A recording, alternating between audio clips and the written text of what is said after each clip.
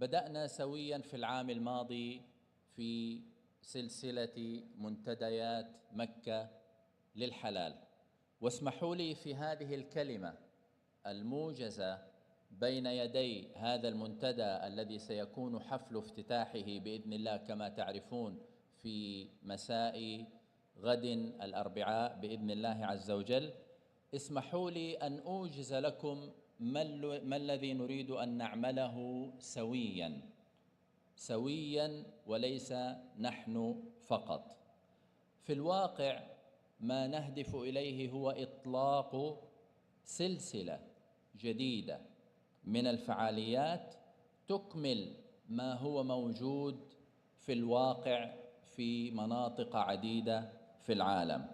هناك فراغات كبيرة بحاجة إلى أن نتعاون جميعا لملئها وسدها. على سبيل المثال، لم يكن هناك أي مناسبة للحلال في مكة، فقامت هذه المناسبة وبفضل الله. وبإذن الله في ختام أعمالنا يوم غد سنعلن عن فعاليتنا القادمة في مكان جديد بإذن الله. فهذا هو هدفنا إذن، إطلاق سلسلة من الفعاليات تكمل النواقص والفراغات التي لا بد من ملئها. فليس هدفنا المزاحمة أو المنافسة، بل هدفنا تعميق ما هو موجود وتقويته وفتح مجالات جديدة. هنا أول طاولة مستديرة مع حضور بفضل الله جيد من عدة دول يجتمعون سويا ليناقشوا الواقع والمستقبل. سنبدأ هذا العام أيضا في إطلاق بعد استراتيجي جديد، وسنتحدث وقتها ما أهمية هذا البعد الاستراتيجي. لدينا بفضل الله هذا العام عدد كبير من الاتفاقيات الثنائية والمتعددة التي سيتم توقيعها يوم غد بإذن الله، وبعضها اتفاقيات جرى العمل عليها منذ فترة طويلة. يعني إحدى هذه الاتفاقيات هي محل نقاش وتفاوض منذ ما يقرب من 3 سنوات فقط للوصول لهذه اللحظة التاريخية يوم غد بإذن الله. كما أننا سنبدأ هذا العام في إطلاق المبادرات، وهي نداء مني للجميع. نريد أن يكون منتدى مكة للحلال منصة دولية لإطلاق المبادرات الجديدة في عالم الحلال، فالكل مرحب به. ندعو الجميع للتنسيق مع فريق العمل من أجل ضم المبادرة. سيقوم فريق العمل فقط بمراجعة المبادرة ثم التنسيق، بحيث تكون هذه منصة دولية لتعريف العالم بالمبادرات الجديدة. وأخيرا أهم ما لدينا هو وجود شركاء جدد بفضل الله.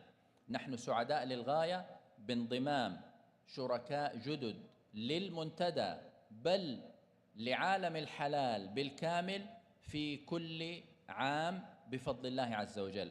وهذا العام لدينا حقيقة شريك جديد له أهمية خاصة، وهو المركز السعودي للحلال. وأهميته ليست فيما سيقدمه في المنتدى، لدينا ورشة عمل وغير ذلك سيقوم المركز بتقديمها، وإنما أنا أشير إليه لكم جميعا لأنه ليس فقط له أهمية للمنتدى، بل المركز يقدم نموذجا جديدا للمؤسسات الحكومية المعنية بالحلال.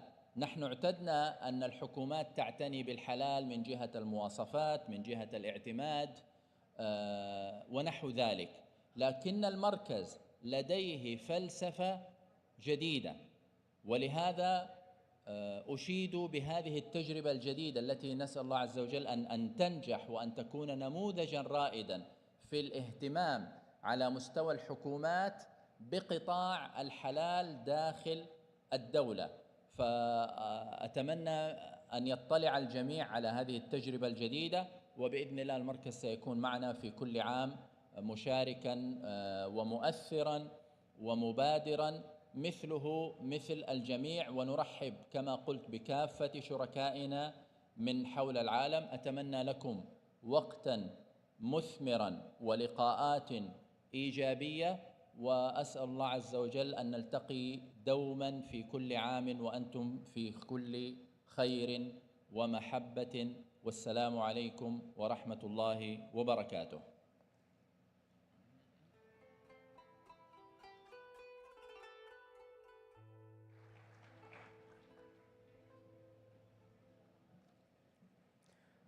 حضورنا الكريم، حان الآن موعد أولى جلسات المنتدى للحديث عن الابتكار الصناعي لتعزيز استدامة قطاع الأغذية والمشروبات الحلال.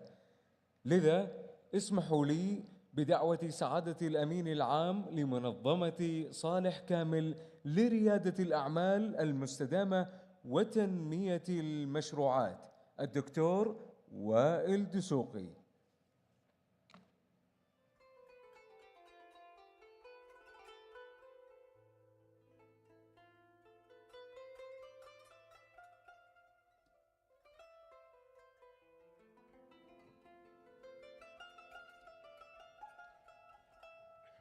Assalamu alaikum. So since this panel is very exciting and very interesting to talk about the halal industry and halal food business, which is expected to reach $4 trillion by 2028, so please welcome the panelists, the amazing panelists, Mr. Dhulfiqar Hamadani, the CEO of Tameya Food Company, and Professor Irwandi Jaswar, the Deputy Dean, International Institute for Halal Research and Training, NHART, and Mr. Igor Marti, who will join us virtually today via Zoom.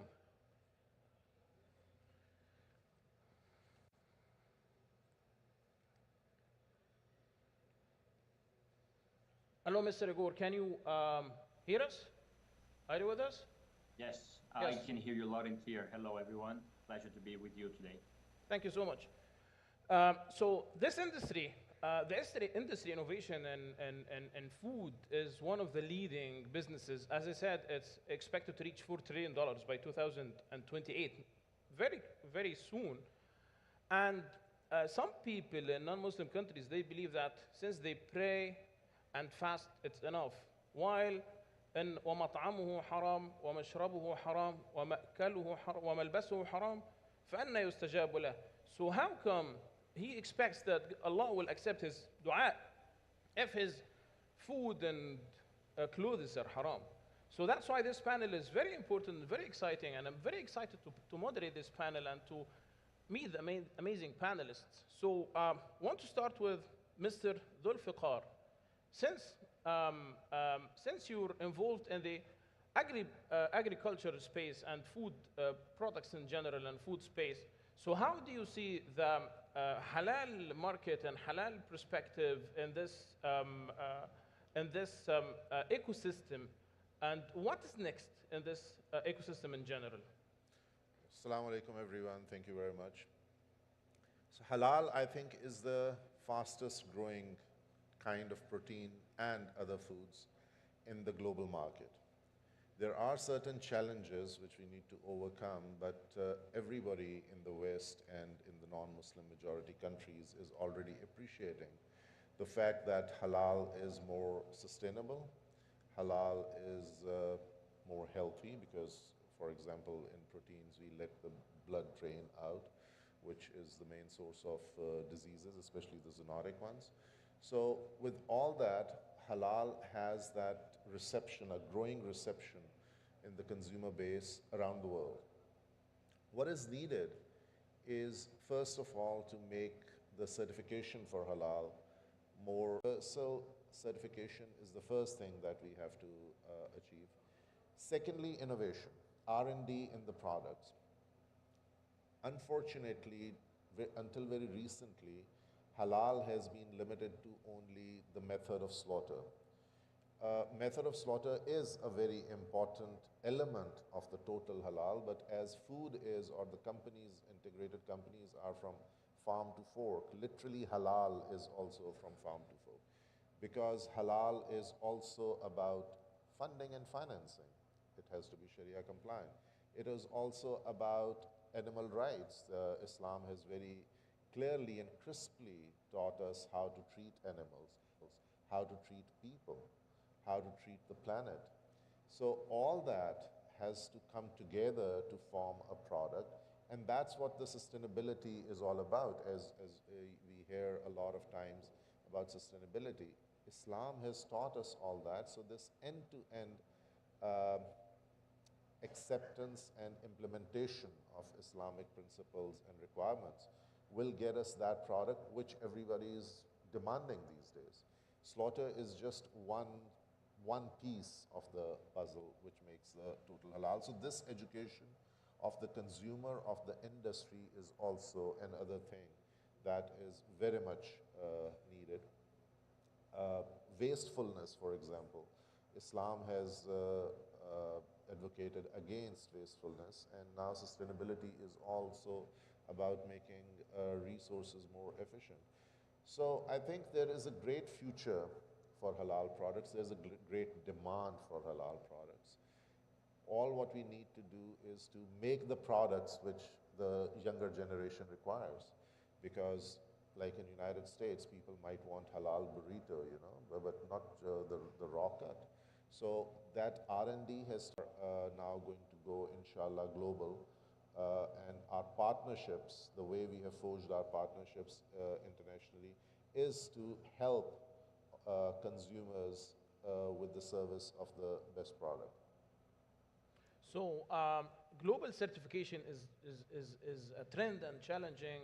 Innovation is very critical to this industry in general, and financing is also important. I have a similar question to Mr. Igor, since you're leading an organization specialized in protein and agricultural halal food in specific. So what do you think the future of sustainable halal food, because sustainability is getting very important nowadays due to climate change and changing ecosystems. So how can we call the halal food as a sustainable business?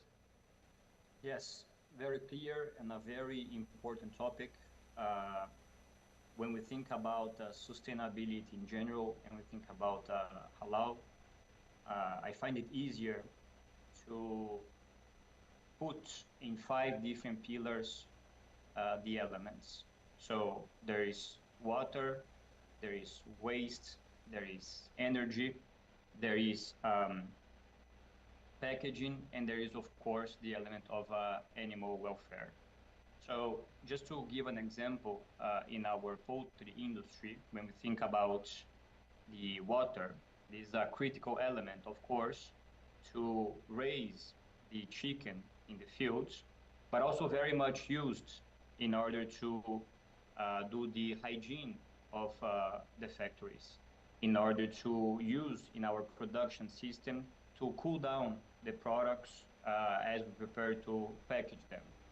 So to give you an idea, here in the Middle East, our water consumption of BRF per week is equivalent at 3 Olympic swimming pools on a weekly basis. So this is a very large amount of water that we are consuming. One of the things that BRF has done actually goes back quite some years. In 2019, we have joined the United Nations Pact on water usage, and we have taken different measures in this sense to reduce and recycle the water. So one example is our factories here in the Middle East. They reuse, meaning they recycle 100% of the water, and a portion of this water, about 50%, we use for watering the plants around the factory. We use it for the washrooms and in other unrelated processes to the production. So we reuse some of this water, and the other 50% of the water we return to the municipality for further use. So this is one way when we think sustainably that companies can engage and help advance the future of halal sustainable production.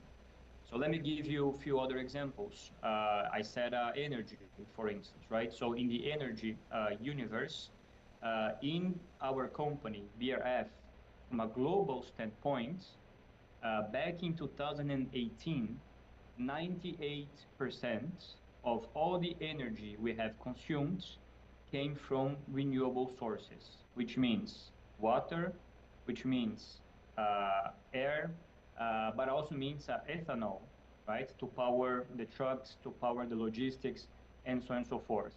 So looking for renewable energy in the halal sphere, I think it's very, very important and is commercially viable. Often ESG gets left behind because there is a lack of synergy between economic models and ESG. And I think that these two examples around the water and around the energy that I just gave are ways that prove that ESG and halal work hand in hand. Before I finish, let me just give you another example, the example of animal welfare, which is at the center of halal, and I think Mr. Zulfikar highlighted very well that there are very clear principles on how to manage this. So when we think about animal welfare, to give you an idea, Brazil, which is 1/3 of the chicken production in the world, slaughters annually 6 billion chickens. 6 billion chickens is a massive, massive number. Here in BRF, what we have adopted is 100% of our chicken are cage-free. So we do not produce a single chicken on cages. And I think this goes very much aligned with the halal concepts. At the same time, when we think about our slaughterhouses and where the chicken are raised before slaughter, we try to keep the radius to the factories to up to 50 kilometers, because it means 20 to 30 minutes time between the catching and the factory, and this is also animal welfare. It reduces the thirst, it reduces the stress, and overall improves the final condition of the product in itself. So I think that when we think halal, like Mr. Zulfikar said, and I totally agree with him, we often think about certification, but the truth is that the concept is much bigger, and ESG can go hand in hand in halal, and it should.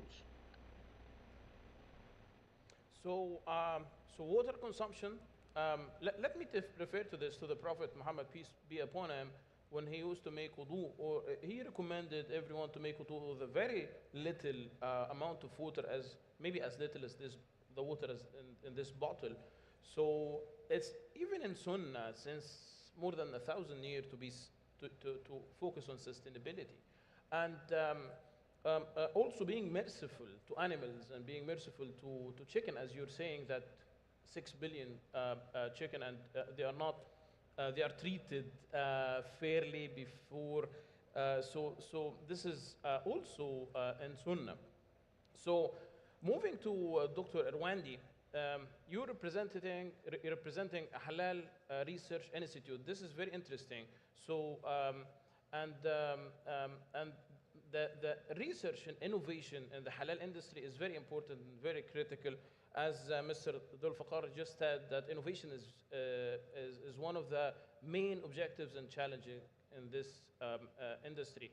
So could you give us an idea about the innovation ecosystem in the halal business, the trends in the halal business in general? Bismillahirrahmanirrahim. Assalamu alaikum wa rahmatullahi wa barakatuh. Thank you, Mr. Moderator. As we know that halal industry is offering us a huge business opportunity. Some said $3.1 trillion a year. And I think research, innovations, and development is one of the key factors, yeah, to strengthen the industry. we realized that many Muslim majority countries are lagging behind, and we rely on other countries to support our halal industry ecosystem. I still remember some data figures here from OIC statistics showing that in three main sectors in halal, food, cosmetics, and pharmaceuticals, majority of Muslim countries, in this case, and the OIC, import the needs of these three products, three categories of products from non-Muslim majority country. So one of the reasons why this happened, because we are lacking in research and innovation. Our institute, called International Institute for Halal Research and Training, and the International Islamic University in Malaysia, focus on this research related to halal since long ago. I think about 30 years ago, we already started this. There are two main focuses in our research, namely, number one is halal materials. We always forgot to find the alternative for the non-halal ingredients, for example. In halal industry, there are more than 500 types of food ingredients that you need very, very little, very tiny, but it's very important in the productions. And in most cases, they are not halal.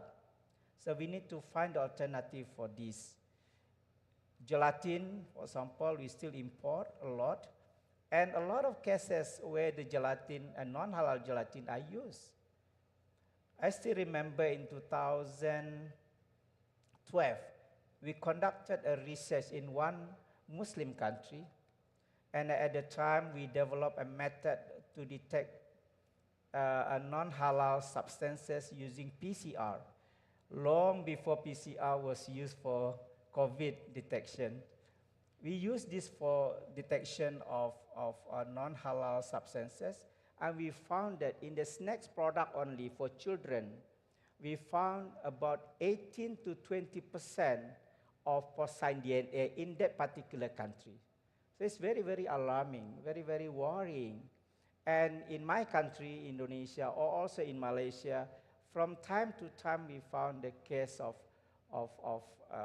a non-halal contamination that become a big issue, big issue for the society. Number two, of course, halal authentication and traceability, where I will be more focused this time. We find that many contamination happened. This is just to what we call is because we do not have the appropriate methodology to detect this. So back to the question, the growing importance of innovation, research, and development in the halal industry is driven by several factors. I would mention 4 or 5 of that. Number one, of course, to meeting consumers' demand for halal. As I mentioned earlier, that many of our products are supplied by non-Muslim majority country where they may not be aware of that halal needs that as what we need. And this is the global halal market is expanding, and the food coming from everywhere, cosmetic coming from everywhere.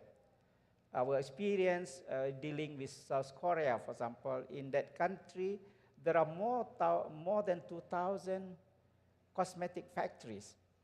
So imagine, and they're very, very focusing on the Muslim countries at the moment. Second is, of course, to ensure product quality and safety. And R&D plays an important role in ensuring halal products meet stringent quality and safety standard. As halal awareness increase everywhere now, and the standard also is more stringent. And so we need a more research and development to how to identify this, how to ensure that the product is quality and safe. Number 3 is halal certification and standard development. I agree that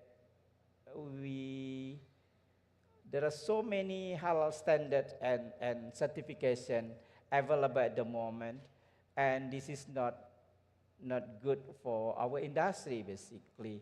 If we can unify it, or at least we harmonize each other, so it will be better for the industry. And number 4 is sustainability and ethical practices. And this global shift toward sustainability is pushing find what the real DNA source for that particular meat. So these things are very, very challenging. But at the same time, actually, if we can have the technology with the R&D, strong R&D and innovation, I think this is also opportunity for Muslim Ummah. Thank you. Africans, different demographics. So what are the trends? What is the consumer point of view when it comes to halal business, Mr. Dhul Faqar? That's a great question. And we have to take it holistically. I mean, we cannot take just one segment of the consumer base and decide based on that. There is, first of all, in the food industry globally, and I believe Igor will agree with me, is that prepared foods, ready-to-eat meals are a very, very fast-growing segment of our industry. And they are, as you would appreciate, because now it's a global village. Most of the developed countries have a very, very cosmopolitan representation of all the ethnicities and nationalities. So the variety of prepared foods available on the shelf is the first challenge.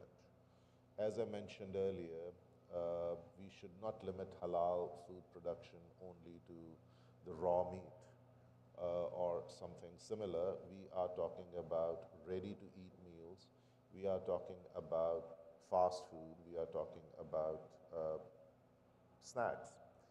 So they should be prepared and they should be developed with halal ingredients, as the doctor very rightly mentioned. In fact, Tanmia is embarking on a partnership with one of the leading developers of ingredients to set up a plant and R&D center in Saudi Arabia to develop all halal ingredients which can be used across all kinds of meals and dishes, be it sauces, spices, or ingredients. Thank you. The second element is availability. We should not limit, especially in non-Muslim majority countries, availability of halal food only on the shelves of ethnic markets. Nobody should be. So those are the things which are important for the consumer. Now, what are the consumer trends? Consumers, especially the young generation, which is far more savvy than any one of us could ever be in social media and exploring the information, they are already very well aware and educated on sustainability. We have to educate them that halal and sustainability are not two different things. 90% or maybe more, they are the same thing, be it animal rights, be it social responsibility, be it even environmental friendly. So all that is extremely important because there is a product, there is a set of principles available which complies with what the people require. We just have to tell them that this is already there. It's the holistic approach which any halal producer has to take. One element which I would like to add to what the doctor said, ingredients R&D, products R&D is a very important area, but equipment R&D is also a very important and mostly neglected area. I'll give you an example. Stunning before slaughtering, of course, is not allowed of chicken. But there is no equipment available which can hold the bird properly at that speed, 13,000, 15,000 birds an hour when you're slaughtering, hand slaughtering, which causes a lot of damage to the bird, which then increases the cost. So we have to do an R&D in engineering of equipment so that we have a more affordable product prepared. We have to do R&D so that we can supply the snacks and ready-to-eat meals on every shelf in every country of the cuisines which are popular in that country. That is another area. That is the responsibility of the suppliers. But as far as consumers are concerned, and your question is from the consumer perspective, there's a growing demand for halal products or products which follow the same guidelines as halal does. We just have to make sure that we educate them on those. And they would love to have it in the shop next door. They don't want to travel. So I believe there's a very good future for this. We just have to come together, work together, and serve our consumers with something which is healthier, more sustainable, and halal. So you made it very simple and very direct that consumers lack variety in many countries. They lack availability on shelf in many places as well. It's not accessible to everyone. And affordability. It's usually more expensive than non-halal food. So you made it to the point and very simple. So I want to ask Mr. Igor the same question since, or referring to your experience in the food. Mr. Igor? Yes. You're saying thank it? Okay, you perfect. for the question. So, Yes, what do you think, from consumer perspective, how consumers perceive the halal business? Yeah. What? So Yes. there is just complementing, I guess, what Mr. Zulfikar has said. You know, consumers, they do want convenience. They want convenience because in this modern world, the majority of the Muslim predominant countries, people tend to be cash rich but time poor. We all have sufficient money to live by, but we all lack time. So this convenience element, so Mr. Zulfikar spoke about ready to eat, is a very key global trend when it comes to food in general, right? Everybody wants convenience. And the generation that is looking for convenience is looking for a few elements. One element, which is they want their food to be convenient, but they want it to be healthy. And I think this halal does it very, very well. The other thing that consumers want is, okay, I want my food to be convenient, but I want to know what ingredients are inside these elements.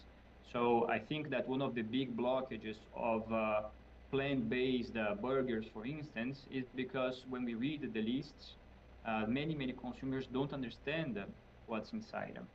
So the reason why I'm revisiting this whole concept of, okay, I want convenience, but I want it to be healthy, and I want it to be very clean from an ingredient standpoint, is because those are the key elements that a halal product brings to the table. So the appearance, then again, I'm going to use an example from the chicken industry, because that's our core business. The appearance of a chicken cuts or the whole chicken side by side to one that is done in a halal way to one that is not done in a halal way is very different. Because in the halal process, of course, all the blood will have been removed. There will be fewer bruises, there will be fewer scratches, there will be less damage in general, like feathers or other things to the product. So the appearance, the appeal, the food appeal, the appetite appeal that the halal products will have will generate or generates in general very positive perception in terms of these products. And we tend to sell the halal goods that we produce not only here in the Middle East and North Africa, we sell it in other countries as well. We sell it in Brazil, we sell it in Asia, because the acceptance of the products is very, very good. So making the supply chain more efficient is indeed a key element. Making sure that the products are available are indeed a key element. But I also believe that bringing the factories closer to consumers so that we can tailor-make the products to their taste, so that we can make the products appeal to local demand, and so that companies inserted in the halal industry, food or non-foods, can understand on-site, closer to consumers or businesses, what are those needs. And I don't see any other industry globally in the food industry that grows as quickly as halal. And I think we have a blue ocean ahead of us that this room here is more than capable of capturing. So convenience is very important and very critical to everyone, especially not everyone is very keen for finding halal food, but they prefer to get it. So having this efficient supply chain and the convenience is very critical. So thank you very much for this, for the insight. Dr. Edwandi, you're just talking about the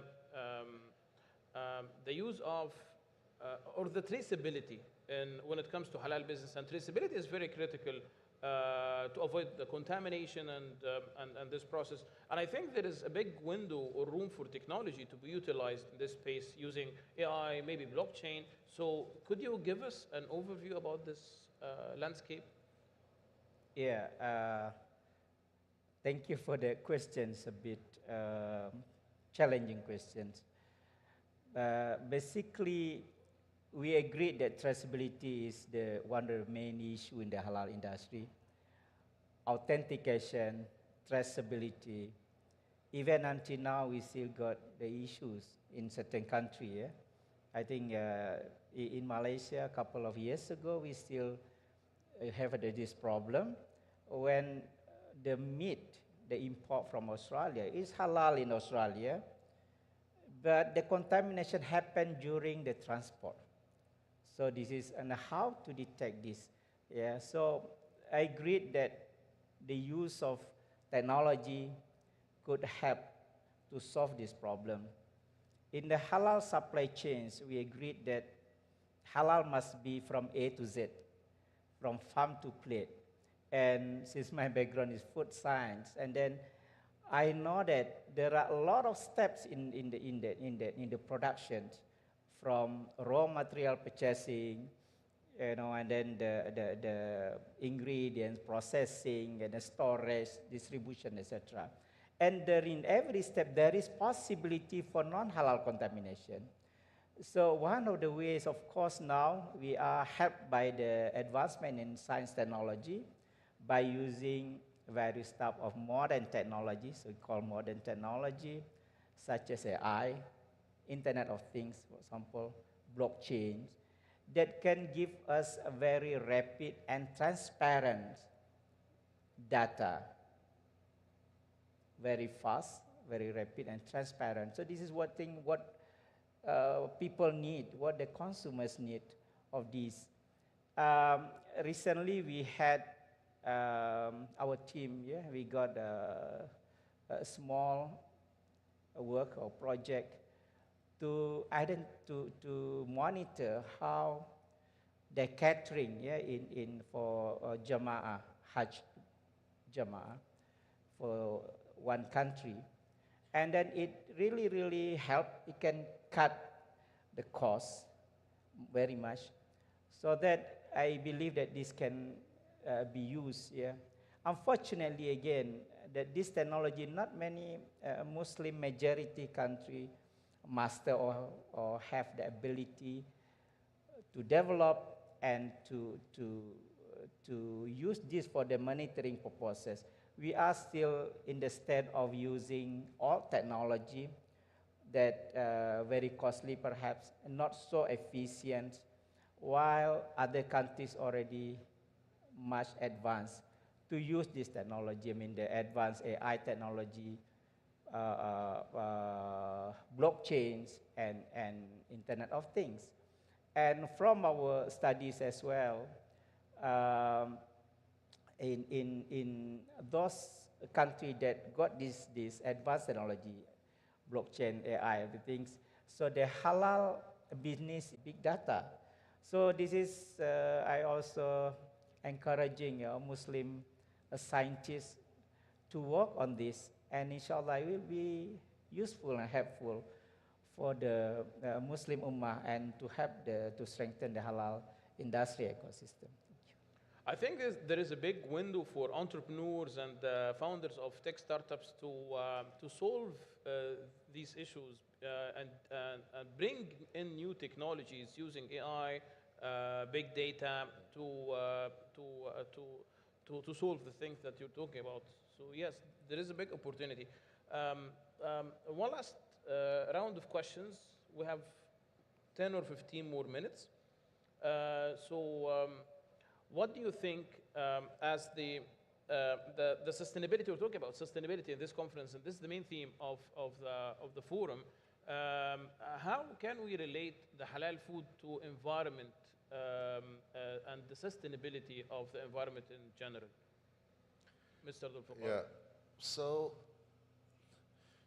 we at Tanmiya are, of course, halal, but we are also industry leaders in sustainability and sustainable farming. And the more I read about both sustainability and halal, the more it becomes clear that halal, no other kind or class of food is mandated to be as sustainable as halal. It's sustainable, it's healthier, and it has to be environmentally friendly because Islam has prohibited wastefulness. It has even, you can't cut a tree even, so for no reason, basically, for waste. So halal, as I mentioned earlier, that it's not only the producers who are farm to fork. Halal is a farm to fork regimen of food production. And that we have to take to the consumer. Now, what we are doing, for example, first of all, what is sustainability? I tell myself that sustainability is not to steal from your future generations. So be kind to your future generations. That's all what sustainability is. So, yeah, I'm a farmer, so I understand simple things. So what we have to do is to, whatever we are taking from nature, we have to return it. And there are we always struggled. And once we harvest a flock, what do we do with the leftover litter? You can compost it and sell it at a very cheap as fertilizer or whatever. What we are doing is we are using that litter as soil, growing trees there, using the treated water from our slaughterhouse, and then we shave off the leaves and branches without hurting the tree itself, what halal requirements are.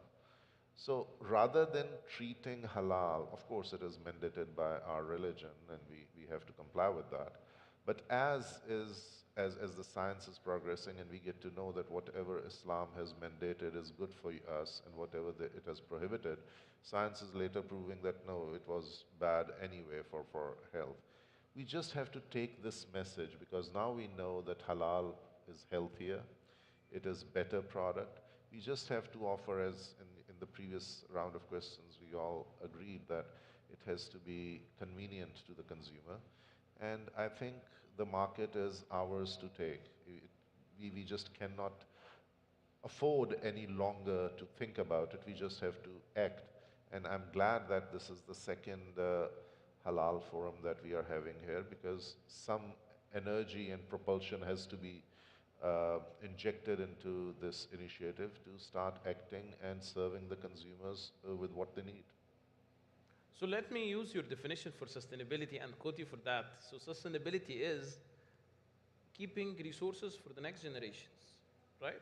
Yes. It's a simple, amazing definition. Mr. Dr. Arwandi, what is the next generation of halal food? What's next? What is the future of halal business in general?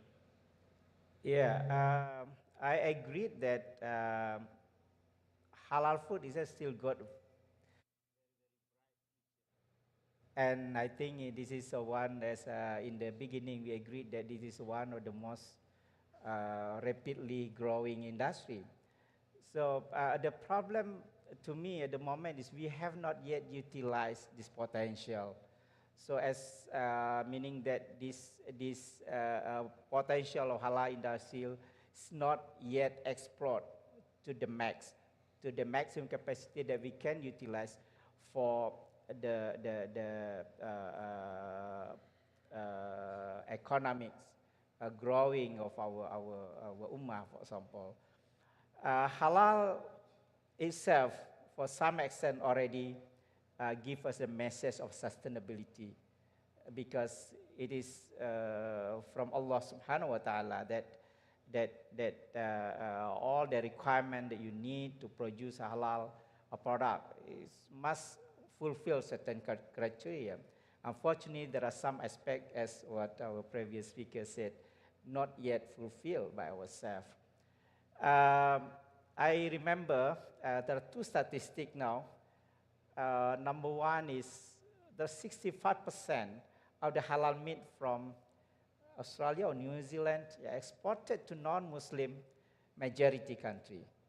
So meaning that maybe a non-Muslim already see this, the way we produce might be sustainable to the thinking. Number two is from Malaysia. The two biggest importer of food product from Malaysia are non-Muslim majority country, United Kingdom and China. And in the top 20 of Malaysian importers, I think only 4 or 5 are Muslim countries. So the rest are non-Muslim. So I see this from the positive point of view, saying that the sustainability is already there, whether we realize or not. But of course, we still need to improve ourselves, the way we produce our halal products. For example, the way you employ your workers, whether you do it in a proper way or not, because this is related to sustainability. Second is, of course, in many cases, our halal product not yet produced by using Islamic economics. And in the halal certification, correct me if I'm wrong, in halal certification standard, halal economy is not yet, halal finance, for example, is not yet implemented in the audit standard. So if everything is incorporated into the production of halal industry, mashallah. So this is what the real meaning of sustainability of the halal industry. Perfect. So you're encouraging Muslim countries or Muslims to focus on this business opportunity and export halal business to the world. So yes, Mr. Igor, I want to ask you the same question from your point of view. What do you think the next generation of halal? What's next in halal business? What is the future of halal business? So I think there are 3 elements. Number one is growth. There's a lot of growth. Here we spoke about foods, but I see a demand that is growing very rapidly, above and beyond just food. In the pharma segment, for instance, it's very, very important in the ingredients like we discussed, in human nutrition, the advent of many functional beverages that can also benefit from halal. So I think there's a lot of growth still ahead of the industry. The second element that I believe is coming forward is collaboration. Mr. Zulfikar spoke about some of the movements he's done with other players. Us in BRF, we've also collaborated with local players, most notably there in the Kingdom, where we have invested over the last 50 years. And this collaboration is very, very important because it brings technology advancements with the principles of halal, and the combination of the two really creates a time machine that speeds development of products, reduces the cost of R&D, and propels the products to consumers in a way that wouldn't be possible if the young entrepreneurs nowadays of Saudi decided to do it on their own. It is very possible. It's just going to take a bit longer. So collaborative models between large companies, young entrepreneurs, industry of different segments coming together to develop better products at a faster pace. And I think that, lastly, and this is from a geography standpoint, I see the Kingdom, putting itself at the very, very center, not only because of the religious aspect, but also because of the thriving economy, because it's one of the countries in the GCC that has really established itself as the key hub and the key platform to produce locally and export beyond, export to North of Africa, export to other countries in the GCC.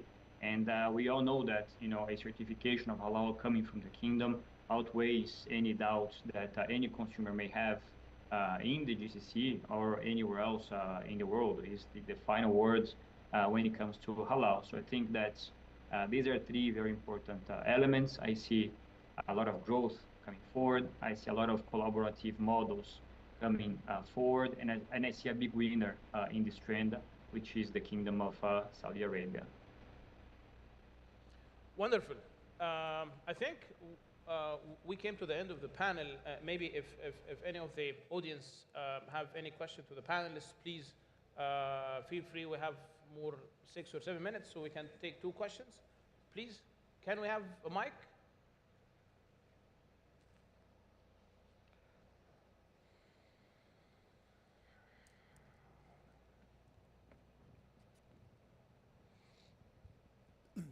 Thank you very much. Assalamu alaikum wa rahmatullahi wa barakatuh. I have a very interesting observation from this forum. I noticed that this is the second forum organized to deal with issues related to halal. I would like to congratulate the organizer for doing this effort. But I need to introduce myself. I'm Jamil Hamali from Malaysia. Actually from the state of Sarawak, the largest state in Malaysia. We are a team from that brought us here is from the Ministry of International Trades, Sarawak. We are looking for investors to solve problems that have been highlighted and raised in this particular forum. Interestingly, Mr. Igor mentioned about one very pertinent issue, collaboration. I believe what we need to do, we know what's the problem with the halal business. Even the opportunities, we know there are, Dr. Iswandi mentioned there are 3 trillion opportunities in halal, but yet we are sitting down, we're not doing anything. We don't have a master plan to address this issue. One of the issues that was very pertinent was related to food additive. We are not in control of the food additive business in the world. So what I would like to propose probably would be for a committee to look into who should be the person to produce the halal gelatin. Which country should be producing halal gelatin? The collaboration that Igor mentioned just now will be a good starting point. Yeah? We collaborate on making sure that our partners, our Muslim countries, produce this ingredient, produce this halal gelatin, halal food coloring, and various other additives that is needed for the food business. We are not talking about food security. We are talking about food safety, halal taiban. I think we need to have this agenda so that we can address the challenges ahead. Sarawak the largest state of Malaysia, we are looking for investors that want to produce this particular component to be exported to all the countries in the world. Another good starting point for us to do would be to make sure whatever food come into the Muslim country must be halal. If it is not halal, please do not export or import them. Okay, maybe we need to have that one particular list, one particular requirement, so that we can help our Muslim countries that produce halal food. The non-Muslim countries, what I'm suggesting is actually Islamic government to Islamic government business to tackle that 3 trillion opportunities available. Another one would be Islamic countries and Islamic-friendly countries that can produce this according to our standards, our halal standard. Thank you very much. Many thanks. You raised a very important كملوا عادي يعني مش مشكلة. You raised a very important issue related to the food ingredients. And by the way, I would like to welcome everyone from Sarawak. I had the pleasure to participate at the Global Muslim Business Forum at Sarawak last year. So Sarawak is a global hub for this space. So maybe we raised this issue to the panelists related to the food ingredients. It is very important. Do you have any inputs on that? Please. Yeah. Please. Okay. I would like to give a response to that. Yes, I agree that we still rely on other countries here for the food ingredients. In 2020, I produced a book about food ingredients in Indonesia, supported by Indonesian government, and then we did a study. And there are 11 or 10 or 11 major food additives. That country, Indonesia, is the largest Muslim country, 230 million Muslim population there. There are 10 major food additives that Indonesia import in large quantities. And after we compared the data with the raw material, actually Indonesia got all the raw materials of this, but the country do not produce it as an industry. Starting from what the brother mentioned just now, from the gelatin, food colorant, food emulsifier, thickening agent, etc. So this is the reality that I believe also applicable, also happened in other Muslim countries. So the collaboration, if it is the key, I think I would like to support on that. But sometimes it's not that easy. We already tried, for example, to make the feasibility study for the gelatin. But the sisters, as we know, that gelatin is used in almost all type of products, not only food, but also cosmetics. Almost all items of cosmetics contain gelatin. Pharmaceutical as well, like hard capsule, 65% of hard capsule must be gelatin. Unfortunately, 90 to 92% of the gelatin worldwide in the world market are non-halal. 65% derived from the pig skin and bone, and only 20-30% from halal animal, but might not be slaughtered according to Islam. So in the end, we are left with 5 to 7% halal gelatin. So this is a big critical, but unfortunately, when our study proposed to Muslim entrepreneurs, it's not easy for them to make decision, yes, I want to produce this. So it's happened. So I think the intervention of the government need to play this role. For certain critical ingredients halal industry, the government need to take part to support the industry. Thank you. Yes, thank you very much. One last question, but please keep it short because we only have 3 minutes. Sure. My name is Maqsood Ahmed, and I'm from the Halal Times, with the world's largest digital-only halal media platform, reaching out to visitors from more than 190 countries almost every single month. My question is for Mr. Igor Marti. Thank you. Fantastic questions, and I'm so happy to address it. Thank you. Fantastic questions, and I'm so happy to address it. Basically, when we're thinking about the production, 100% of what comes out of the factory is supervised by appointed authorities to issue the halal certificates. So when we're talking earlier about there are many different certificates, is because the Kingdom of Saudi Arabia requires one kind of certificate. Other countries might require a different one. So, the kingdom acknowledges and empowers certain entities to supervise 100% of the production. Those supervisors, they are inside the factory, overlooking the production on a daily basis, and they are the ones that issue the final certificate saying, I have watched this production, and I hereby certify that the production is 100% halal.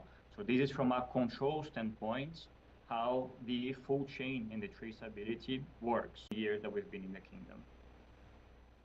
Thank you very much. And if I just may please add one point here regarding both the points raised by the gentleman.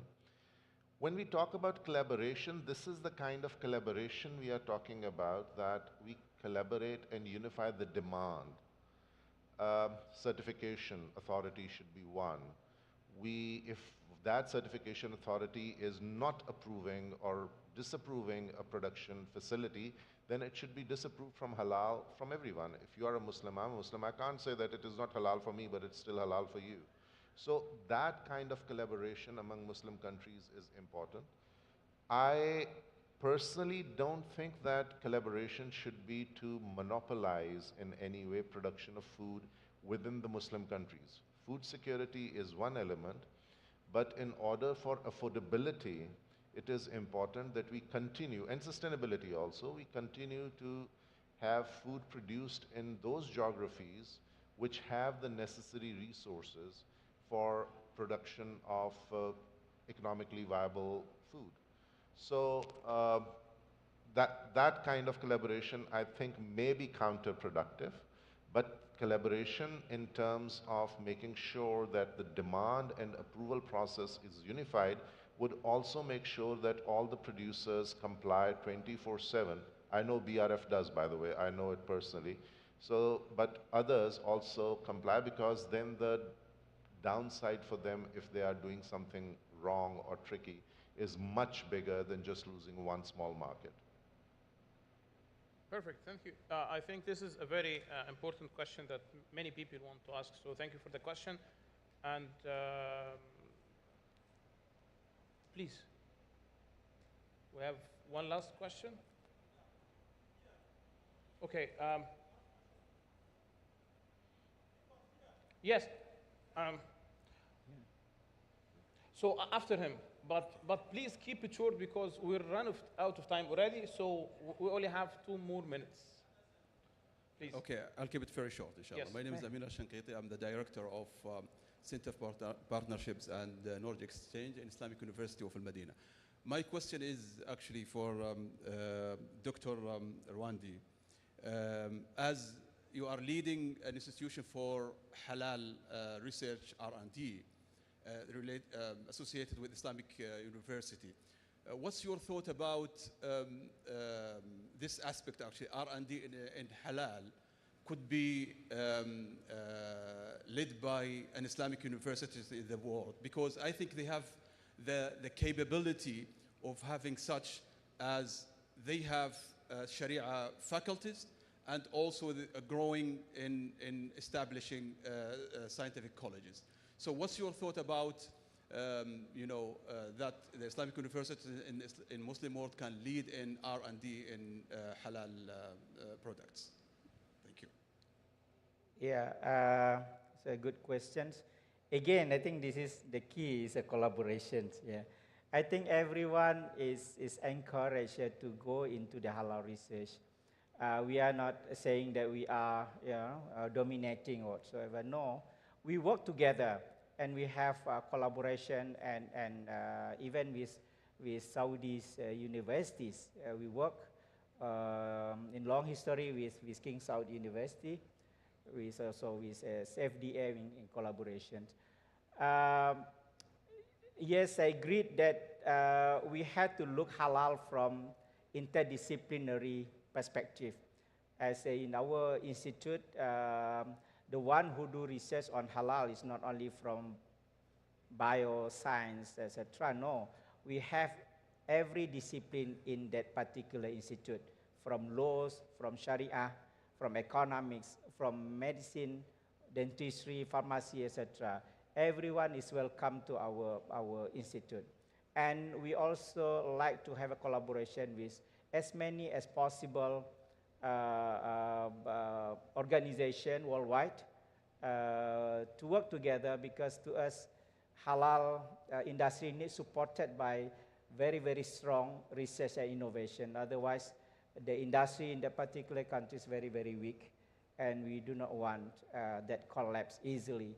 So that's why from our observation now, many products, non-halal product, is developed by developed countries.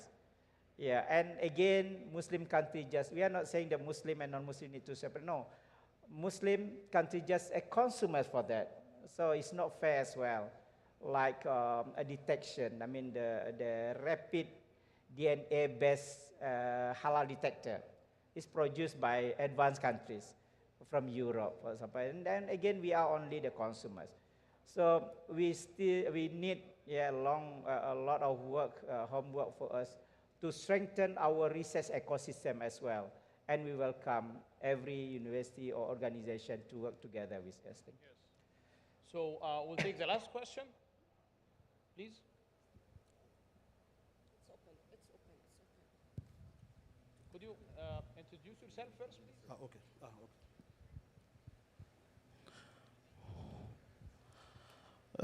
Bonjour à tous. Moi, je suis Keita Abdul Karim de la Chambre de commerce et d'industrie du Mali. Je suis accompagné pour la circonstance de M. Majou Sempara, président de la dite Chambre de commerce. En fait, en réalité, j'avais une question qui a déjà été prise en compte, mais cependant... Really sorry because we don't have translation here in the panel, so could you get us translation for the panelists? Can you in English? You need translation? Yes. French to English? I think so. Okay, good morning, everybody. Just to say that we are here, I speak at the name of Mr. Majou Sempara, who is president of Mali Chamber of Commerce and Industry, and he operates in many countries of West Africa. Just to say that congratulations for our organization of this forum. And we've noticed that Mali is the second producer of cattle in West Africa. And we noticed that Islamic country imports foods from some countries who are not Muslim countries. And I want to inform you that as we have a potential second producer of cattle in West Africa, why not to extend this concept of a halal product to Mali under the leadership of Islamic Chamber of Commerce and Industry and OCE. And we have already a governmental project who is ProDevim. And the government wants to expand the concept of halal. And we need business investors to go to Mali to ask to Islamic Chamber and Makkah Chamber to widen this concept to West Africa. We have a potential. Okay, thank you. Thank you very much. So, amazing that there is a big delegation from Mali here at Makkah Halal Forum, and mashallah, you have, great to hear that you're the sole producer of that in west of Africa, and I'm sure that there is a lot of investment opportunity at Mali. So if anyone if you have an exhibition or something, or how people can reach out to you, so would be great. Thank you very much. I think we reached to the end of the panel, and I'm sure that there are many other questions, so feel free to contact the speakers after the panel. And many thanks to everyone in this hall. Thank you very much. Assalamu alaikum. Thank you.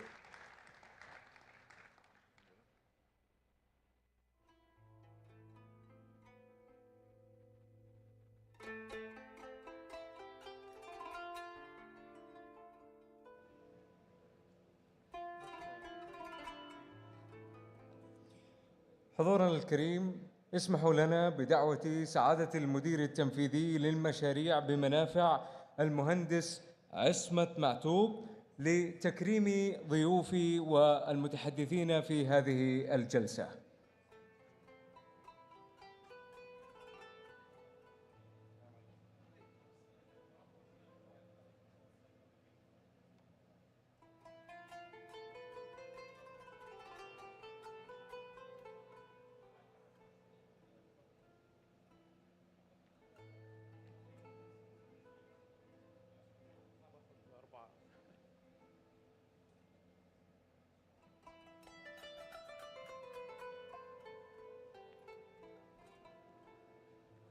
Thank you very much. Really appreciate it.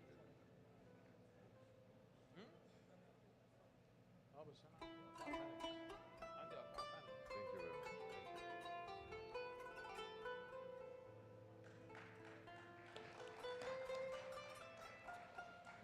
Thank you. Thank you. Thank you. Thank you. Thank you. انا عندي 4 panels، اخد 4. حضورنا الكريم، أيها السيدات والسادة، نقف الآن في وقت مستقطع لأداء صلاة الظهر، ثم نعاود بعد ذلك استكمال ما تبقى من الجلسات في اليوم الأول لمنتدى مكة للحلال في تمام الساعة 12:55. شكرا لكم.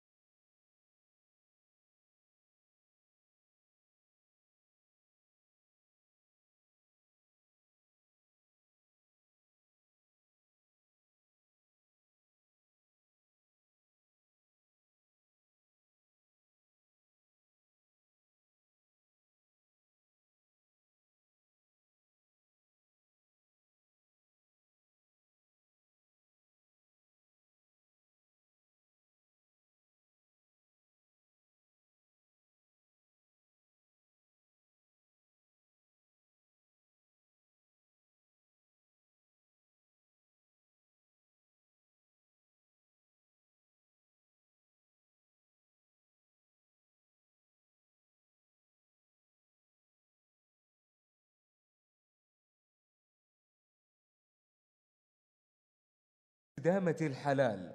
للحديث عنها يتفضل معالي الأمين العام لمجمع الفقه الإسلامي الدولي البروفيسور قطب مصطفى سانو.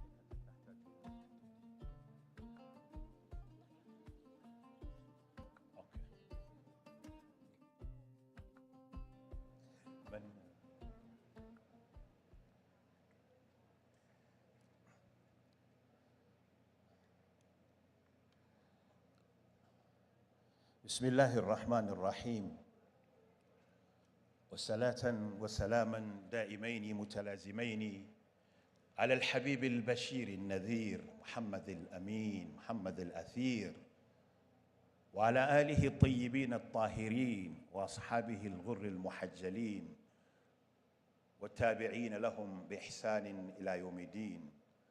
سلام الله تعالى عليكم ورحمته وبركاته.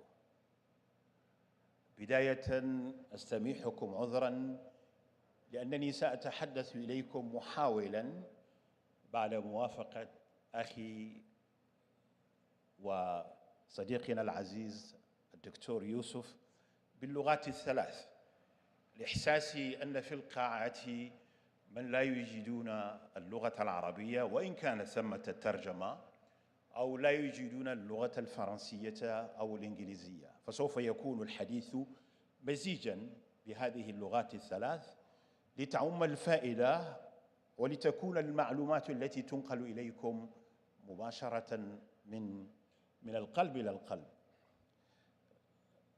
أقولها في بداية نسجلها شكراً وتقديراً لخادم الحرمين الشريفين الملك سلمان بن عبد العزيز آل سعود ملك المملكة العربية السعودية على رعايته الكريمة لهذا المنتدى، ولصاحب السمو الملكي الأمير محمد بن سلمان بن عبد العزيز على حرصه الدائم على أن تحتضن بلاد الحرمين الشريفين أمثال هذه المنتديات العلمية الجامعة تعزيزاً للعمل الإسلامي المشترك، ورغبة في لم الشمل ووحدة الصف والعمل معاً، لأننا أمة واحدة، وإن هذه أمتكم أمة واحدة وأنا ربكم فاعبدون. وللقيادة الرشيدة في هذه البلدة، ولجميع أصحاب الجلالة والسمو والمعالي قادة دولنا الإسلامية وكل المؤسسات التي تعمل من هذا المنطلق. وشكرنا الجزيل كذلك للمنتدى، منتدى مكة، هذا المنتدى الذي عاد لنا الأمل أن هنالك إمكاناً في تعزيز وفي تقديم بلورة نظرة إسلامية ناصعة لهذه الصناعة. ولا يخفى على علمكم جميعاً أن هذه الصناعة اليوم تنمو نمواً سريعاً، وتقدر ممتلكاتها وقضاياها وأموالها بأكثر من 3 تريليونات، وربما في العوام القادمة قد تكون أكثر من 5 تريليونات، مما يجعل الحاجة ماسة إلى أن تكون هنالك مؤسسات علمية ناصعة جادة تواكب هذا التطور وهذا التغير وهذا النمو السريع. من هنا باسم معالي الشيخ الدكتور صالح بن عبد الله بن حميد رئيس المجمع وشيخ أئمة المسجد الحرام وعضو هيئة كبار العلماء، باسمه وباسم جميع أعضاء المجمع وخبرائه من العلماء البارزين والخبراء الراسخين في عالمنا الإسلامي، ننقل لكم تحياتهم جميعا وشكرهم على دعوتهم لمجمع الفقه الإسلامي للمشاركة في هذا المنتدى العلمي الذي نسأل الله عز وجل أن يزيده تقدما رسوخا وثباتا وتطورا، لأن الأفكار التي تنطلق من نظريات واضحة ومن مرتكزات مركزة مصممة واضحة هي الأفكار التي تبقى ويكتب لها البقاء. فهذه المحاولات الجادة والمؤتمرات والمنتديات يراد لها أن تخرج برؤى عملية تطبيقية تمكن الأمة الإسلامية من الارتكاز عليها. وكما قلت سبق لي أن عددت كلمة، لكنني أشعر بأنني أتحدث إليكم حديثا مباشرا يكون حديثا وسلم يقول بعد تلك الفقرة: وإن بينهما أمور مشتبهات، وفي رواية شبهات لا يعلمها كثير من الناس. هذه هي الصناعة، هذه هي النوازل، هذه هي المستجدات، وهذه هي التغيرات التي طرأت على الحلال في عالمنا المعاصر التي لا يعلمها كثير من الناس، لكن هنالك علماء يعرفون بأنهم هم الراسخين وهم الذين يعرفون هذا، مصداقا لقوله جل جلاله: هو الذي أنزل عليك الآيات المحكمات هن أم الكتاب وأخر متشابهات فأما الذين في قلوبهم زيغ فيتبعون ما تشابه منه ابتغاء الفتنة وابتغاء تأويله وما يعلم تأويله إلا الله والراسخون في العلم. والراسخون في العلم يقولون آمنا به، أي ما يعلم تأويل هذه الأمور التي تعرف بالمشتبهات، هذه النوازل والمستجدات يعلمها الله جل جلاله، ويعلمها بفضل من الله عز وجل من يعرفون بالراسخين في العلم. جعلنا الله وإياكم من أولئكم الراسخين البارزين الذين يهبهم الله جل جلاله القدرة على معرفة هذه النوازل وهذه المستجدات. وهذه النوازل اليوم هي صناعة الحلال ببيان حكم شرعي في مسألة قبل أن تتكون لديه الرؤية الشاملة الواضحة لهذا الشيء، لأن الحكم على شيء فرع عن تصوره، أي لكي يكون لديه تصورا كاملا دقيقا للحادثة أو النازلة التي يريد أن ينزل أو ينزل حكم الله عليها، يحتاج إلى أهل الاختصاص، يحتاج إلى أهل الخبرة، يحتاج إلى أهل العلم بالأغذية أو بالتغذية أو بما يعرف بعالم الحيوانات وغيرها. وهكذا انتبه لهذا الأمر ولاة الأمر في دولنا الإسلامية، فأنشئت الهيئات العامة للغذاء والدواء والهيئات العامة للمواصفات والمقاييس، لأنها هي التي تمكن الراسخين من العلم لبيان الأحكام الشرعية المناسبة لهذه النوازل والمستجدات. وليس من حقي وليس من صلاحياتي أن يلجأ الفقيه إلى بيان الأحكام الشرعية في هذه الأمور قبل أن تتكون أو يتكون لديه تصور كافي لهذه المستجدات والنوازل. على أن الفقيه وهو يبحث عن الحكم الشرعي المناسب لهذه النوازل، أذكر لكم نموذجا أو مثالا لنموذج اللحوم التي تعرف اليوم باللحوم النظيفة أو اللحوم المستزرعة أو اللحوم المصطنعة.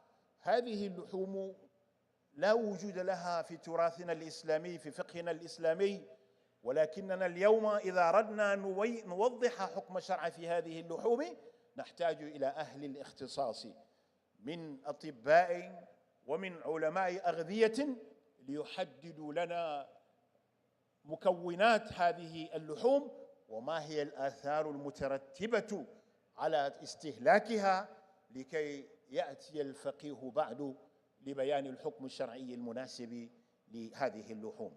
أي لا يقول الفقيه إن هذه اللحوم حرام أو حلال، لأن قوله حلال أو حرام يجب أن يستند إلى تصور دقيق لحقيقة هذه اللحوم، ولكي يكون حكمه حكما شرعيا مناسبا مقاصديا يجب أن يدرك ما هي المآلات، ما هي الآثار التي تترتب على تعميل استخدام هذه. هنا تأتي قضية محورية دأب مجمع الفقه الإسلامي، ومجمع الفقه الإسلامي كما تعرفون هو الهيئة الشرعية والمرجعية الفقهية الشرعية العليا للأمة الإسلامية، تمثل أكبر مؤسسة مرجعية لعلماء الشريعة علماء الفقه في هذا العصر، لأنها هذه المرجعية تضم بين جنباتها خيرة علماء الأمة، فقهائها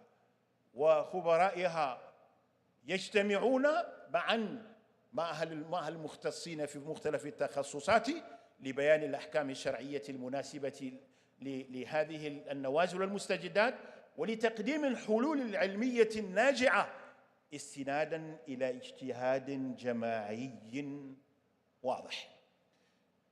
وهذا يقودنا إلى القول بأن التعامل مع هذه القضايا يتجاوز الاجتهادات الفردية.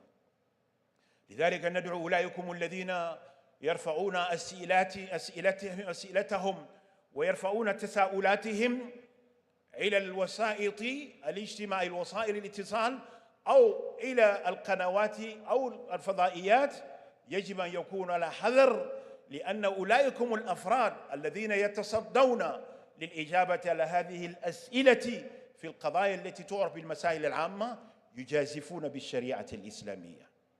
المسائل العامة لا يفتي فيها إلا عامة أهل الاجتهاد، أي هي المرجعيات أو هي المجامع وهي الهيئات الشرعية التي ينبغي لها أن تتصدى لهذا، لأن النازلة العامة لها أبعاد متعددة مختلفة تفوق قدرة الفرد على استيعابها وفهمها والتمكن من تصورها، فهو بحاجة إلى غيره من أهل العلم من أهل الاختصاص لكي تكون الفتوى التي يصدرها فتوى حقيقية صحيحة عاملة معينة على تحقيق ما نقصد منه من هذه الفتاوى. هذه الفتاوى الفردية في المسائل العامة في صناعة الحلال والحرام نهيب بكم أن تجتنبوها، لأنها ليست مأمونة ولا مضمونة، لأنها محفوفة بكثير من الثغرات، لأنها تضم بين جنباتها رؤى قاصرة لا تتمكن من بيان الأحكام الشرعية المناسبة لها، لأنها ينقصها التصور الكافي الكامل المتكامل لهذه النوازل التي تقدم لها. عندها إذا كان التصور خطأ فسيكون الحكم لا محالة خطأ، وإذا كان التصور الذي امتلق منه الحكم تصورا قاصرا فسيكون الحكم بعد قاصرة.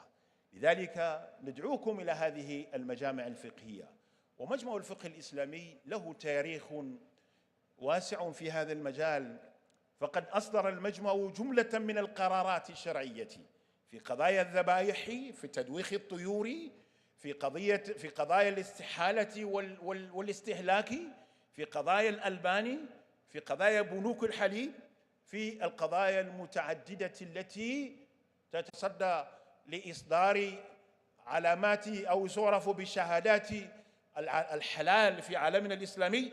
إذا لم تكن هذه المؤسسة ترجع في إصداراتها إلى هيئات شرعية معتبرة، إلى مرجعيات فقهية معتبرة دقيقة قادرة على تقديم الرؤى المطلوبة وعلى تقديم التصور الكافي لهذه التصورات.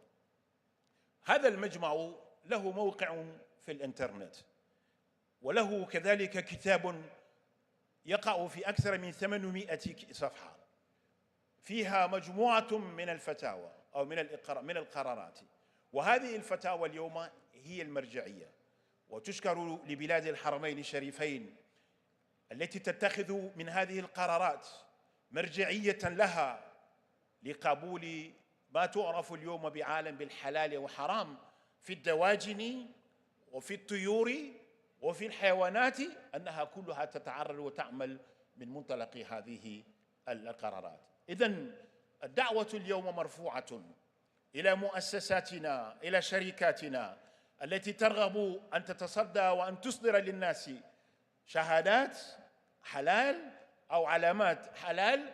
يجب أن يخافوا الله جل جلاله، لأنه كما يقال إن تحريم الحلال حرام وتحليل الحرام حرام. ولا تقولوا لما تصف ألسنتكم الكذب هذا حلال وهذا حرام لتفتروا على الله الكذب. أي لا يجوز للإنسان غير المتخصص غير المؤهل أن يقول إن الطعام الفلاني إن هذا حلال أو إنه حرام. ليس فقط أن يقول إنه حرام أو إنه حلال، لأن بعض الأفراد يتجاسرون يسرعون في التحريم، ومشكلة وشأنهم وقضيتهم كأولئكم الذين يسرعون في التحليل. لا فرق بين من يحلل الحرام ومن يحرم الحلال، فكلاهما خطر على الإسلام. من يحرم الحلال فهذا الذي يسد على الناس ما فتح الله عليه جل جلاله الناس، فكلوا مما رزقكم الله حلالا طيبا. يأتي هذا الإنسان ليقول إن هذا حرام فيمنعهم مما أمرهم الله جل جلاله أن يأكلوا منه. ومن يحلل الحرام أو من يحرم الحلال يحلل الحرام هو كذلك الذي ولا تقولوا لما تصف ألسنتكم الكذب هذا حلال وهذا حرام لتفتروا على الله الكذب. إن هذا المنتدى المبارك اليوم أعاد لنا الأمل، ولكنه يذكرنا كما يذكر الجميع أننا لا بد لنا أن نعود إلى هذه المرجعيات، إلى المجامع الفقهية، إلى الهيئات الشرعية، إلى اللجان الشرعية، ألا نتعجل في الفتاوى، أن نتجنب تلكم الفتاوى الشاذة أو تلكم الفتاوى المارقة التي تدعو إلى تحليل أو تدعو إلى تحريم لأنها صادرة من غير أهلها. إذا صدرت الفتوى من غير أهلها فإنها الدمار والشنار وإنها العار وإنها تؤدي إلى كل ما نعيشه اليوم من سوق رائجة لأولئكم الناس الذين يبيعون دينهم بدنياهم. لا يهمهم ما يترتب على هذه الفتاوى، لأن الفتوى كما ورد في ذلك الحديث أجرأكم على النار أجرأكم على الفتوى. كان أصحاب رسول الله صلى الله عليه وسلم لا يفتون في مسألة عندما تعرض عليهم نازلة من النوازل كان أبو بكر الصديق رضي الله عنه يجمع لها أكابر صحابة رسول الله. كان بإمكانه أن يفتي كونه صديقا وصاحبا لرسول الله، لكنه يجمع لها الصحابة، وكان كذلك يفعل عمر بن الخطاب، وكانوا جميعا. إذا نحن اليوم نحتاج أن نجمع لكل هذه النوازل وهذه المستجدات أهل العلم وأهل الاختصاص، ليس فقط أهل العلم، أهل الفقه، وهم بالنسبة لهم سند لغيرهم لكي يعملوا معا في هذا المجال. الشريعة الإسلامية صالحة لكل زمان ومكان.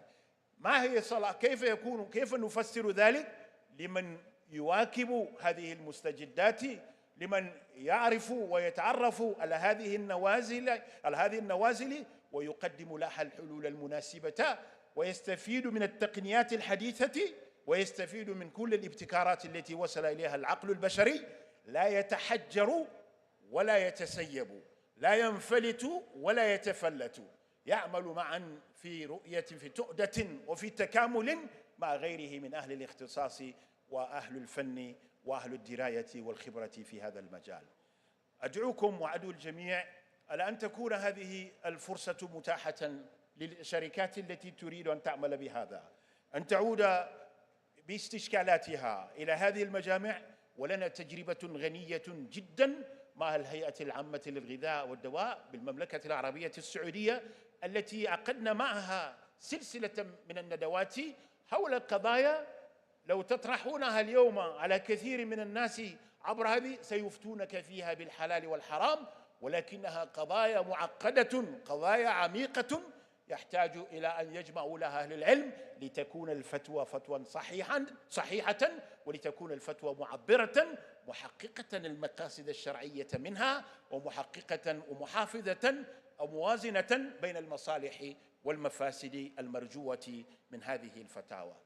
شكرنا لهذه الهيئة لرئيسها معالي الدكتور هشام وفريقه وما هو المركز السعودي الحلال وغيره من المؤسسات الرائدة ومعهد المواصفات والمقاييس.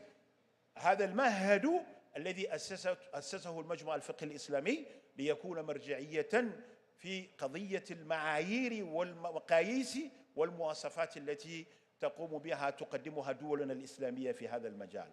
يأتي عمل هذا المنتدى تقوية لهذه الجهود التي كانت على مستوى الدول التي هي على مستوى الأقطار، لكي يضيف المنتدى رؤية أخرى عالمية يدعو الجميع إلى العمل معا لكي نسبو ونعمل على تحقيق هذا التكامل والتعاون بين أهل الشريعة وأهل الفقه. استدامة الحلال لا مستقبل لها إذا انفرد الفقهاء بالإفتاء فيها دون الرجوع إلى أهل الاختصاص والخبرة، ولا مستقبل لها إذا انفرد أهل الاختصاص والإفتاء والدراية بالإفتاء بالتصدي ببيان الحلال دون العودة إلى أهل الشريعة وأهل العلم. نحن بحاجة إلى مراكز علمية تدرب جيلا من العلماء يجمعون بين هذه المعرفة الشرعية والمعرفة المهنية الحقيقية. نريد محققين مدققين ومراقبين ومستشارين، لكنهم من يحملون هذا هم التكامل بين هذه التخصصات المختلفة.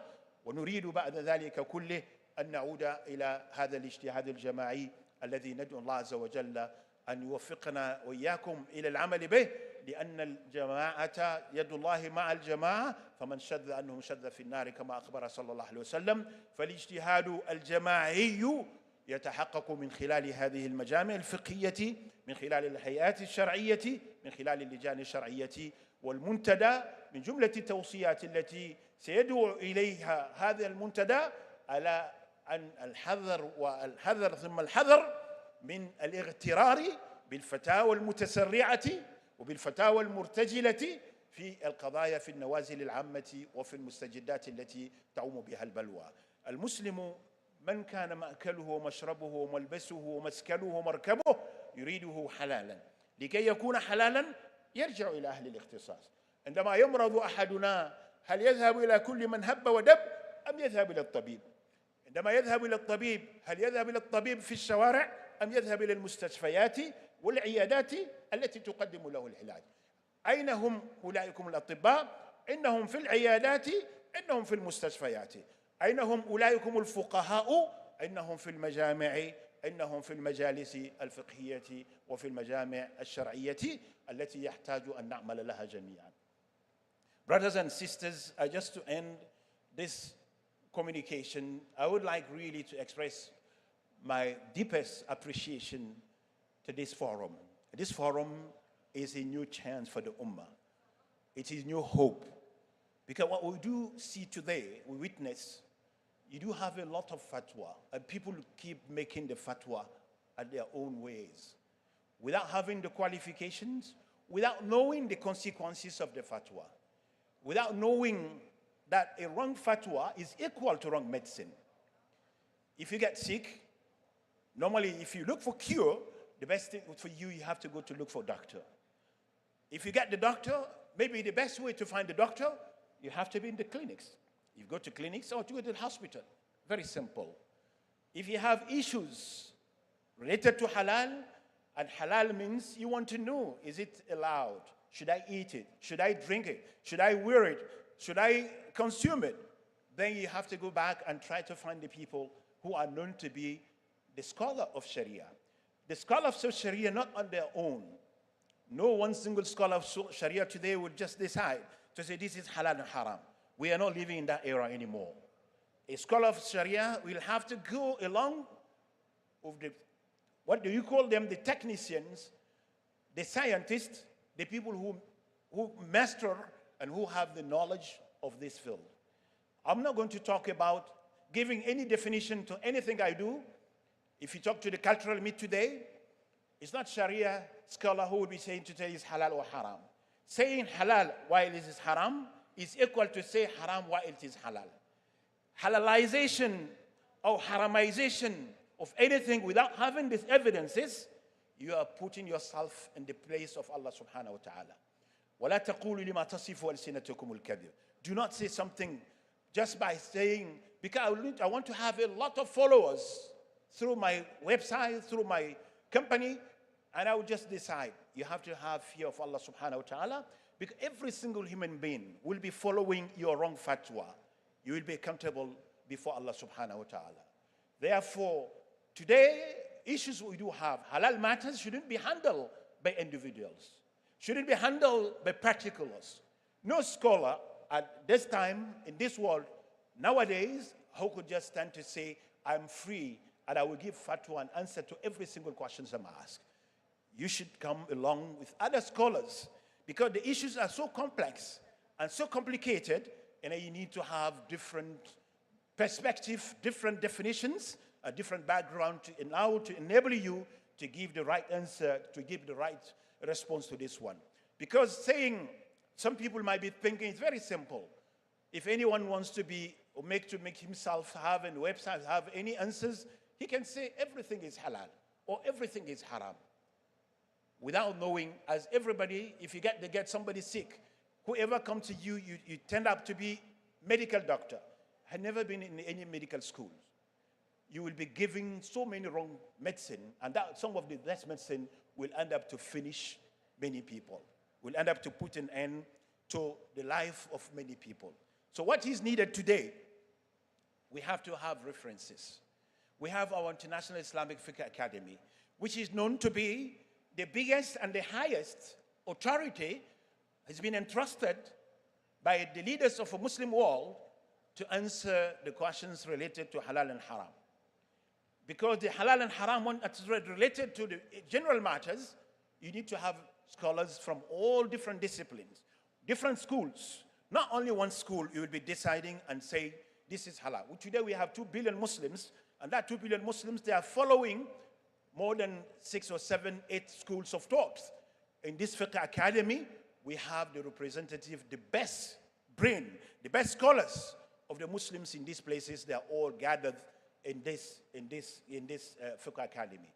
So therefore, we are grateful and thankful to this forum, which allowed us to call upon you all to be careful when you come to issuing the halal certificate, to be careful when you want to answer the questions. Do not be that person, as Prophet ﷺ described, the one who has no fear to the hellfire is the one who will be answering every single question he's been asked for. Everything either he say everything is halal or everything is haram. And both is dangerous. And both, you are putting yourself in the place of Allah subhanahu wa ta'ala, because Allah is the first mufti. وَيَسْتَفْتُونَكَ قُلِ اللَّهُ يُفْتِيكُمْ. They do ask you, Prophet Muhammad sallallahu alaihi wasallam, and Prophet Muhammad say, it's Allah who answered you. And Allah subhanahu wa ta'ala had dedicated this power to the Prophet Muhammad sallallahu alaihi wasallam, and Prophet Muhammad sallallahu alaihi wasallam delegated it and gave it to the scholars. If you are not among those scholars who have been entrusted for it, then you do it, you are doing something illegal, and it will be very dangerous for you. We have our CIMICs, we have many bodies in Muslim world today. Please go to them and bring to them your issues. I do not be listening to all of those people who have been using the Twitters, they have been using the Facebooks, they have been using all kinds of these medias to have more followers without knowing every single cent you get from this is haram that you have been using and eating for yourself. I'm so sorry. I would wish that I will continue to give you more input about this issue, but the issue is this. It's so dear to our heart because we have an experience with the higher authority of the drugs and food in Saudi Arabia. We have the experience, and we welcome you all because we are at the services of all Muslim Ummah, all Muslim country, through our beloved brother, Dr. Yusuf. At any time, at any moment, you feel there is an issue that we can discuss together, we will do it together. Thank you so much. I wish that I would just say some few words in French, but toutes mes excuses, je ne pourrais pas aller au-delà de tout ce que j'avais dit, mais l'essentiel est que soyez prudents de tout ce qui concerne ce que nous mangeons, ce que nous buvons, et que faites de sorte que vous faites la référence aux autorités compétentes, aux autorités qui ont été nommées et qui ont été désignées par nos leaders afin qu'ils puissent être en charge de donner les perspectives de la charia, la position de la charia, la provision de la charia à tout ce qui concerne de tout ce que nous mangeons. Ce que nous mangeons, nous devons faire tout pour qu'il soit quelque chose de halal. Et ce que nous buvons, nous devons nous faire profit de tout ce que nous faisons. Nous le faisons en coordination, en collaboration, en connexion, au respect de ce qu'Allah subhanahu wa ta'ala nous a enseigné. Parce que nous sommes guidés par la charia. Et cette charia, elle est à notre disposition. Vous avez les références, vous avez l'Académie internationale de la jurisprudence, et tous ces éléments sont à votre disposition de vous servir, de donner les vraies positions de l'islam sur n'importe quel sujet, n'importe quel issue, et tout ce que vous êtes confrontés dans cette vie. شكرا مرة أخرى والسلام عليكم ورحمة الله وبركاته.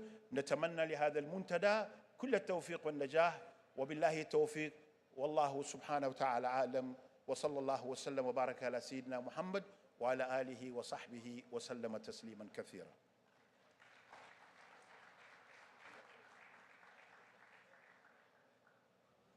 اسمحوا لنا بدعوة سعادة المدير التنفيذي للمشاريع بمنافع المهندس عصمت معتوق لتكريم البروفيسور قطب سانو.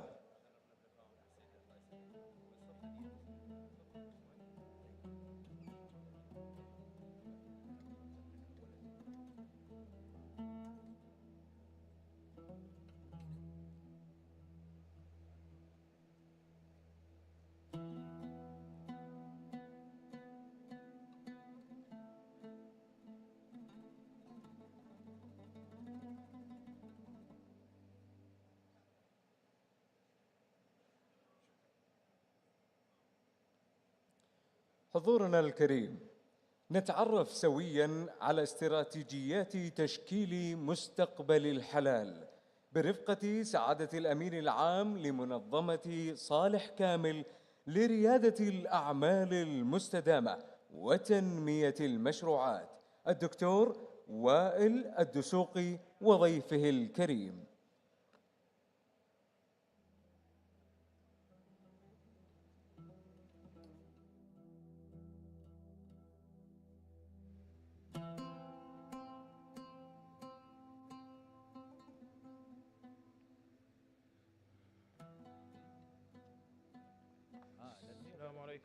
السلام عليكم. لا قالت لي يعني يمكن ثاني مرة اليوم، فيعني سعيد جدا بوجودي للمرة الثانية.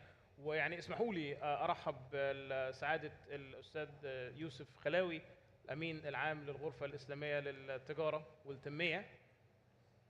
أهلا وسهلا. شكرا دكتور. السلام عليكم. عليكم السلام ورحمة الله وبركاته. حقيقة أنا فعلا سعيد جدا يعني وجودي في الانترفيو دي، لان يعني ما شاء الله الغرفه بالامباكت بتاعها والاثر، الغرفه الاسلاميه للتجاره والتنميه بعد تغيير كمان يعني الريبراندنج وتغيير اسمها بالسكوب الاشمل عشان تشوف الديفلوبمنت بشكل كبير. فيعني وسعيد بوجودي مع الشيخ يوسف خلاوي، ويمكن يعني بالإضافة لإدارته لملف الغرفة أو للغرفة بشكل عام كأمين العام للغرفة الإسلامية للتجارة والتنمية، وأيضا يعني الأدوار أخرى كثيرة منهم البركة صامد، ومن ما شاء الله يعني من البيج نيمز في عالم الاقتصاد الإسلامي بشكل عام as a global business leader يعني ما شاء الله، والعديد من الملفات. ويمكن الغرفة كمان في الفترة آخر كام سنة الامباكت بتاعها والاثر بتاعها دخل في ملفات عديده متعلقه بالاعمال وبالبزنس كوميونتي. بس يعني تم تاسيس مركز تحكيم دولي في تركيا، وتحت التاسيس حاليا مؤسسه او منظمه دوليه لرياده الاعمال وللومن امباورمنت.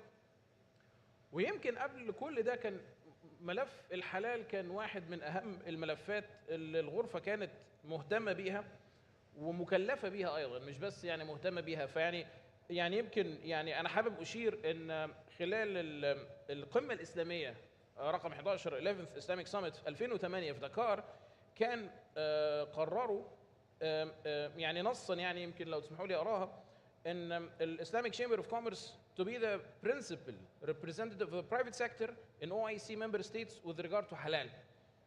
فأكدوا ان الغرفة الإسلامية للتجارة والصناعة هي المسؤولة عن اعتماد وتصديق شهادات الحلال والإشراف على المعايير الإرشادية. وبعدها اجتماع وزراء الخارجية للدول الإسلامية بعدها بسنة يمكن أكدوا على الموضوع ده. يعني this is a very big thing. فمحتاجين تعليق من شيخ يوسف على بداية الحلال وعلى القرار ده تحديدا اللي طلع من القمة الإسلامية رقم 11. طيب، بسم الله الرحمن الرحيم. شكرا دكتور وائل. الحقيقة هذه الخلفية التاريخية ممكن بسرعة شديدة نتعرض لها في ضوء اتجاهات المستقبل وليس فقط لحكاية تاريخ. الغرفة الإسلامية مؤسسة من قبل مجموعة من رجال الأعمال المسلمين، ونحن نتكلم عن شيء في السبعينات الميلادية، يعني قبل موضوع القمة ب30 عام تقريبا. أحد أهم أهداف تأسيس الغرفة الإسلامية عند تأسيسها كان الاهتمام بموضوع الحلال، لأنه في ذاك الوقت العالم الإسلامي كان مستورد بالكامل. كانت المنتجات تأتي لمختلف دول العالم الإسلامي من الدول غير المسلمة. ما الذي لفت انتباه هذه المجموعة من رجال الأعمال؟ لفت انتباههم أنه كيف نستطيع نشارك في التصنيع وفي تصدير منتجات حلال بنفس الجودة التي تستوردها دولنا من الدول غير المسلمة. هذه النقطة رقم 1. والنقطة رقم 2، كيف نعمل إجراءات. لاحظوا أنا أتكلم في السبعينات والثمانينات الميلادية. كيف نعمل إجراءات لضمان أنه أي منتج موجود في الأسواق في العالم الإسلامي يكون وعليه علامة حلال أو كلمة حلال يكون فعلا حلال. خلال طبعا هذه ال4 عقود أو ال5 بفضل الله حصل تطور ضخم جدا، سواء كان على مستوى عالمي بخروج مجموعة من المؤسسات الجديدة والمهمة وعلى رأسها طبعا سيميك، أو بالتطور الداخلي داخل عدد لا بأس به من الدول. صحيح نستطيع أن نعترف أنه لو نظرنا لدول العالم الإسلامي، معظم دول العالم الإسلامي ليس فيها حتى الآن إجراءات متطورة للحلال، لكن هناك مجموعة جيدة من الدول المهمة لديها هذه الإجراءات الدقيقة والمحددة. لذلك هذا هو الاهتمام، زيادة حصة أصحاب الأعمال المسلمين في صناعة الحلال مع تطوير جودة المنتجات والخدمات لتكون قادرة على المنافسة مع المنتجات التي تأتي من الدول غير المسلمة، وضمان جودة أن أي شيء عليه علامة حلال هو فعلا حلال. وهذا يعني تطوير ضخم جدا في الإجراءات الحكومية، سواء كانت تنظيمية وتشريعية رقابية ضمان جودة إلى آخره. فهذه هي الخلفية، لم يكن فقط يعني نظرة عشوائية، لا، كان هناك نظرة بعيدة المستوى لتطوير صناعة الحلال بحيث تستطيع تنافس المنتجات المستوردة، ولضمان جودة المستهلك عندما يتناول حلال يبحث عنه أنه فعلا حلال. ممتاز. يعني يمكن الموضوع ده خليني أروح بنتكلم عن الحلال والقمة الإسلامية اتكلمت عن الحلال ووزراء الخارجية للدول الإسلامية اتكلموا عن الحلال، وفي مؤتمرات كتير وفي جهات ومنظمات دولية، ويعني ما شاء الله في خلينا نقول كومبلكسيتيز وتعقيدات وضجيج أو يعني نويز حوالين موضوع الحلال. فإيه السبب؟ يعني ليه كل المنظومة بالشكل الكبير والمعقد ده؟ الحقيقة الموضوع ما في تعقيد، لكن في زيادة اهتمام. المسلمين اليوم موجودين في كل مكان في العالم، يعني يصعب تخيل مدينة رئيسية في العالم وليس فيها جالية مسلمة كبيرة. هذه الجالية المسلمة بتفرض احتياجاتها، فلذلك صار في مساجد، مدارس إسلامية، أطعمة حلال، مطاعم تهتم أنها تعمل منيو خاصة بالحلال إذا ما كانت كلها بالكامل حلال إلى آخره. إذن الموضوع إيش؟ زيادة وعي الناس بيزداد، وانتشار المسلمين اللي أصبح كما قلت يصعب تخيل وجود مدينة مهمة في أي مكان في العالم وليس فيها جالية مسلمة ذات تأثير بتطلب احتياجاتها وبتسعى لتوفير احتياجاتها. فهذا الشيء موجود. لو نظرنا لمختلف أنواع الممارسات اللي بتحصل من الجالية المسلمة، هذا شيء موجود أصبح طبيعي. يعني اليوم رحلة الحج، من الذي أصبح يغطي رحلة الحج في العالم؟ كبار القنوات العالمية كلها أصبح لها وفود إعلامية رسمية تأتي لمكة، تأتي للمدينة. قبل 10 سنوات الحج موجود ولا مو موجود؟ كان موجود الحج، لكن هذا الاهتمام ما كان موجود.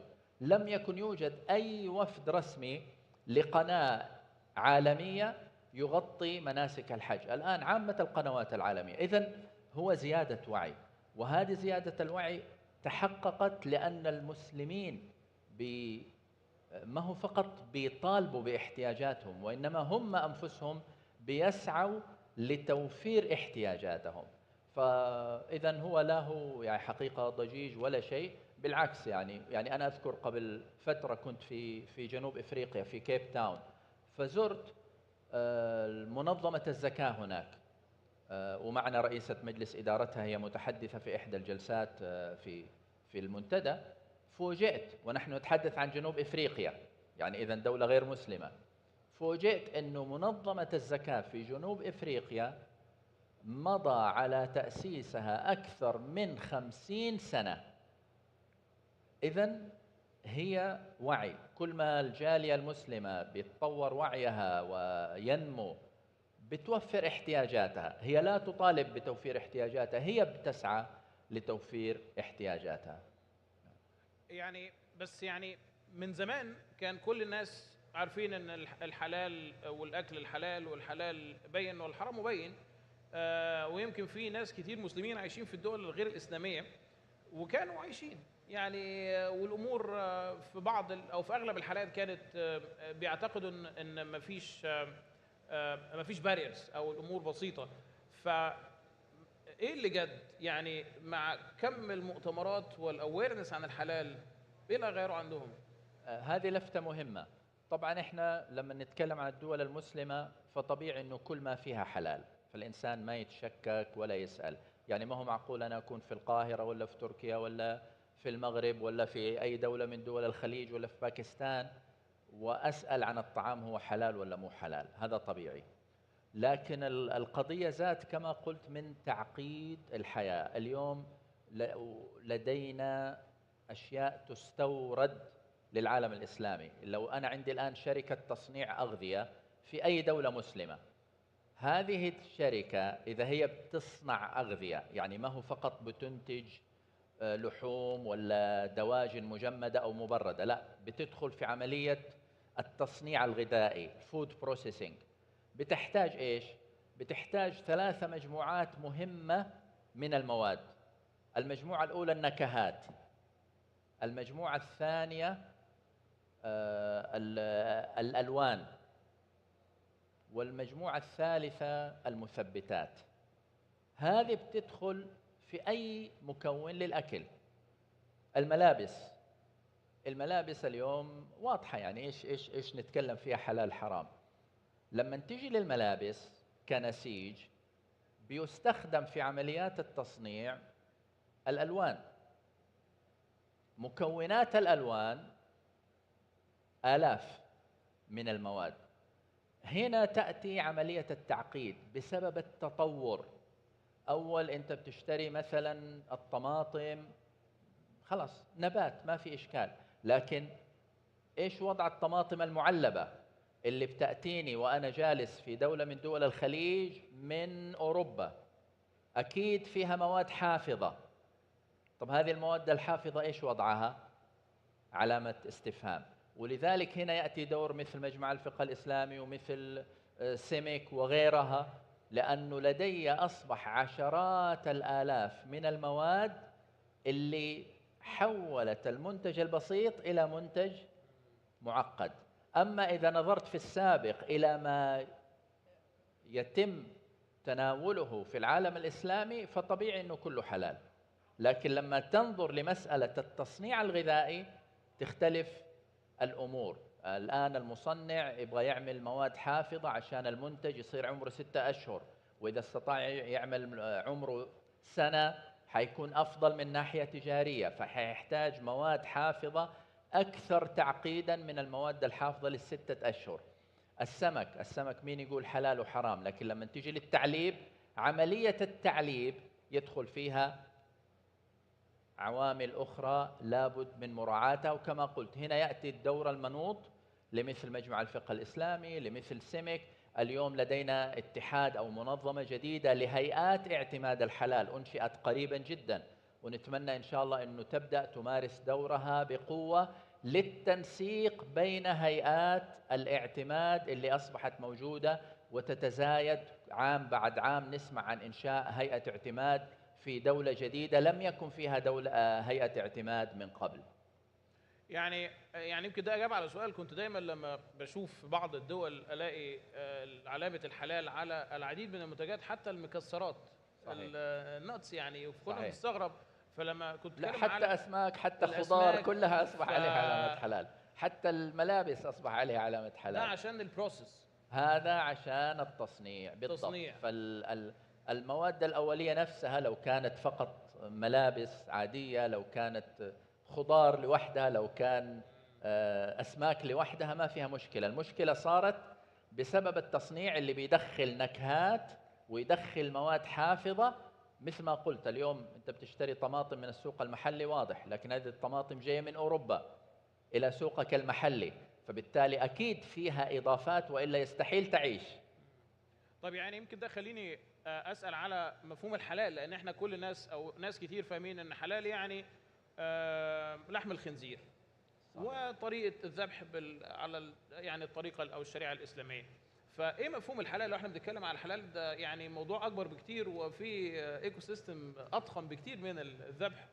هو فعلا بدأ كذا، يعني أول ما بدأ مفهوم الحلال في السبعينات بدأ على استيراد الدواجن تحديدا لدول الخليج، الدواجن، وبعد ذلك تطور لأنواع البروتين الأخرى اللي هو اللحوم الحمراء إلى آخره. عبر الأجيال، عبر 50 عام، صار عندنا اليوم مثل ما نعرف قطاع المنتجات الصيدلانية، وأصبح عندنا قطاع مواد التجميل، بل أصبح عندنا قطاعات للخدمات. يعني مفهوم الحلال تجاوز المنتجات إلى الخدمات، فأصبح عندي موضوع السياحة الحلال والإعلام والترفيه وكل هذه الأنواع من الخدمات اللي لا زالت تتوسع. على سبيل المثال صناعة المحتوى في بعدها الحلال تنتظر توسعا هائلا جدا في ال10 سنوات القادمة. إذن الحلال بدأ مثل ما تفضلت دكتور من الذبائح، وانتهى إلى أن يشمل مجموعة واسعة من قطاعات المنتجات. القطاع الرئيسي فيها لا زال هو الغذاء، لكن الغذاء أيضا نوعين: نوع المواد الأولية ونوع المواد المصنعة. وبعدين عندي دائرة واسعة ومهمة وقوية تجاريا جدا هي دائرة مواد التجميل، وعندي دائرة ضخمة للغاية وهي دائرة الفارماسيوتيكال، المنتجات الصيدلانية. هذا كله الآن جاي في قطاع إيش؟ المنتجات. يوازي قطاع المنتجات قطاع الخدمات، وقطاع الخدمات ليس قطاع واحد كما تفضلت.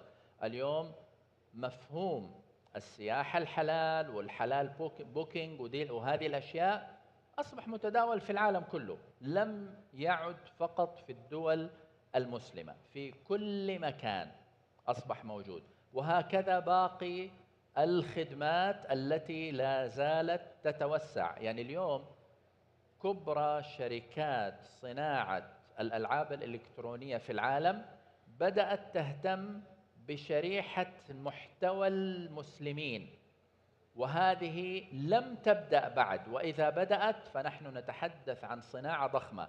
النتيجة ما هي؟ أنه لو نتحدث عن مفهوم الحلال، حقيقة مفهوم الحلال هو الممارسات المعيشية الناشئة عن التزام المسلمين بأحكام الشريعة. أي ممارسة معيشية دنيوية بحتة بتنشأ عن التزام المسلمين بأحكام الشريعة تولد فرص تجارية، ورجال الأعمال كما نعرف ينتهزون الفرص. يعني على سبيل المثال اليوم المسلم يصلي وهو في بلده، ويصلي بطبيعة الحال وهو مسافر. مجموعة من رواد ورائدات الأعمال المسلمين حتى في دول غير مسلمة، وهذا شيء أنا اطلعت عليه بنفسي من قبل، أصبحوا يصنعوا سجادات الصلاة بأشكال وأنواع لا أول لها ولا آخر، بحيث تكون خفيفة ومعقمة ويعني مناسبة للسفر، مناسبة للرحلات.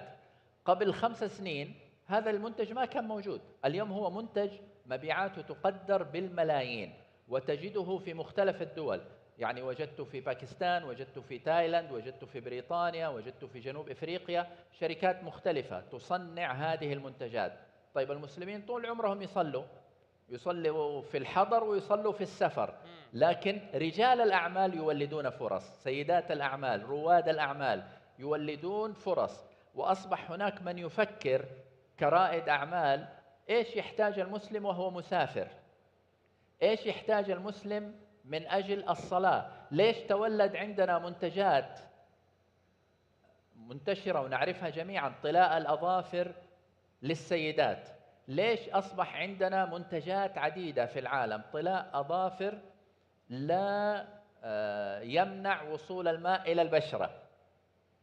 لاحظ، هذا منتج جديد. كيف تولد؟ من نظرة أصحاب الأعمال، من نظرة رواد الأعمال.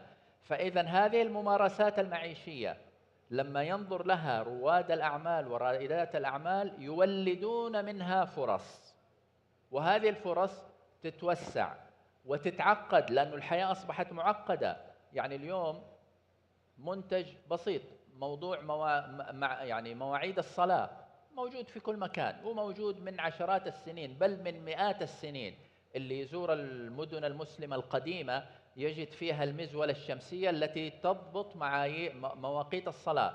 الحياة تطورت، صاروا الناس يسافروا، وصار في أجهزة جوال، وصار في كذا، فتطور هذا المنتج بشكل جديد، وأصبح لدينا عشرات التطبيقات لمواعيد الصلاة بمختلف أنواع التنبيهات فيها، ومنها الشيء المجاني ومنها الشيء اللي على مستويين، مجاني للجميع، لكن إذا أردت الخدمات المتطورة مثل التنبيهات وغيرها تدفع اشتراك. إذن هو امتزاج ما بين حس ريادة الأعمال مع الممارسات المرتبطة بالتزام المسلم بإسلامه، بممارساته الدينية عبر اليوم والليلة.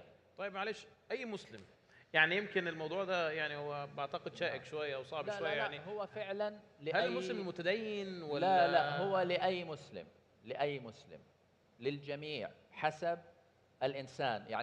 يعني نتكلم مثلا بوضوح في مسلمين ربما ما يتحرزوا كثيرا من موضوع الكحول، لكن لما تجده يأتي عند الأكل لا يمكن يتناول خنزير، لا يمكن يتناول أكل ما عليه حلال. الأشياء للجميع، للرجل للمرأة، للصغير للكبير، للمتعلم وللعامي، للغني وللفقير. المنتجات هذه أصبحت موجودة للكل وتخاطب الكل، لأنه مثل ما قلنا يعني احتياج المسلمين زاد. مثلا احتياج العاملين المسلمين اللي هم موجودين في الدول غير المسلمة، لما تأتي للمدن الكبرى مثل لندن وأمثالها، هذول الآن بيشتغلوا في كل مكان في الحياة، في كل مكان. لما نيجي وقت الصلاة عندهم احتياج، وهم ممكن يكونوا عمال في محطات الأندر جراوند. طيب، فأصبحت الشركات وأصبحت الحكومات توفر لهم مساحات للصلاة.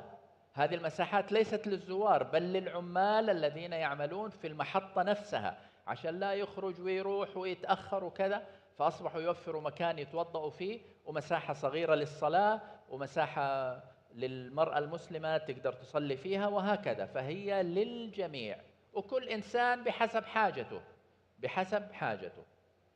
يعني يمكن يعني طبعا هو في تفصيل كتير الحقيقه في الموضوع الحلال كبزنس، ويمكن يحتاج ساعات مش دقائق يعني، بس يمكن عشان الوقت صحيح. خلاص احنا وصلنا للوقت. فلو حد عنده اي سؤال او ديسكشن، ممكن اعتقد شيخ يوسف لو موجود شويه بعد البانل ممكن يعني طيب يعني يتواصل معاه بشكل مباشر. بس يعني شكرا جزيلا على الانسايتس، على اضاءه معلومات، وعلى حقيقة دور الغرفه الكبير، الغرفه الاسلاميه دورها كبير في يعني يمكن انا شفت رؤيه العين، مش بتكلم كمجامله، بس الحلال فورم، السنه دي والسنه اللي فاتت، وشفت يعني ما شاء الله فعاليات كثيره من خلال الغرفه تو بروموت كونسبتس او الاسلاميك، يعني سواء كانت الحلال او الاسلاميك فاينانسنج باشكاله المتعدده، فدور رائع. فشكرا جزيلا سعاده الاستاذ يوسف خلاوي على الانترفيو الرائعه دي وعلى المؤتمر الرائع ده الحقيقه، يعني شكرا جزيلا، شكرا جزيلا للبانelists. السلام عليكم.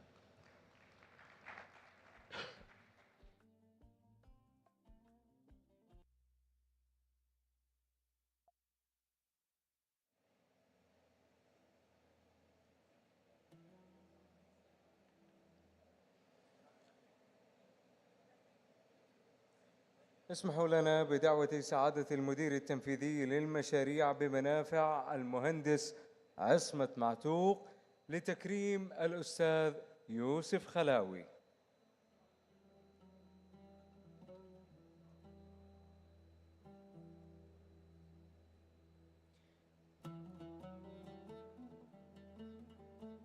يكرمه بالإنابة الدكتور وائل الدسوقي.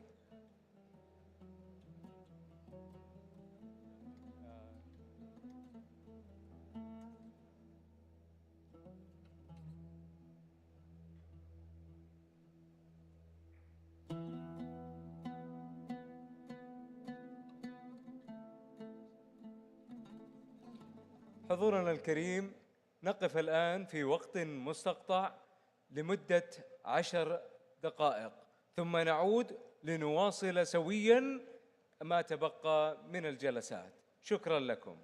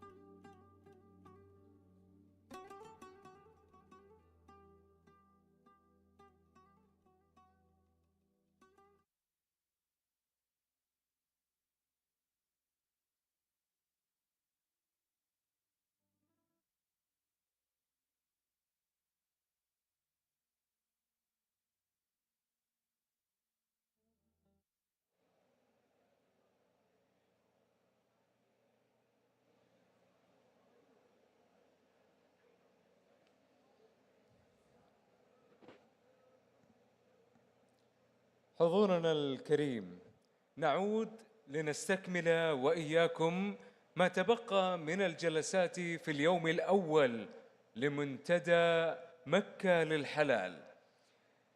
والآن تبدأ الجلسة الثانية بعنوان تعزيز استدامة اقتصاد الحلال من خلال التعاون الدولي، والتي يحاور فيها الدكتور وائل الدسوقي ضيوفه الكرام.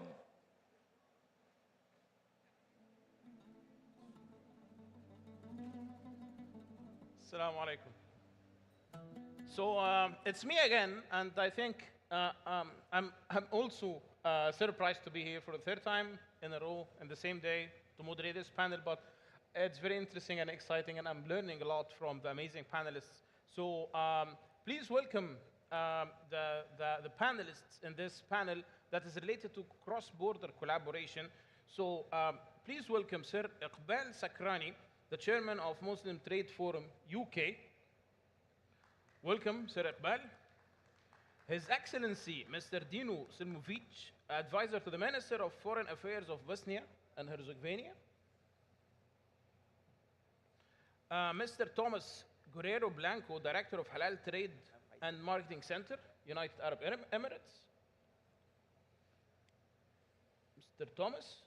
And Mr. Faisal Khan Jafar. He's the Trade Commissioner at Malaysia External Trade Development Cooperation, MATRADE.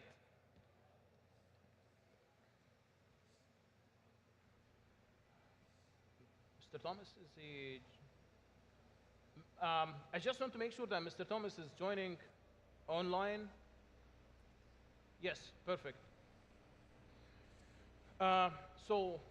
Cross-border collaboration is very important, and getting to have this inter-trade relationship between different countries and different parts of the world is very critical. So I would like to start with Sir Iqbal. You're coming all the way from England, and I think there is a big delegation from UK here coming with you to the Mecca Halal Forum, right? Yes, indeed. So welcome to Mecca if you're here, and maybe if you give us an idea of why your delegation is coming to Mecca, and then we proceed with the panel. Thank you, Mr. Wael. Bismillahir Rahmanir Rahim. Our respected and distinguished Sheikh Kalawi, members of the organizing committee of Makkah Halal Forum, and of course our distinguished participants, Assalamu alaikum wa rahmatullahi wa barakatuh. We first of all thank Allah subhanahu wa ta'ala for giving us this wonderful opportunity to participate in this very important forum. And Mr. Wael, this is the first time that the Muslim Trade Forum is participating in the second Makkah Halal Forum. So all we are delighted to be with us, with you and everybody present. And we hope that we will be able to exchange ideas, collaboration, and see how we can work together for the benefit of our countries, from where we come from, and those who are participating as well. The Muslim Trade Forum has been established very recently, and our aim is to establish the British Muslim Chamber and Commerce. So it's a prelude to the establishment. Alhamdulillah, we have got around 20 delegates from UK attending for the first time. And I'm very pleased to say that amongst our delegation, we have very prominent figures from different sectors. From the law profession, we have one of the senior law firms who deals with the Sharia compliant products. We have got some firm of lawyers as a one-stop organization that deals with all the people who are interested to invest in the UK, the real estate, estate planning, education problems, whatever. We are also delighted to have amongst us the halalbooking.com, which is the first platform established in the UK dealing with the tourism, and is a platform that enables for tourists around the UK and overseas who wish to travel into halal sort of places, including, of course, like Bosnia, Turkey, Saudi Arabia, Qatar, Bahrain, any other places. They deal worldwide. And today, mashallah, they started with around... The name is halalbooking.com, or this is a description? Halalbooking.com is the name of the platform. It's the name of the platform. It started with about 6 to 10 clients, and today, alhamdulillah, it has got more than 1.5 million members subscribing to that. So we are delighted that they are present with us. But we also have people from the financial experts as well, from the clothing and fashion industry as well, who export into different parts of the world, keen to see what collaboration they can have. So in short, asset management, Sharia compliant fund, so all of them are here as well. So this is the, mashallah, breakdown. We are delighted to be at this forum. MashaAllah, and speaking of the England and UK market and British regulations when it comes to halal, so how you describe or how you see the regulations in general, and that facilitates or make it challenging for companies, for the business community to develop the trading, or the halal trading among Muslim countries and non-Muslim countries as well?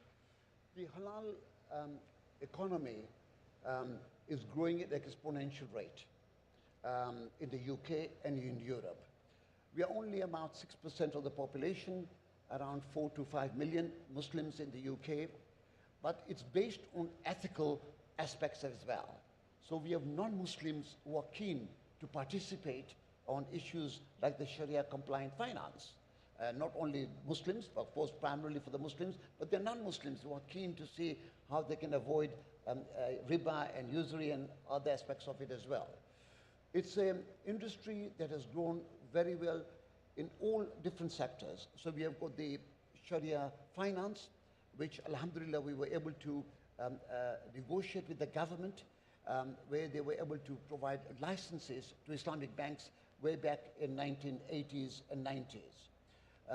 Now we have got more than sort of 10 to 12 Islamic banks. These are those which are established in the UK, providing Islamic mortgages, investment opportunities, and of course all aspects of the Sharia products, including the first sukuk that was announced by the Prime Minister of the UK in 2017 at the World Islamic Economic Forum. So UK is now a tradeway. It's an opening to financial services that are facilitating both Muslims and of course not Muslims. So beyond the financial services, we have got a strong market on halal food. And I remember as a young person attending the first conference at the Islamic Regents Park Mosque. And I'm delighted that the person who organized it and the first speaker, Mr. Yaqub, late Yaqub, he passed away. May Allah grant him the best of blessed Jannah. But his son is also participating. They were the first group that introduced halal meat across the UK, and which were able to provide halal food to our schools in the UK as well. So we have that food sector as well. But now, as I mentioned earlier, we have got the halal tourism that has progressed, established in the UK, registered in the UK, providing service to the Muslims around the world, which they're taking extremely well.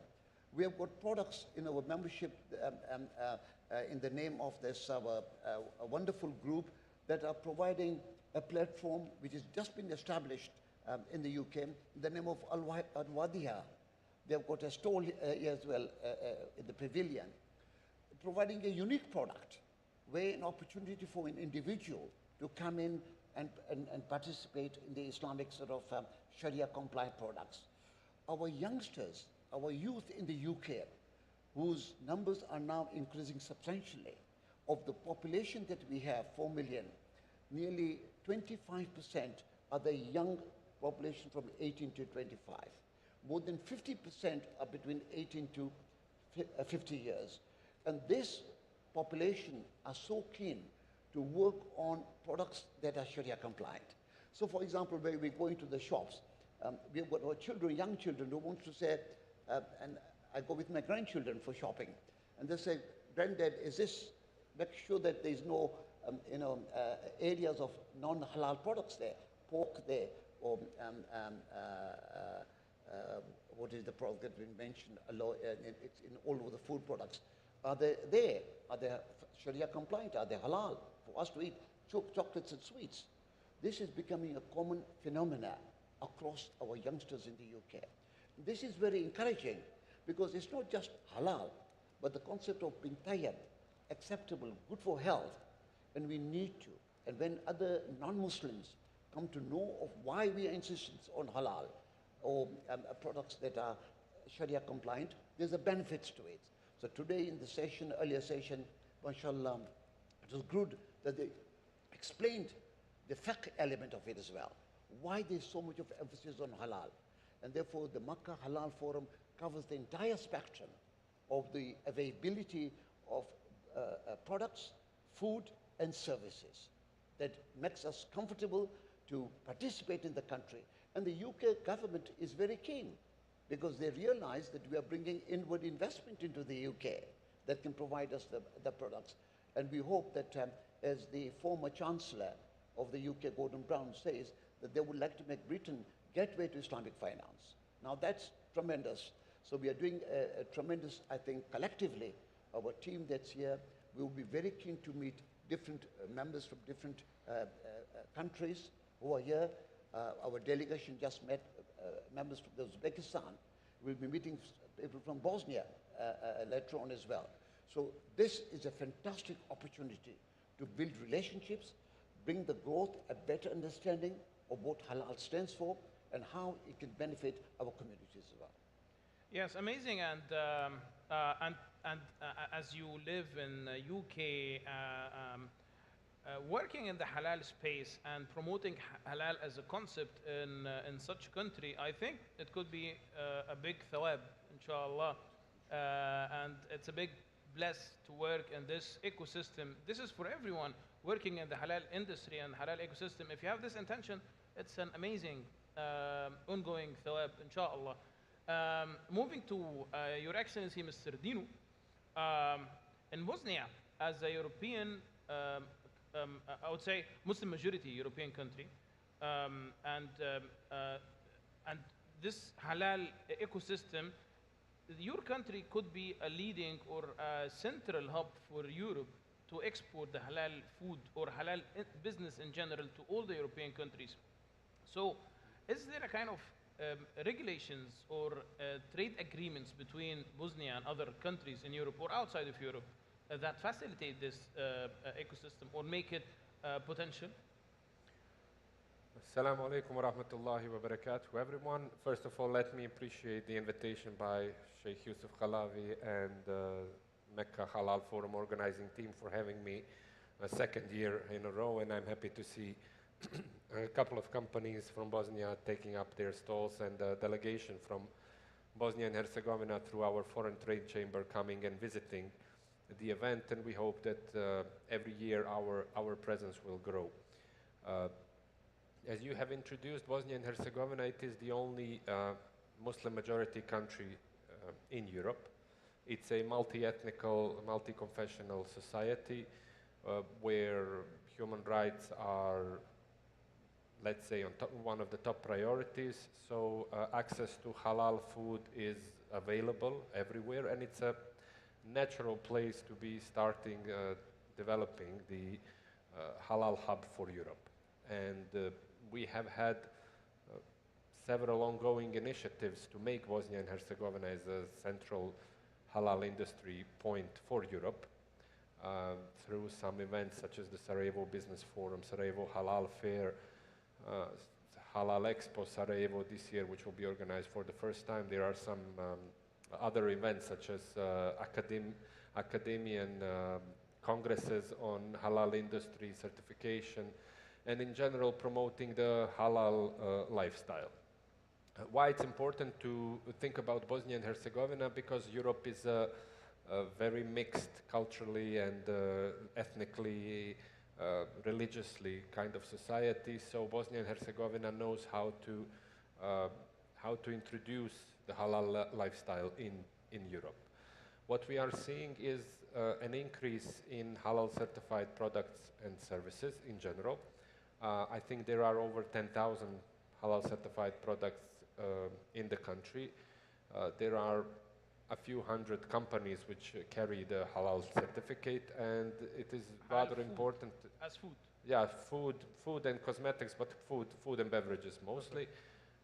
What's important to stress out is that Bosnia's agency for halal quality certification is well recognized and is accepted worldwide regarding the halal certificate. On the other hand, what you've asked me in terms of trade agreements, we do not have any trade agreements especially on halal products, but us being a country which is aspiring to become a full European Union membership country, and a country which is adopting all of this legislation, we have several trade agreements in power, such as trade agreement with the European Union, and hopefully one day we will become a full member, so trade will be quite open.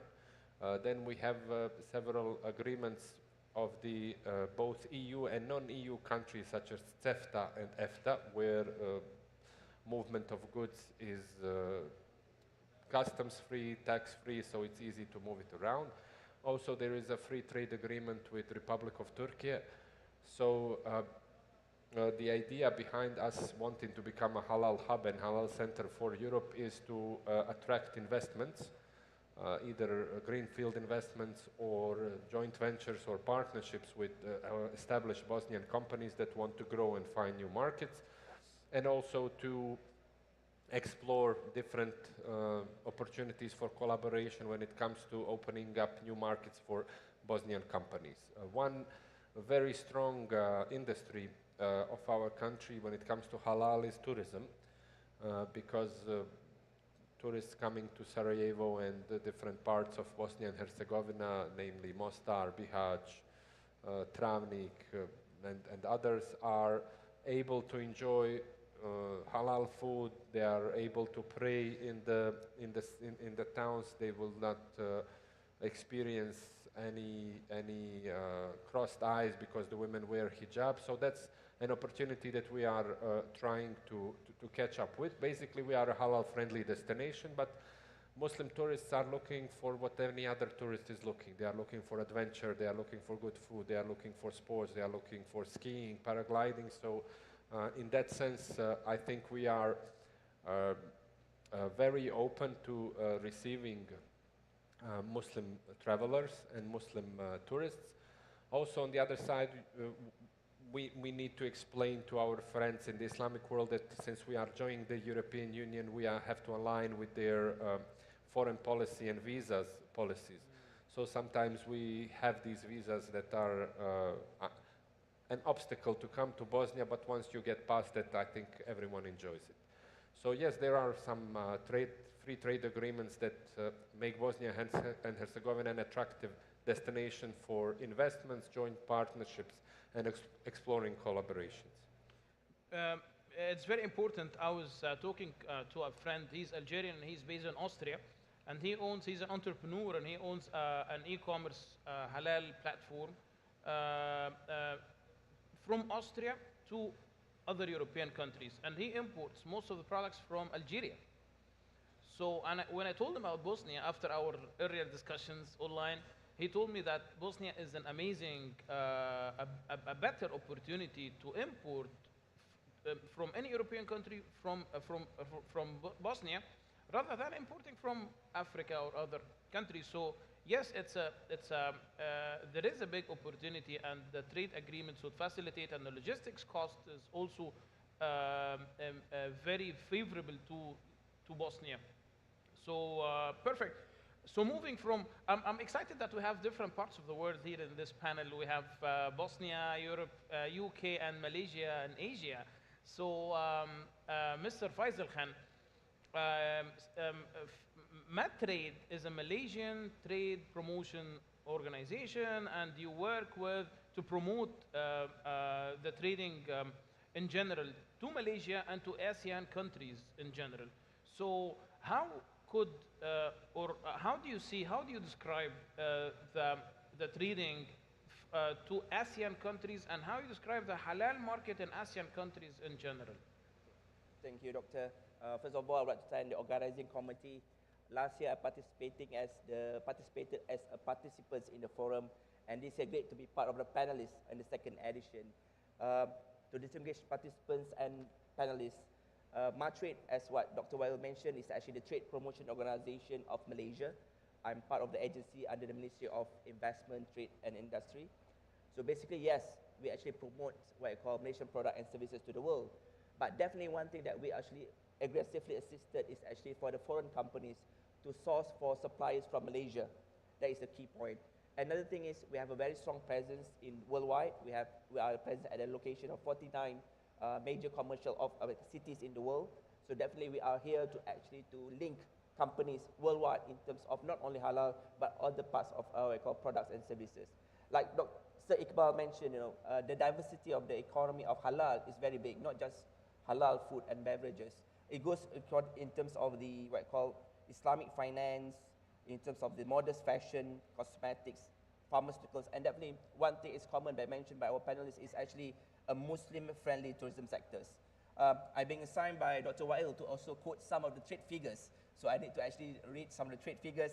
So I would like to be based on the State of the Global Islamic Economic Report 2023 and 2024 issued by the Dinar Standard.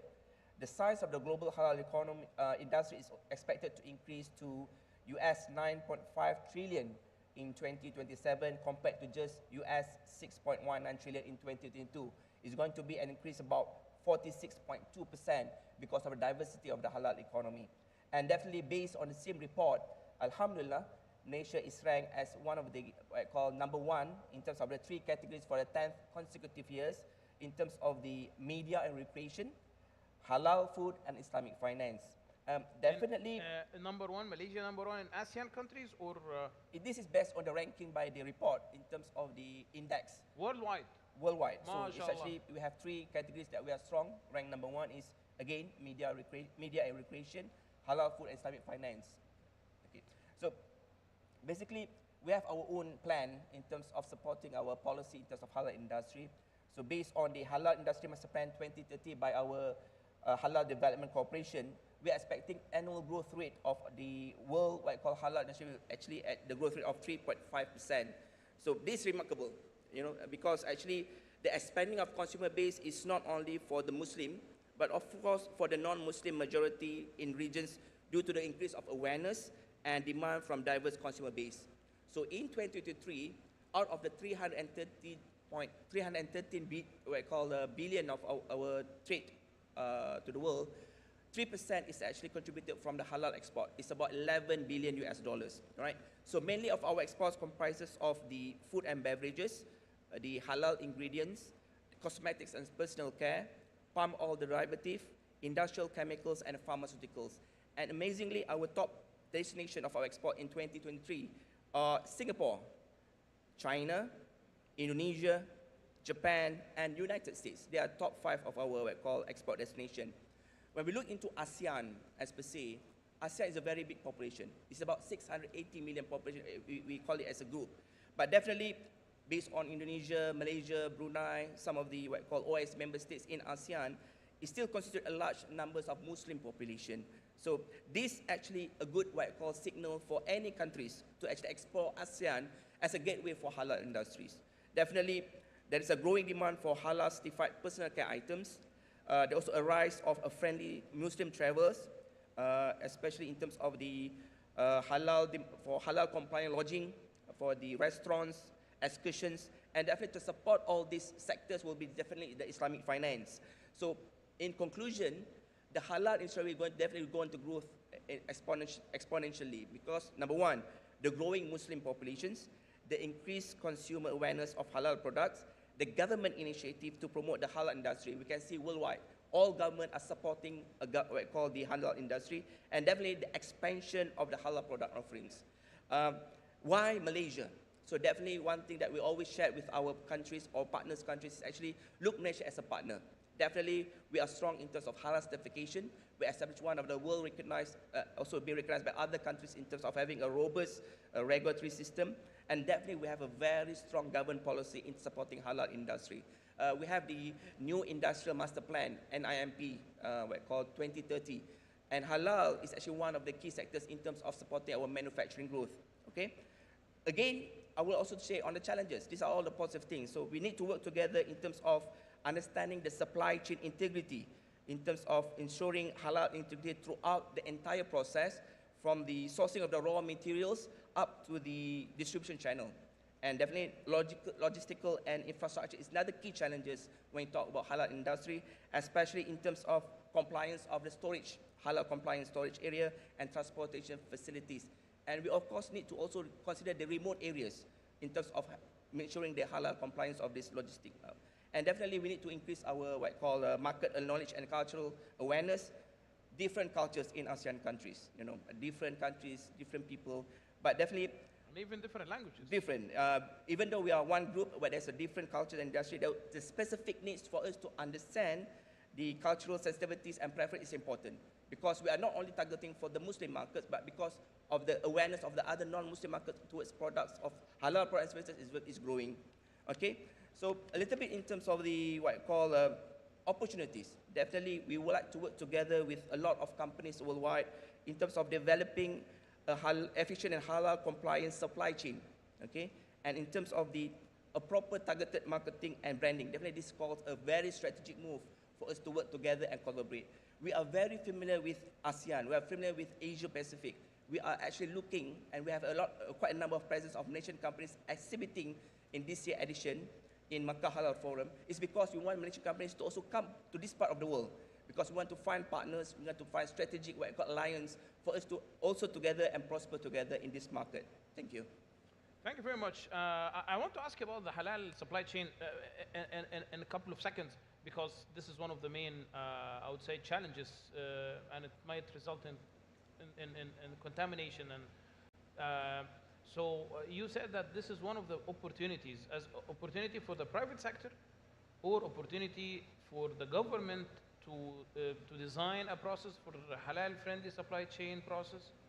It's actually an ecosystem. Actually, the drive must come from the private sectors, because they are actually the producers and the manufacturers. So definitely they need a support from the government. So basically, in my opinion, will be a collaboration between the government and the private sectors to actually support this global supply chain in terms of halal compliance. Yes, it's a big challenge and opportunity as well. Moving to Dubai, to Mr. Thomas. He's joining us online today. And Mr. Thomas, can you hear us? Yes.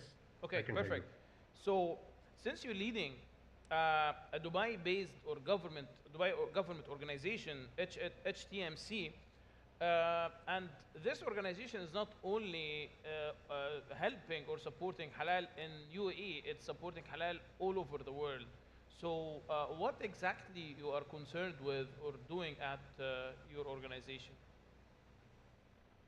Good afternoon, everyone. First of all, thank you so much for having me today. Well, that's a good point. Basically, we are a Dubai government organization for facilitating halal trade worldwide. We are working at the end of the day as a small trade promotion agency for helping companies to grow in the halal space. So at the end of the day, we are working most of the time with producers, companies from the non-Muslim world, trying to do business in the Muslim majority countries where the halal certification is needed for marketing different types of goods and services. So that's our mandate, that's our value proposition. And for that, we are providing those producers, those companies, those organizations with different types of services. First of all, we are helping them to understand the complex halal legal framework. The regulation is becoming, let's say, very challenging sometimes. For producers abroad in the non-Muslim world, this legal framework is sometimes a barrier to do business in the Muslim majority countries. So we are guiding them through the compliance system in order to help them to meet the requirements and be able to get a valid halal certification to export their products to all or almost all the Muslim majority countries. So that's the first thing. Then we are also helping them to identify business opportunities, real ones. We are conducting comprehensive market entry reports for helping them to find business opportunities. This market is huge, is plenty of business opportunities, but sometimes they are also lost from this point of view because we have 57 Muslim majority countries. We also have those non-Muslim countries with a significant Muslim population. For example, UK is one of them, and the opportunities are also there. So depending on the country, here in the UAE or also in other Muslim countries, we are also, let's say, helping them to connect with the relevant buyers for the products, because again, those producers, they have in front of them many countries. They want to do business in these countries, but they don't have, let's say, the connectivity. They don't know who are the relevant players, buyers in this case, for the products. So we are organizing and celebrating business matching programs, face-to-face ones, virtual ones, for the producers in order to help them to connect with qualified buyers, importers, distributors, and retailers for the products. So that's what we are doing here, and we see now many opportunities, also some challenges. So happy to contribute to make this market more lucrative, more accessible, and more transparent. Thank you very much. I think we will be back to the challenges and opportunities in a while, but I want to move to Mr. Iqbal, Sir Iqbal. I want to ask about the perception of halal in non-Muslim countries. How people perceive halal market, how people perceive this manufacturing ecosystem, and the ingredients, the materials used in food manufacturing, how people perceive it internationally in UK or other countries. Over the years, there has been a huge improvement in understanding what the concept of halal means. I remember nearly 45 years ago, when we were talking about halal, it was more or less concentrated on halal food, whether the food was prepared in a manner that the slaughtering was done according to the Sharia. That was the concept of halal. But over the years, there's been a huge improvement. So we have moved, I think, from improving the standards in the halal food itself in terms of the supply chain, from the time the animal is fed in the farms to the process when it comes for slaughtering, how that is done, the processing, and the final product. We have got companies in the UK now, and I'm sure in different parts of the world, who look at that aspect of it as well. So that's, alhamdulillah, a huge improvement. But what is more important is, I think, the development in other fields, like finance. When we have got the Sharia-compliant products available across, Islamic banks have been established. As I mentioned to you, our new company is established, providing the platform for small investors to invest into Sharia-compliant products. We have the approval from the government, where the sukuks is now being produced by the government itself. So by the British government? By the British government. Sukuk. First time in 2017, the Prime Minister of UK, David Cameron, in the presence of about 18 leaders of the, from the various, mainly from the Islamic countries, in their presence, the sukuk was introduced. Now, this just does not come like that. There was an effort put by the Muslim Council of Britain, with the meetings with the government, with the meetings with the Bank of England governor at that time, and the Minister of Finance. And that's why I mentioned when we had the trade forum, the first trade conference in London, where the Gordon Brown, the Chancellor of Exchequer, where he referred to Britain as a gateway to Islamic finance. So Islamic finance has come in under the whole halal economy. And then now we've got the pharmaceutical industries. As yet, we haven't got any of the products, but now products like the CBD products, with the manufacturers, we get halal certification from the International Halal Certification Board, making sure that those herbal products are all halal availability. The tourism, nobody heard about it. The halal tourism is expanding exponentially. And I gave you the example of the halal.booking.com that is now worldwide offering it.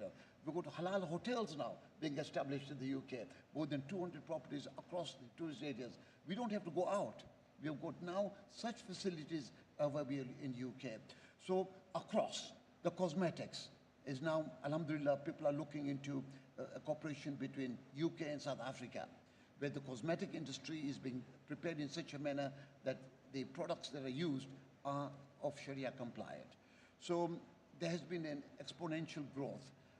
As I mentioned earlier, although our population is just around sort of 7 million, but a large proportion of a community is now orientating itself. But there are two important statistics to be aware as well. Although the halal food sector, as we mentioned, is 4.5 billion trillion, around 5 billion trillion across. In the UK itself, we have got more than 4.5 billion in the UK.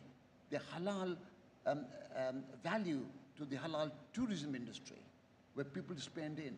Now these numbers are just not figures that one can put it aside. They are a good substantial part that are growing year in, year out. And today's conference, I believe, will be very helpful for all our members of the delegation that are here, where they're keen to collaborate with other countries, Muslim countries, non-Muslim countries, where the halal products are being able to come in. They learn from our experience. We can certainly learn from where they are doing in the Muslim countries. Malaysia is an extremely good example. Its way of certification and the harmonization in the trading standards are vital. So we have obstacles, there are constraints, but I believe that this forum, the heart of the Islam, where Mecca, alhamdulillah, is such an important destination for us, that this collaboration is required.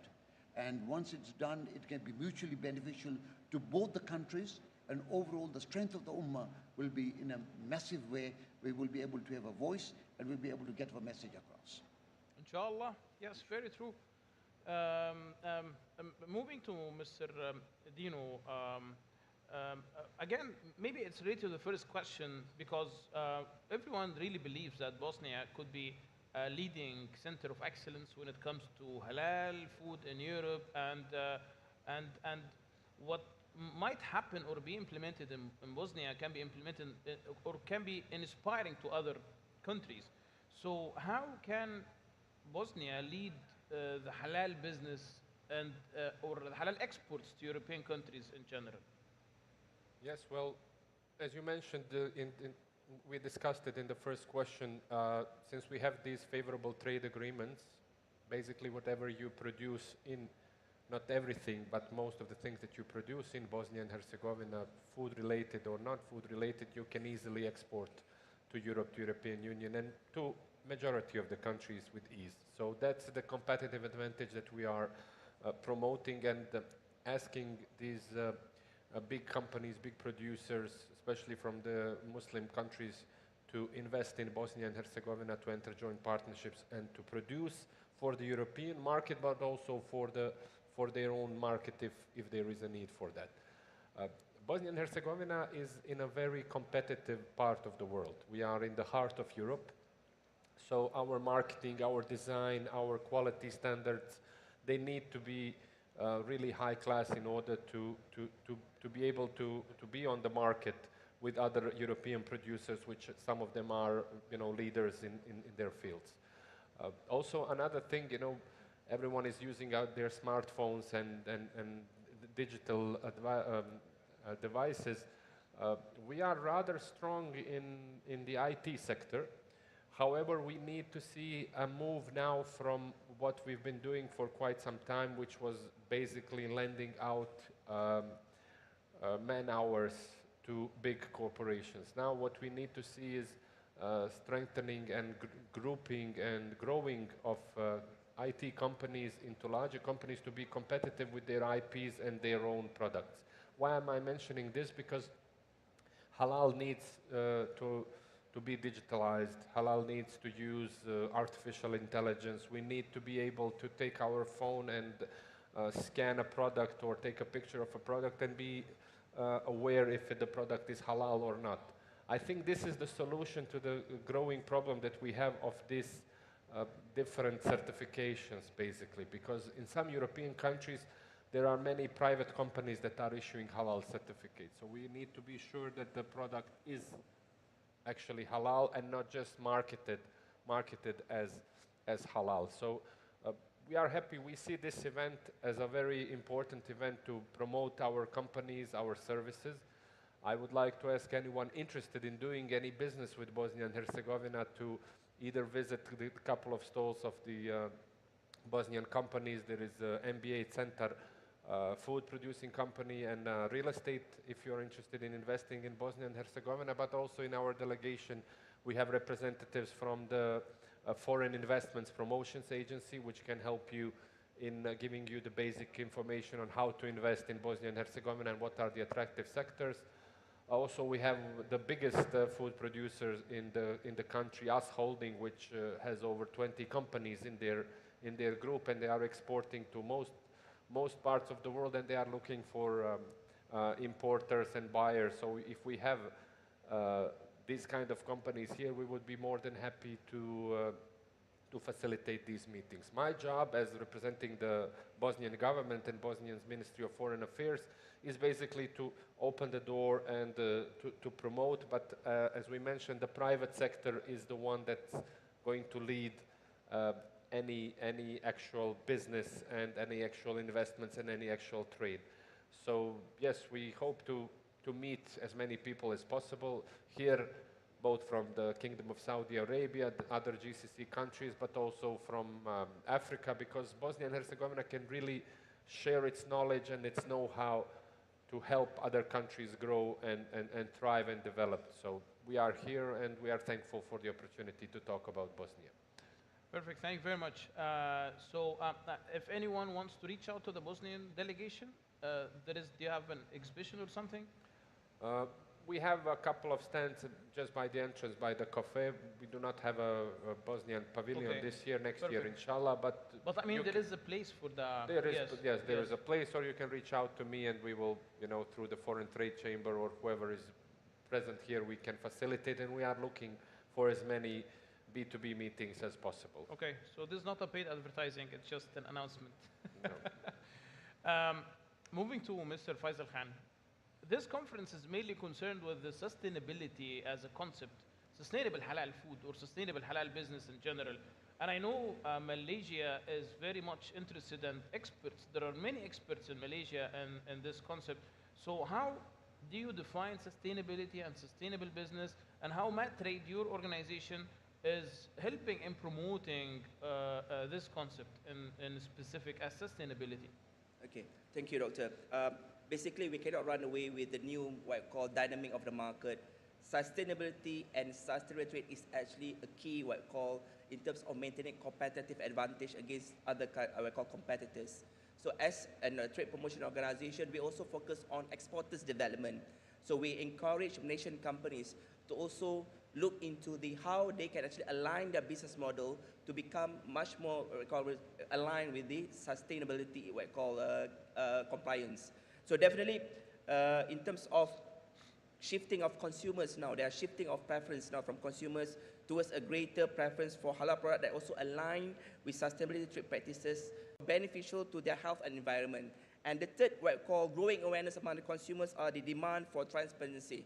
So when you talk about sustainable trade, there's a demand for greater transparency in terms of the supply chains, wanting to know the origin of and processing of their products. And definitely this includes the halal products that are sourced and produced in a sustainable and ethical manner. So a specific trend that I would like to share and that we observe is, number one is, for example, clean label and organic halal. There's a rising demand for halal products that are also clean label and organic. So consumers are looking for products that are free from artificial additive, preservative and genetically modified GMOs. And of course, there's also a growing demand for a plant-based, what we call halal products. So there's a popularity for consumers, looking for halal certified plant-based alternative rather to meat and dairy products. And the last one I would like to share is in terms of the sustainable health tourism. This is actually what our panelists has been mentioning. The growing industry of halal economy is also contributed with a diversified of the product and services offerings in the halal economy. So the tourism sectors, there's an increasing demand for halal-friendly destinations that also prioritize sustainability. This includes eco-friendly hotels, restaurants, and sustainable ingredients and tours that promote responsible tourism and practices. So why this happening? Because of the growing awareness from the consumers, either from the increase of education, so more people get easy information from the education system about sustainability and ethical consumption, and of course, definitely the contribution of social media. So now consumers are very well versed in terms of sustainability and how they do decision in terms of their choosing of product and services. Thank you very much. Talking about the plant-based food, I remember one day I was at an event in Germany, in I think Karlsruhe, and they had a gala dinner, and it was a barbecue night, and definitely barbecue and Germany means pork. So it was quite challenging, but I realized that everything was plant-based and 0% meat in this sausages, and it tasted like perfect. So there is a big opportunity in the plant-based food business as well, and many countries and many innovations and many entrepreneurs can work on promoting this concept in halal countries. Moving to Mr. Thomas, again, since you're dealing with many countries all over the world and promoting halal business and working with halal organizations, there are many regulations and different regulations in almost every single country. So regulations are different, and there is no such centralized regulations for a halal manufacturer. So how do you see this challenge, and how can producers overcome this challenge to be able to export to different countries all over the world? Thank you for your question. Well, that's the major issue from my point of view that we have today. Basically, we don't have a common ground. We have different standards, different bodies, authorities. For the companies, sometimes this fragmentation is becoming extremely complex. Last week, for example, we were celebrating here in Dubai Gulf Food, as you know. We had meetings with many producers as well as with some certifiers. Now in the GCC we have a new challenge because basically UAE will be not accepting or recognizing the accreditation, the halal accreditation coming from the GCC accreditation for almost all these countries, because basically the certifier for almost all these countries, because basically the certifiers, they got one accreditation and then they were able to register themselves here with Moyat in Saudi Arabia, with the Halal Center, the SFDA in Qatar, with the Public Health Ministry. So the situation was, let's say, good. And now, because of these, let's say, decisions coming up, now we have again, let's say, a situation where they don't know what to do. This is an issue here in the GCC today, but if we look at other Muslim majority countries, we have similar problems. We have to harmonize the existing standards. We have to come with a global solution for everyone. It doesn't make sense to have so many standards, so many bodies trying to compete and trying to, let's say, regulate the same market across the Muslim majority countries. I know we have different approaches, or we have sometimes also even different interpretations for the same requirements. But if we are not able to find a global, let's say, ground or solution, the companies will be starting to think twice before trying to join the halal market, because they know the halal market is huge, is growing so fast, is offering many opportunities, but at the same time is generating confusion, we don't have, let's say, security. Basically, it's going against the market, right? So yeah, this is a big problem.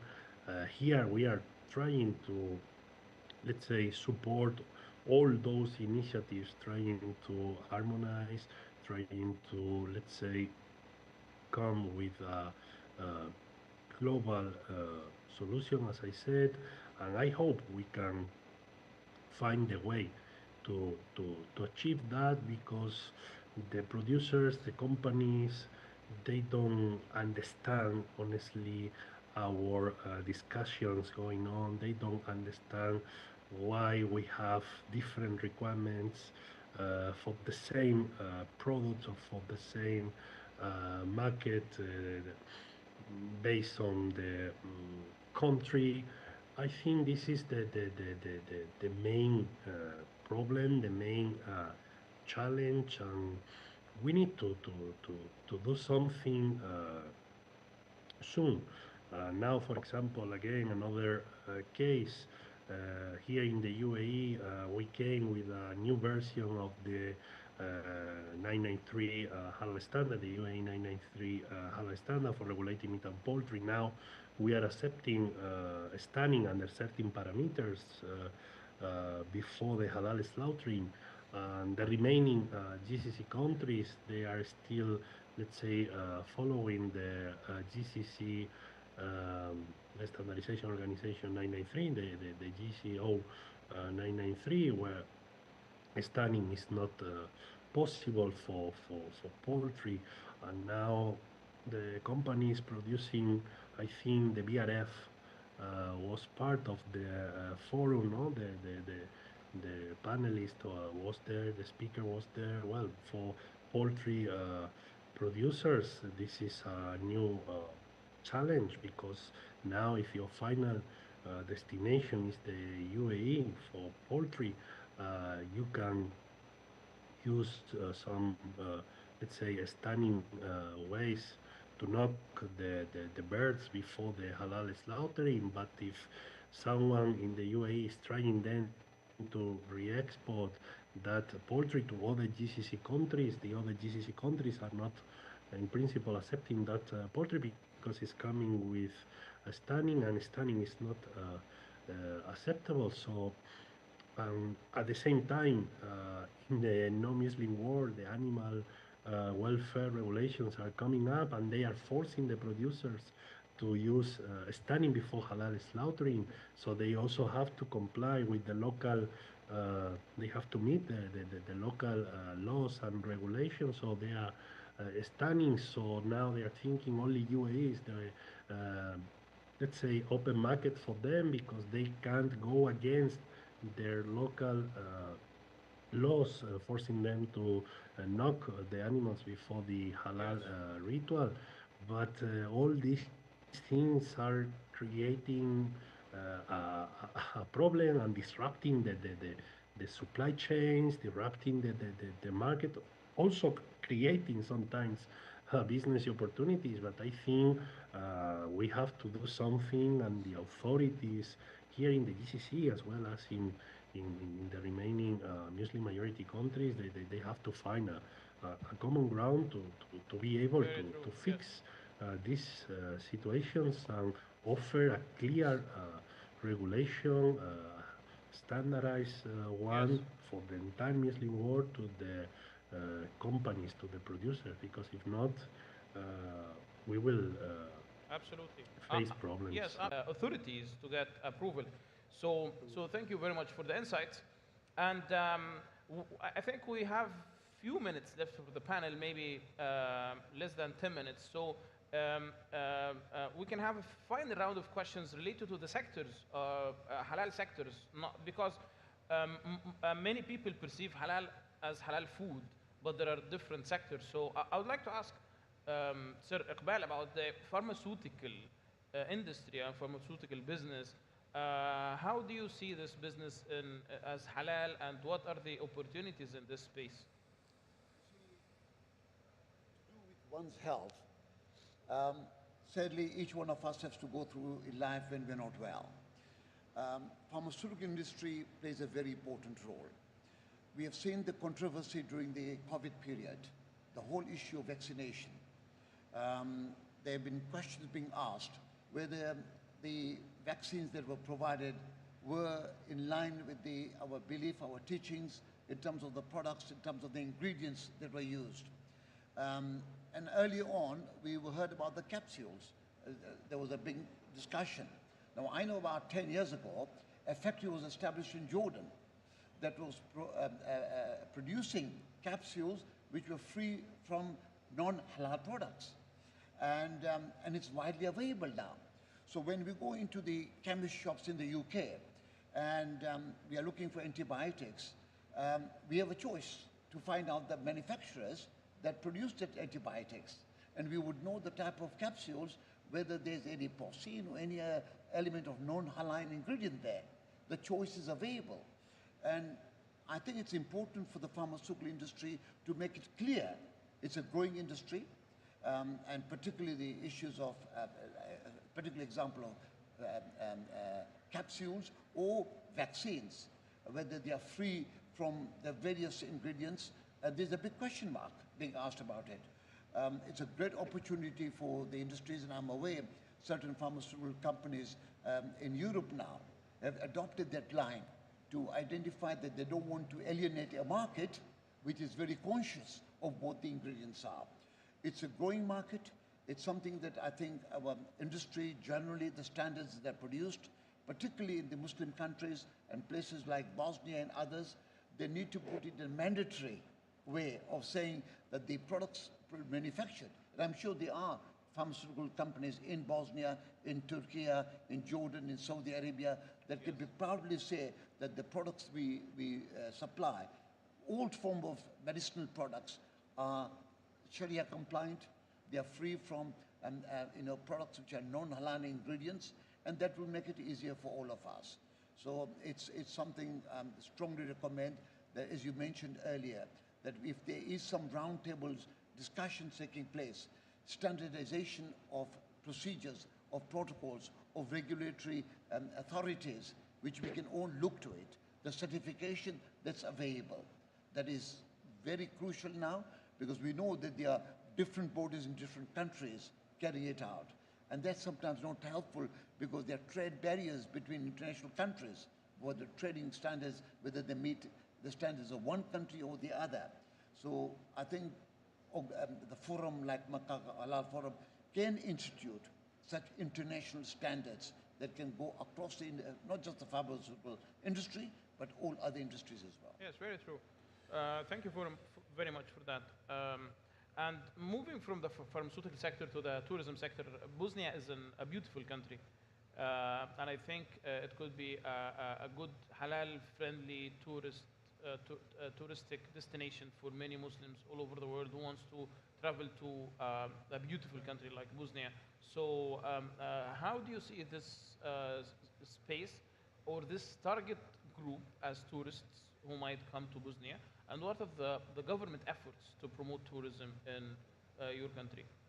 Yes, well, both Muslims and non-Muslims are welcome to visit Bosnia and Herzegovina, to visit Sarajevo, Mostar, and other beautiful places around my country. We are seeing a really exponential growth when it comes to tourism visits, because after COVID, people tend to travel much more, yes. Although we were expecting something else, but it's easier to travel now, and just the city of Sarajevo this year will be connected with over I think, nearly 40 destinations worldwide with direct flights. So we have several tourism associations and boards that are dealing with the country's promotion. Basically, Ministry of Foreign Affairs is working on easing the visa processing for any citizens needing to enter the country, and also cancelling the visa policies wherever it is possible, which is aligned with the European Union. And on the other hand, tourism boards are promoting the destinations on these international tourist events, international travel markets, and we are seeing a huge increase in incoming tourism from all over the world. So not just the Muslim countries, but all over the world, because it's a European country and it's quite affordable to eat, dine, do whatever you want, and there are a lot of activities that can be done. And also there are several historical, cultural heritage places that are world known, such as Mostar, the old bridge in Mostar, which is a UNESCO heritage site, or the old town in Sarajevo, and also the recent activities and historical happenings in Bosnia and Herzegovina since the start of the First World War, which happened, or it was initiated at least in Sarajevo, through the Winter Olympics, through the last longest siege of one city, siege of Sarajevo. So there is plenty of things to see, to do, and to experience. Per se, we are not promoting halal-friendly destination as a separate thing, but as a part of everything that Bosnia and Herzegovina can offer. Because as you remember, I mentioned Bosnia and Herzegovina is a multicultural, multi-confessional country. So we need to think of the feelings and, of everyone in the country. But whoever wants to experience halal, travel, you can do it in Bosnia and Herzegovina, and you can explore more than one website which is dealing with what Bosnia and Herzegovina can offer. I'm sure halalbooking.com has some offerings there, and there are many tourist and travel agents that are available. So I would strongly encourage everyone who hasn't visited Bosnia and Herzegovina to do so, or even if you are more than happy to come again. I'm personally interested, and I would love to visit Bosnia, and I'm sure that many people would love to visit Bosnia. I've been to Bosnia a few times, and certainly very well recommended. It's a Muslim country, of course. All of us are looking for a tourism place where we can enjoy with our families. Yeah. There are most beautiful facilities there, and we are encouraging from UK through the platforms that we have as a Bosnia for all the facilities, all the seasons that you want to enjoy. It's there. Inshallah, maybe we'll have Halal Forum sometime at Bosnia, or maybe other forums, so it would be a great opportunity. There is one in June, yeah. In June, Yeah. this year. Perfect. What is the date? I think this is a good opportunity for those who are interested in the halal business to participate at the Halal Forum in Bosnia. Yeah, June it's this year. mid-June, yes. Okay, mid-June. Yeah. Perfect. Amazing. Maybe if anyone wants to get information, can they visit a website or something? I'm not sure if the website is still available. Halal Expo Sarajevo is a new event that's being introduced this year. So there will be, I think, a week of halal lifestyle activities with the Congress and an academic conference as well. So there will be plenty of things to do in Sarajevo. Perfect. Second advertising for Bosnia. Thank you. Moving to Malaysia and to MatTrade as a trade promotion organization. This concept of a TPO or trade promotion organization, how effective it is? I mean, what is the impact of for the Malaysian government to set up an organization specialized in trade promotion and having offices in many countries all over the world? I know you're based here in Jeddah. So what is the impact? What kind of measurable KPIs? Basically, what is what call our national plan, in pursuing our national plan of making Malaysia as a global hub. So MatTrade, as a trade promotion organization of the country, we spearhead one flagship trade show called MIHAS, or Malaysia International Halal Showcase. So it started in 2004. So since inception in 2004, we have received a lot of recognitions. So one of the recognition was from the World Trade Promotion Organization, WTO, in terms of the best use of information technology when we actually organized the event in fully virtual mode in 2021 during the COVID. So we still actually promote our Malaysia product and services, halal Malaysia product, through the event through a virtual mode. And the MIHAS event is already being one of the UFI recognized events, similar with other F&B events in the worldwide, like Anuga, Sahil, and Gulf Food. So these strategic alliances is actually putting our Malaysian companies, manufacturers of products or service providers of halal services, actually to use the platform of MIHAS as a flagship trade show to actually promote their products and services to the world. And definitely, is this not about attracting businesses to source from Malaysia? But this event, for example, in 2024, we attracted 43,000 foreign visitors, total visitors. So out of these total visitors coming from 90 countries. So we also attracted about more than 2,000 exhibitors, and these exhibitors coming from 66 countries. And among the top 5 countries is including Saudi Arabia. So besides then China, Korea, Thailand, and Indonesia, Saudi Arabia emerged as one of the top countries exhibiting in our event. So the idea is very simple. We need to actually bridging the links between the countries in terms of the private sectors. So there's a lot of opportunities from the trade promotion events. So definitely, our success for the past 21 years, so this year will be the 21st year. So MIHAS this year will be in Kuala Lumpur from 17 to 20th September. But last year is a milestone for us. We started to bring our Malaysian companies outside of Malaysia through a MIHAS flagship event in Dubai. So we actually participated in, we call it as MIHAS Dubai, in conjunction with the Middle East Organic and Natural Product Expo in November last year, in which we bring 250 Malaysian companies occupying about 2,000 square meter space in the event, and we generated about 480 million US dollars of revenue to our Malaysian companies. And this year, we are moving into a different region. We'll be doing it in, we call it MIHAS Shanghai, will be held in conjunction with the China International Import-Export CIIE, will be take place from 5th to 10th of November. So we are not just promoting what I call F&B, we are also actually promoting Islamic finance, Muslim-friendly travel, agriculture, environment, and finances. It's a lot of industries in the what I call segments. But definitely, it's not about our events. It's about how we collaborate together, especially today. We are here in Makkah Halal Forum. The numbers of Malaysian companies last year compared this year increased in terms of exhibitors. And inshallah, we're going to encourage more Malaysian companies to also participate in other exhibitions worldwide. So this is how a TPO works. We need to actually provide an accurate information, and we're also going to promote other events in the world for the Malaysian companies to actually leverage it.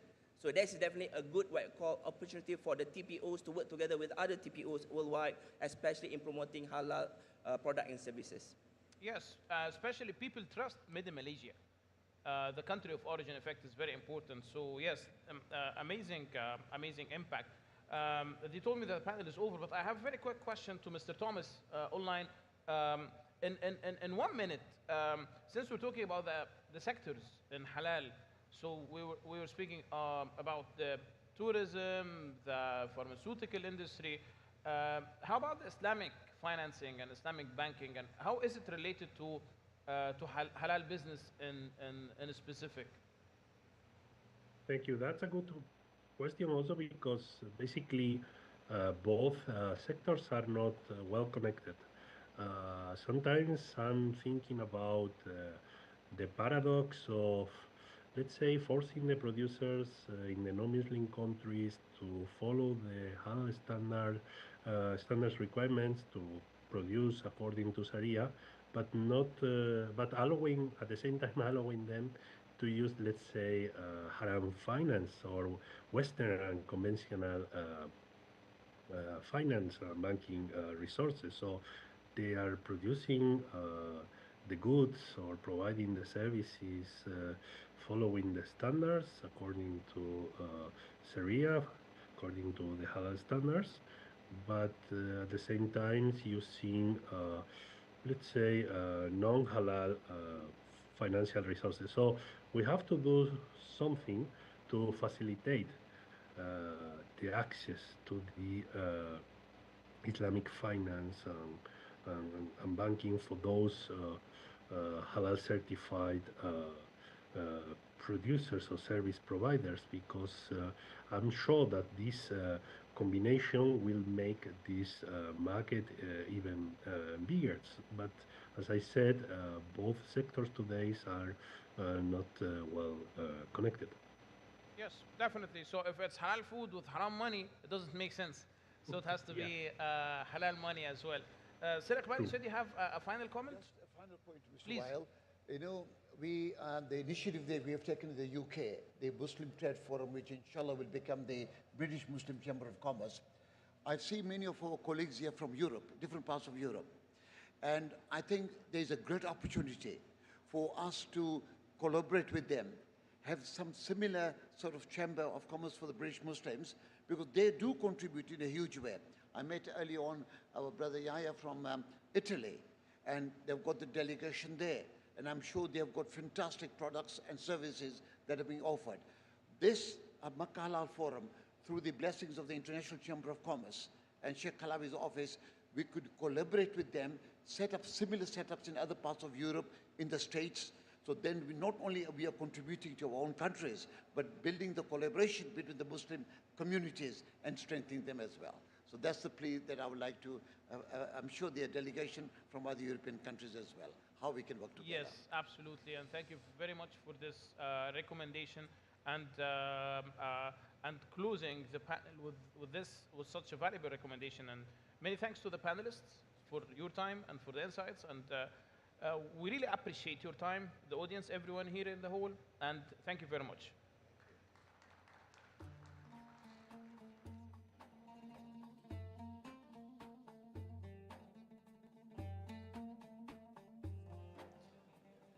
اسمحوا لنا بدعوة المدير التنفيذي للعلاقات العامة والاتصال بمنافع الأستاذ أحمد عصاب الرحبي، فليتفضل مشكورا.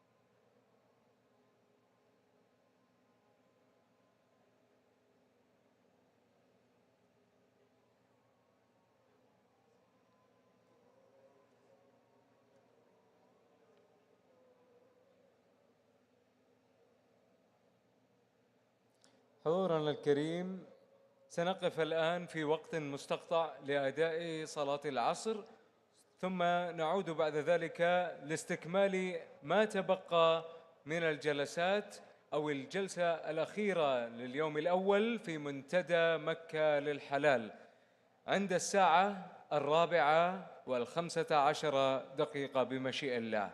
شكرا لكم.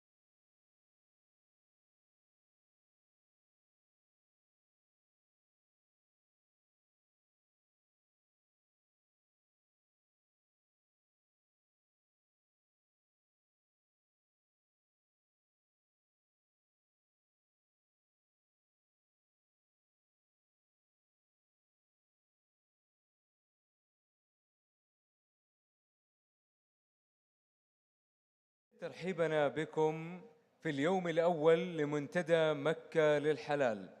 وها نحن نصل إلى الجلسة الثالثة والأخيرة، والتي تحاور فيها سعادة رئيسة مركز الغرفة الإسلامية للتمكين الاقتصادي للمرأة الأستاذة نتفان مامادوفا ضيوفها الكرام حول الأعمال الحلال وتمكين المرأة.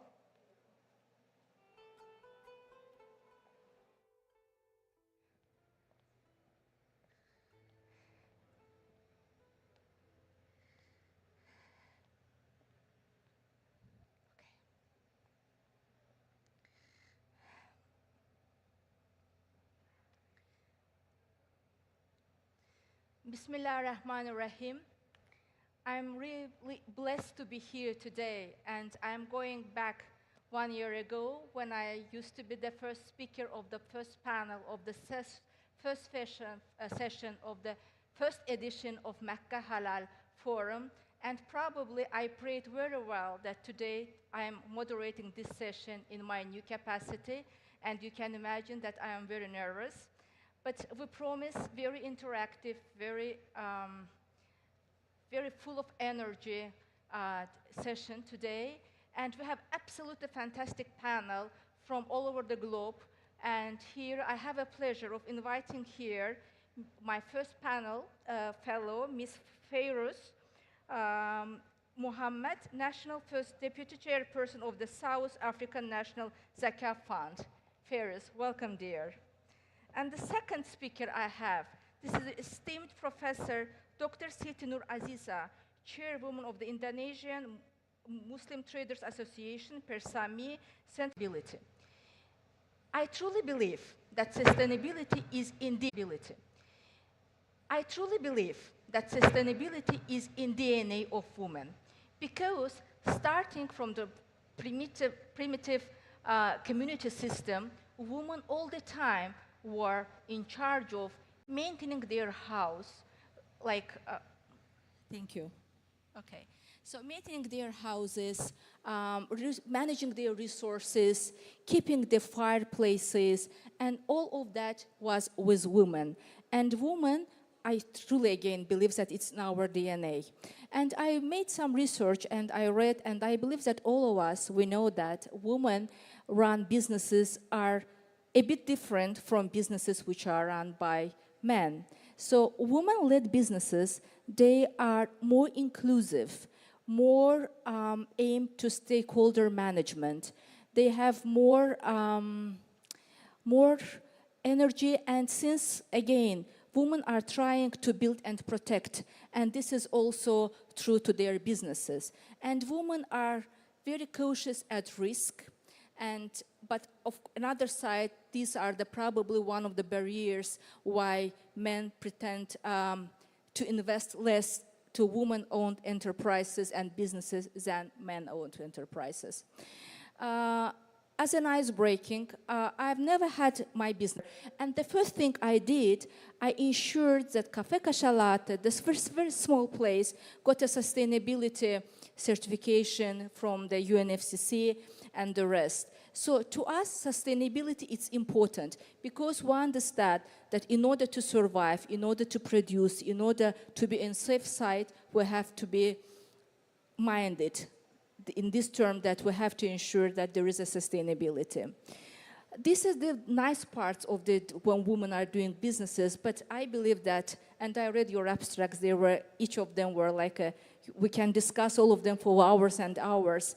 And there are certain barriers to women, especially Muslim women, doing businesses. And again, I am blessed to have my panelists from all over the globe. And I believe that you are facing probably, and we all are sharing, the same challenges in this very still male-dominated world. World Economic Forum Gender Gap Index shows that, and geography is huge, we have 57 Muslim countries. And while our certain countries like UAE, Qatar, Oman are doing much better, we still have the countries which are probably at in the end of the list. And today we're here to discuss What are the main barriers? How we can make it to change? What we can put on the table? What would be our expectations from this session? And Islamic Chamber of Commerce and Development is very keen, and the leadership, and Sheikh Abdullah Saleh and Sheikh Yusuf Khalawi, we are discussing it a lot. What we can put on table, how we can make sure that professional women in Muslim world, in Islamic and non-Islamic countries are performing very well.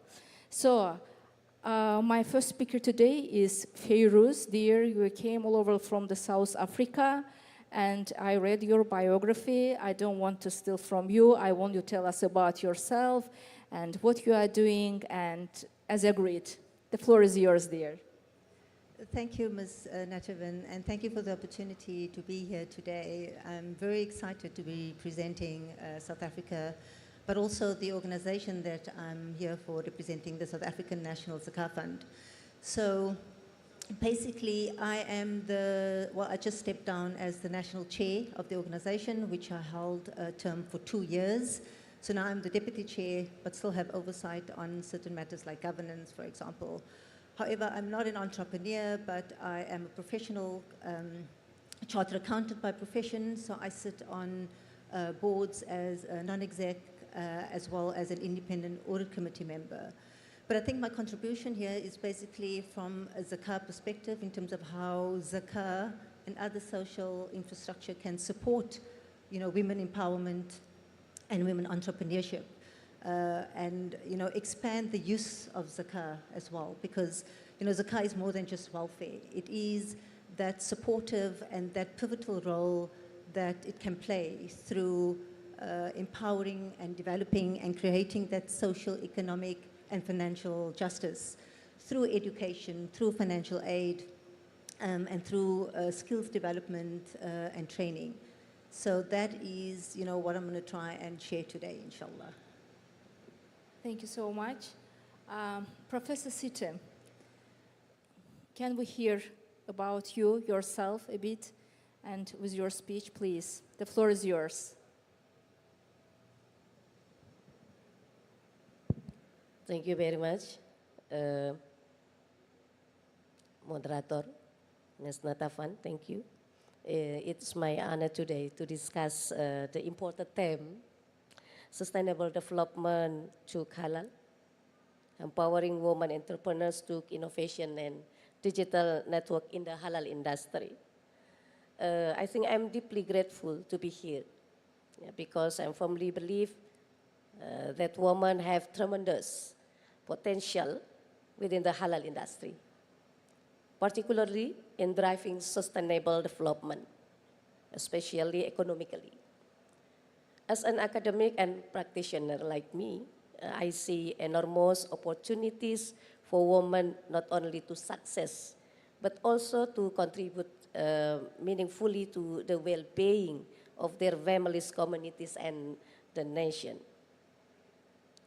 Today's, I think, theme emphasizes the empowerment of women entrepreneurs to address challenges and harness opportunity in the digital era. The halal industry is not limited to food and beverage, but include cosmetic, fashion, and tourism sectors, rapidly growing alongside heightened global awareness of the importance of halal and sustainable products. Women empowerment in the halal sector should be viewed as a strategic move to strengthen their roles in the global economy. A critical component in achieving this is through innovation and digital connectivity. Digital technology opens doors for women entrepreneurs to access broader markets, showcase their product, and strengthen their brand on a global scale.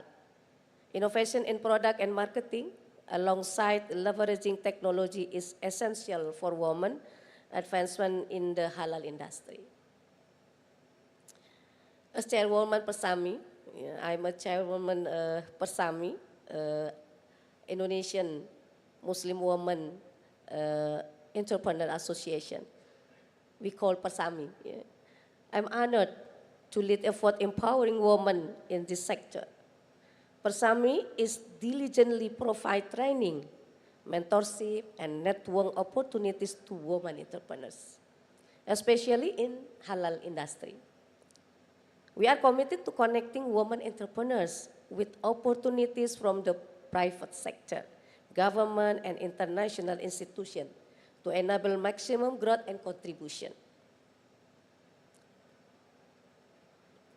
Sustainable development is not solely about economic growth. It equally emphasizes social and environmental sustainability. The halal industry, guided by ethical principles and social responsibility, plays a significant role in creating a better, fairer, and more sustainable world.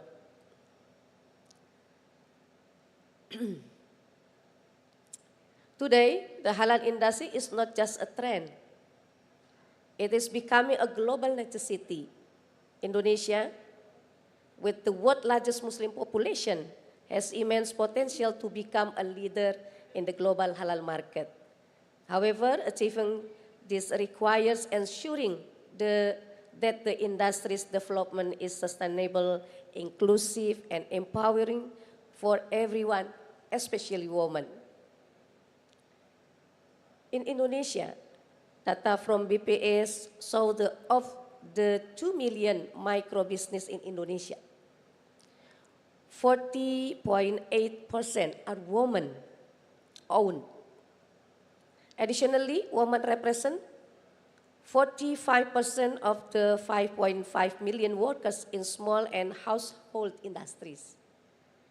The Asia Foundation further highlights the women-owned 35% of small and medium enterprises in Indonesia, illustrating women's strategic role in driving economic growth in the halal sector.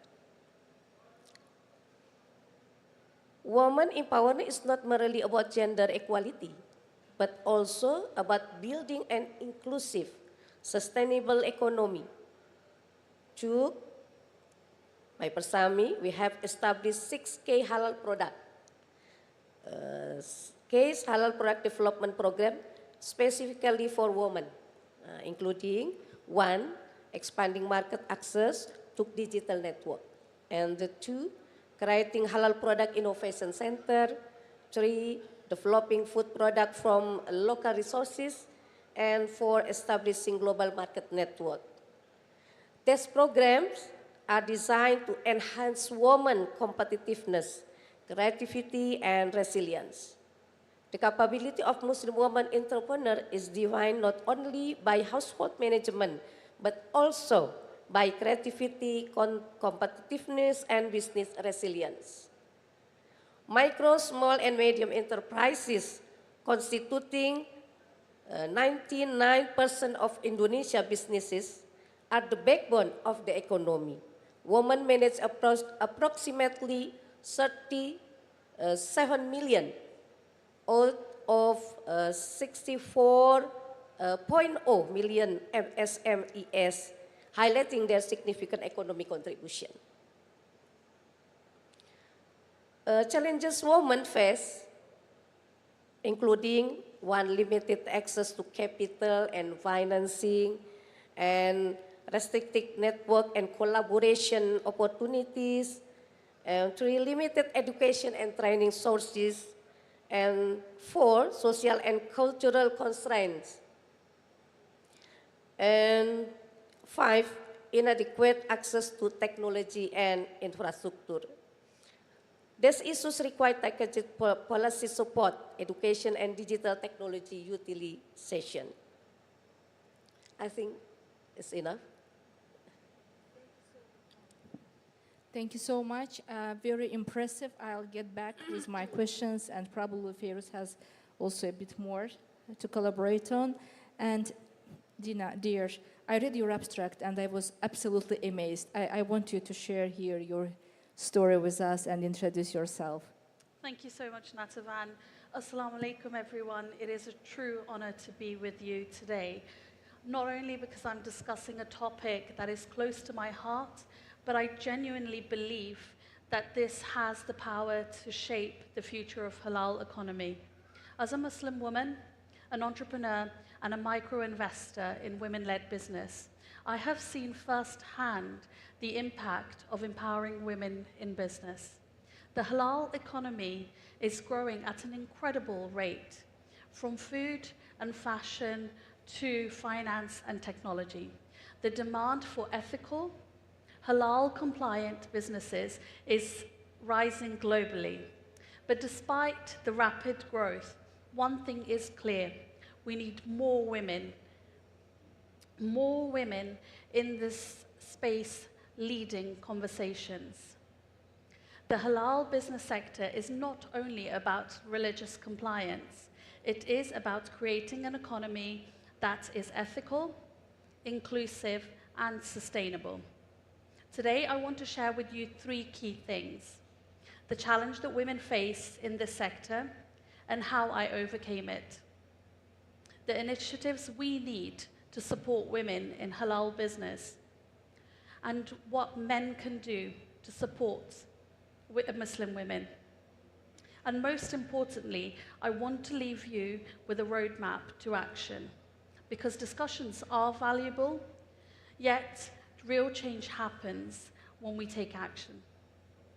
So like many entrepreneurs, my journey into business was not planned. I was working as a research assistant at the RNIB and baking as a hobby.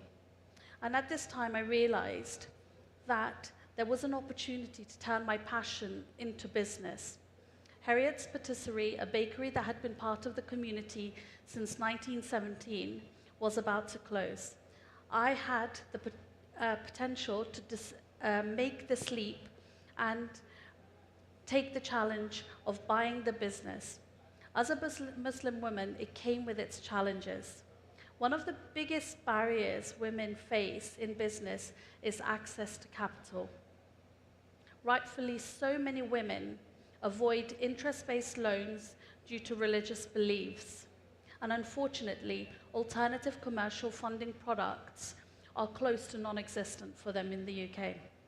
When I bought Harriet's, I sold everything that I owned to make it, and I refused to take an interest-based loan. Women should not have to choose between their faith and their business ambitions. We need more halal-compliant funding options, microfinance, investment networks, and grant opportunities, especially for women.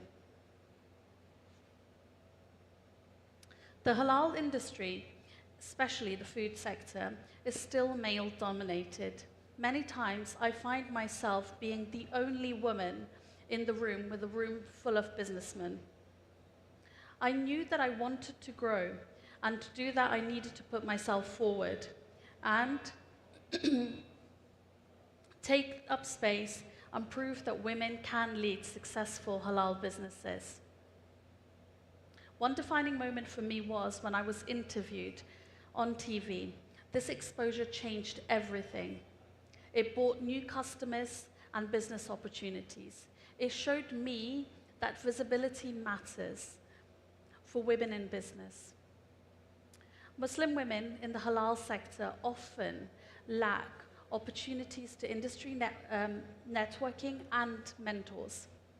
Many business circles and decision-making spaces remain close to them. When I started, I had no formal business training, but through mentorship and networking, I am continuing the scaling up of my business, avoid costly mistakes, and expand my reach. Despite these challenges, I persisted, and here I am today because I strongly believe that if we create the right system of support, we can make it easier for the next generation of Muslim women to succeed. So how do we create real change? Here are 3 key initiatives that I believe can make lasting impact for women in the halal business sector. Financial inclusion and halal funding.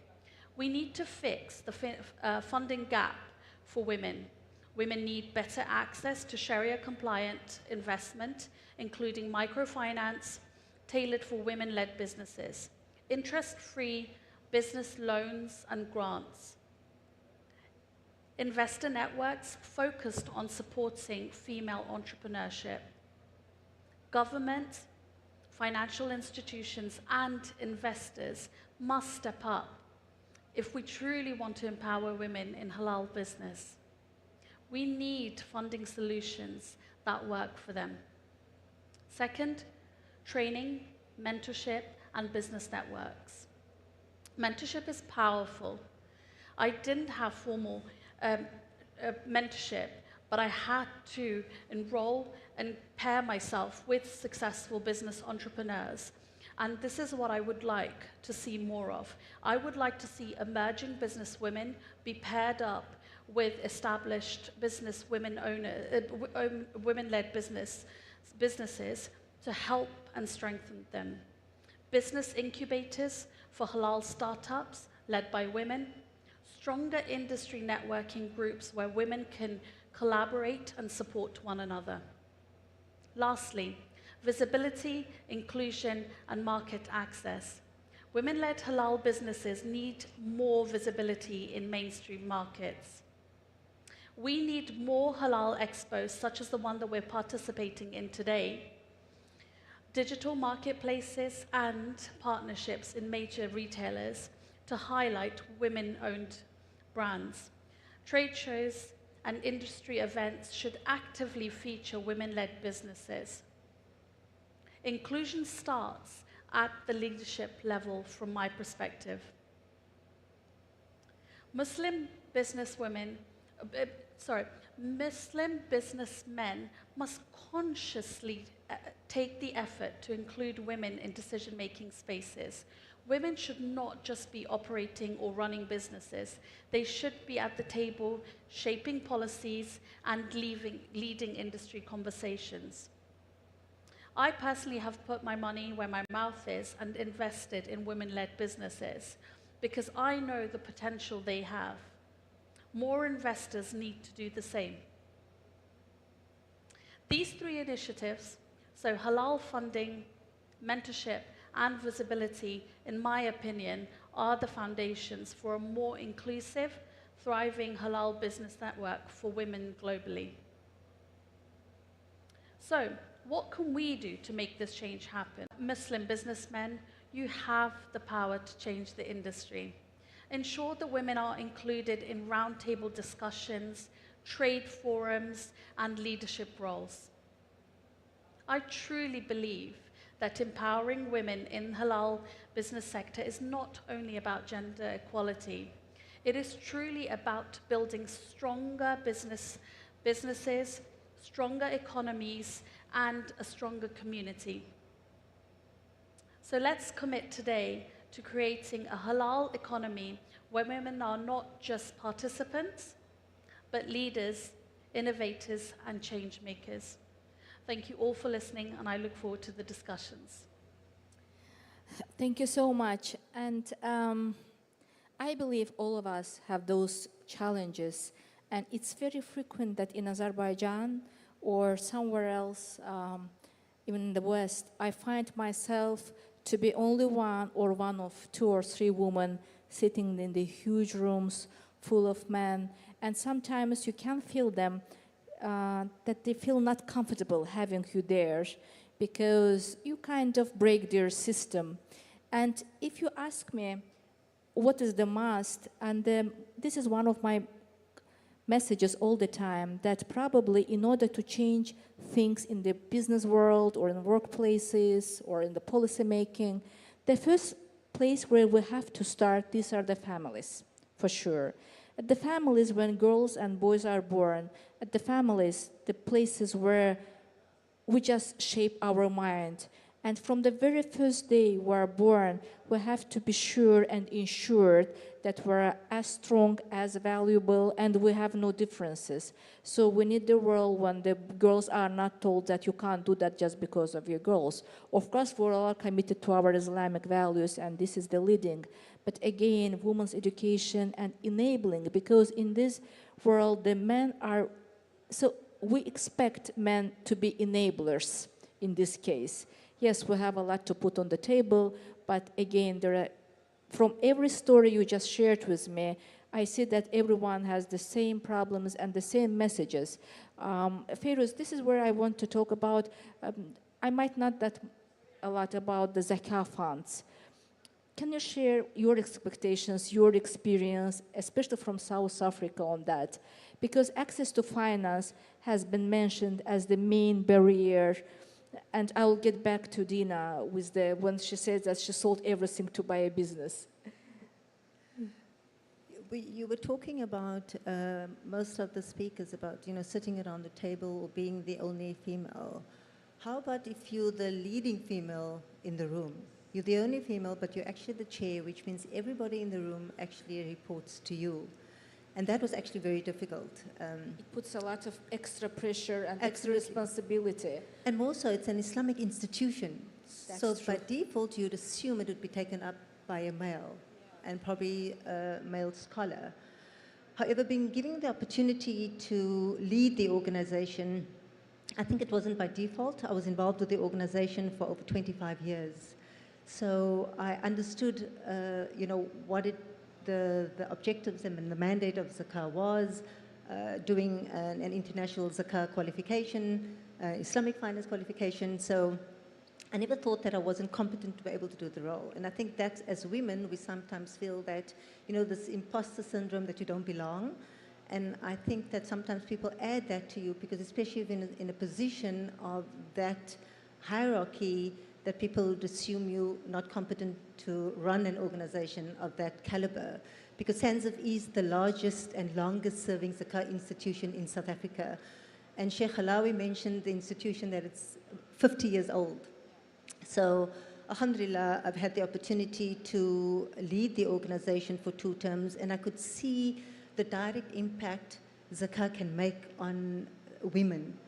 And, the strategies that Zakah can implement, for example, through education. So we have a bursary, higher tertiary education program, allowing women, so most of our beneficiaries are actually women. So even though it's offered to both male and female, most of our beneficiaries are female. And, giving them the opportunity to go and study a career within the Islamic finance or the halal sectors. So besides that, we realized that based on COVID, many home-based businesses started to open. And women weren't equipped to be able to ensure that they can run a business effectively. So we started running incubator programs, accelerator programs, and teaching them basic business financial skills, how to do a budget, how to do a business plan. Because if you want somebody to invest in your business, you'd need to know exactly what they want to see. So this is how we upskill our women through the entrepreneurship program so that they can, at the end of the day, when they meet at these network events, etc. And like Sister Dina said, at these network opportunities, it increases your visibility. There's a wide and broadened business community that you can engage and share knowledge, etc. And, as the male counterparts who are the gatekeepers of this industry, we can't do anything without their support. I don't think I've been able to have been given an opportunity to lead the organization without the male counterpart saying, I think it's time that Feroz, let's say, is the best person to take over this role. By default, she's a female.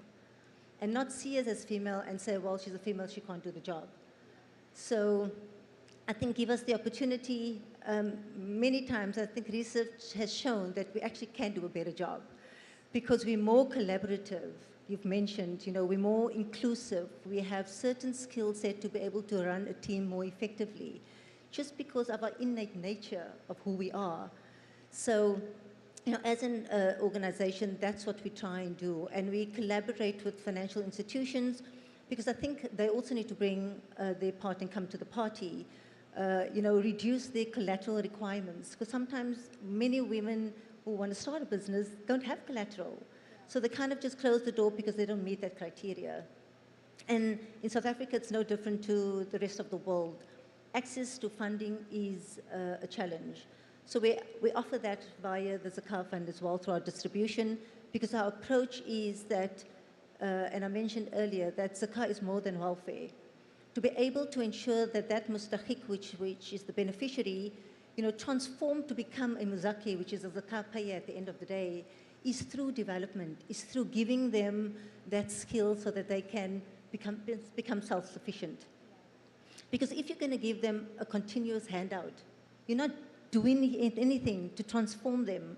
And that is why it's important that as zakah institutions or people accepting zakah understand that it's more than just welfare. You need to be able to change the condition of that person for them to be able to become self-sufficient and move on. I was actually a judge at the Al Baraka Bank Entrepreneur Incubator competition that they had.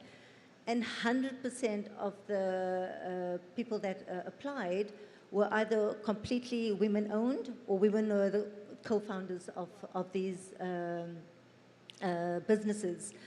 And I was amazed, and in fact it inspired me that still having, because I'm still the National Deputy Chair, so I still have some influence within the organization, that I wanted to actually start one specifically for women. So even though our program incorporates or is open to everybody, I actually want to start one just for women.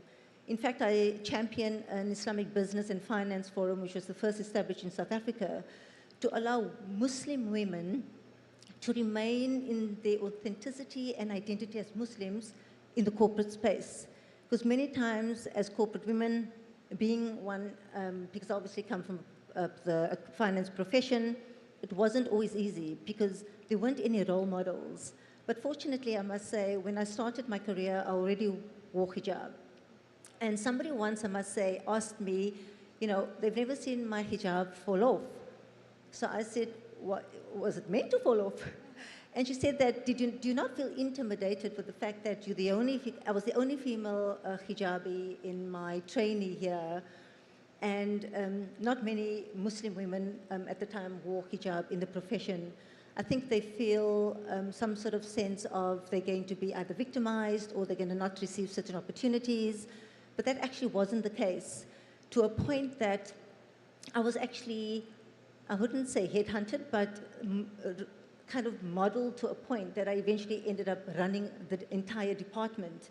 So I want to encourage the women that, remain in your authenticity as a Muslim female. It's sometimes not easy because, sometimes our men folk don't make it that easy either.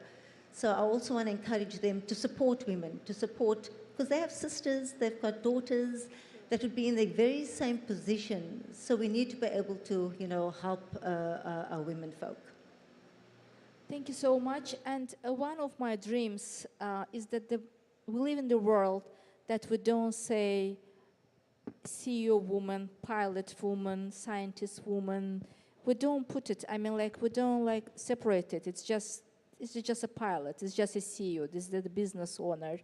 But probably we have a long way to go. And again, going to the global economic, to this report, it says that it will take tens and tens and tens years to close that gap, not just in the Muslim world, but globally. And halal economy, it's, we just were discussing that with Ms. Dina, that in London you see more and more carved women, you see more and more Muslim women and not women. So the world is changing. And even observing from Baku, I've started seeing that, I would discuss this last year, Azerbaijan is one of the former 15 republics of Soviet Union, and back those years, unfortunately, religion was prohibited in my country. For 70 years, Azerbaijani people lived in those frames when we can't pray, we can't observe any of our rituals, and it was literally prohibited. And now we're gaining back our identity and our values, and I observe more and more Muslim tourists visiting Azerbaijan, and I can see that Azerbaijani women, and not just women, are taking advantage of that, focusing on halal businesses.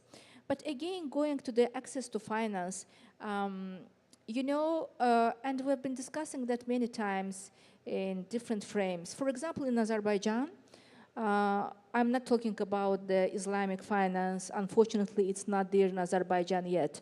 It's being discussed at the level of the central bank, and recently one of our banks just signed first agreement with Islamic Development Bank. Let's see how it goes. Probably I will be one of their first clients, inshallah. But access to finance in Azerbaijan, in order to get a credit or any capital, you don't need a file extra document, or you are not rejected just because you are a woman.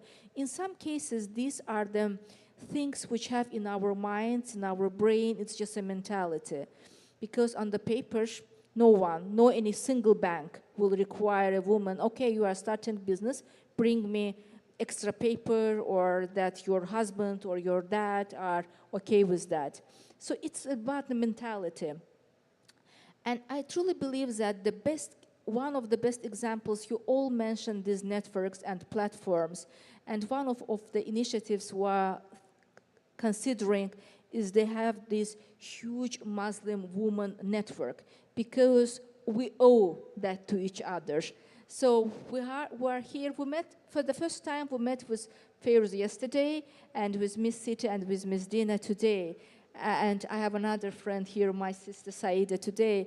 And we already feel that we can stay together and discuss and bring our issues. So, and that's why the person, what you are doing, Dr. Siti, it's very valuable. These women associations, these networks, when we bring women together to discuss anything, starting like, with all my due respect to men in this room, so sometimes we even we discuss what is the business attire for that or another event, starting from those elementary questions, ending up in like attracting clients or investors or financial literacy. We need those networks to come together and to discuss them. And as Ms. Dina mentioned, we need the part of the policy dialogues. Policy dialogues are the most important things.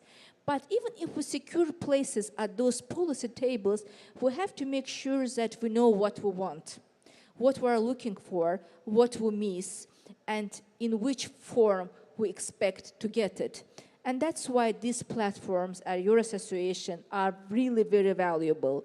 And more women associations, be it the professional associations or for interest or sectorial, industrial, all of them are really valuable. So what was the main problem for you when you were starting that association? What was the main challenge you would have, Professor? Okay, thank you. Thank you for your time. I think I agree with Ms. Virus. The important is about education.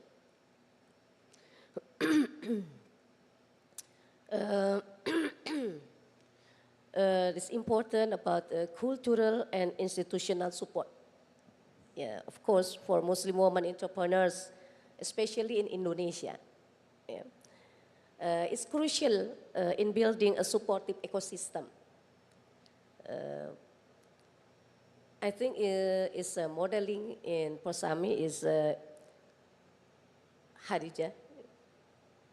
Islam grant women the freedom to participate in the workforce and business. A notable example is Khadijah binti Khuwailid, the wife of Prophet Muhammad sallallahu alaihi wasallam, who was successful in the business world.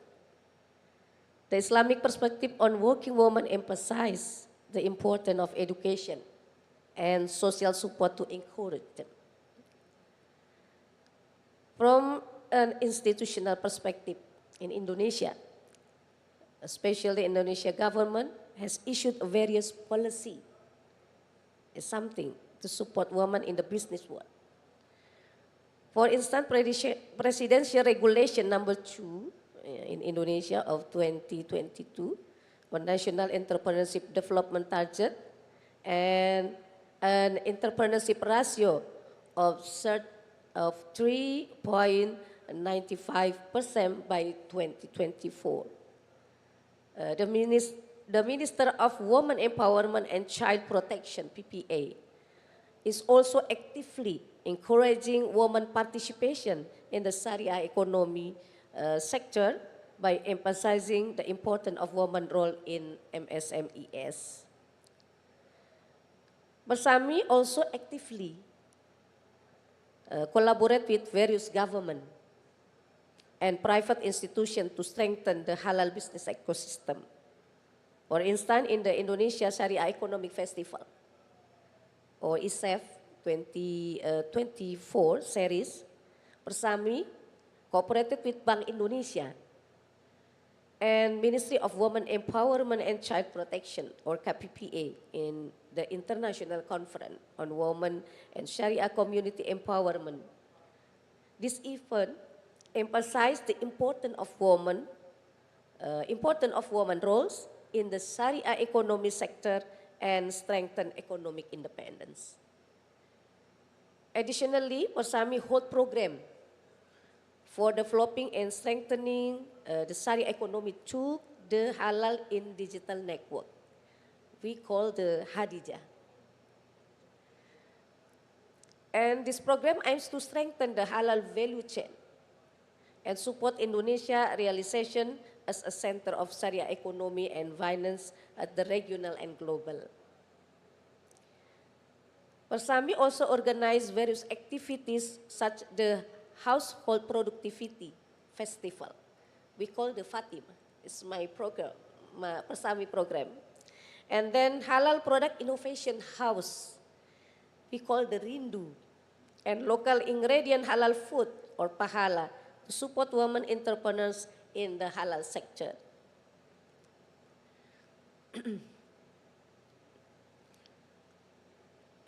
Data shows the women play an essential role in MSMEs in Indonesia.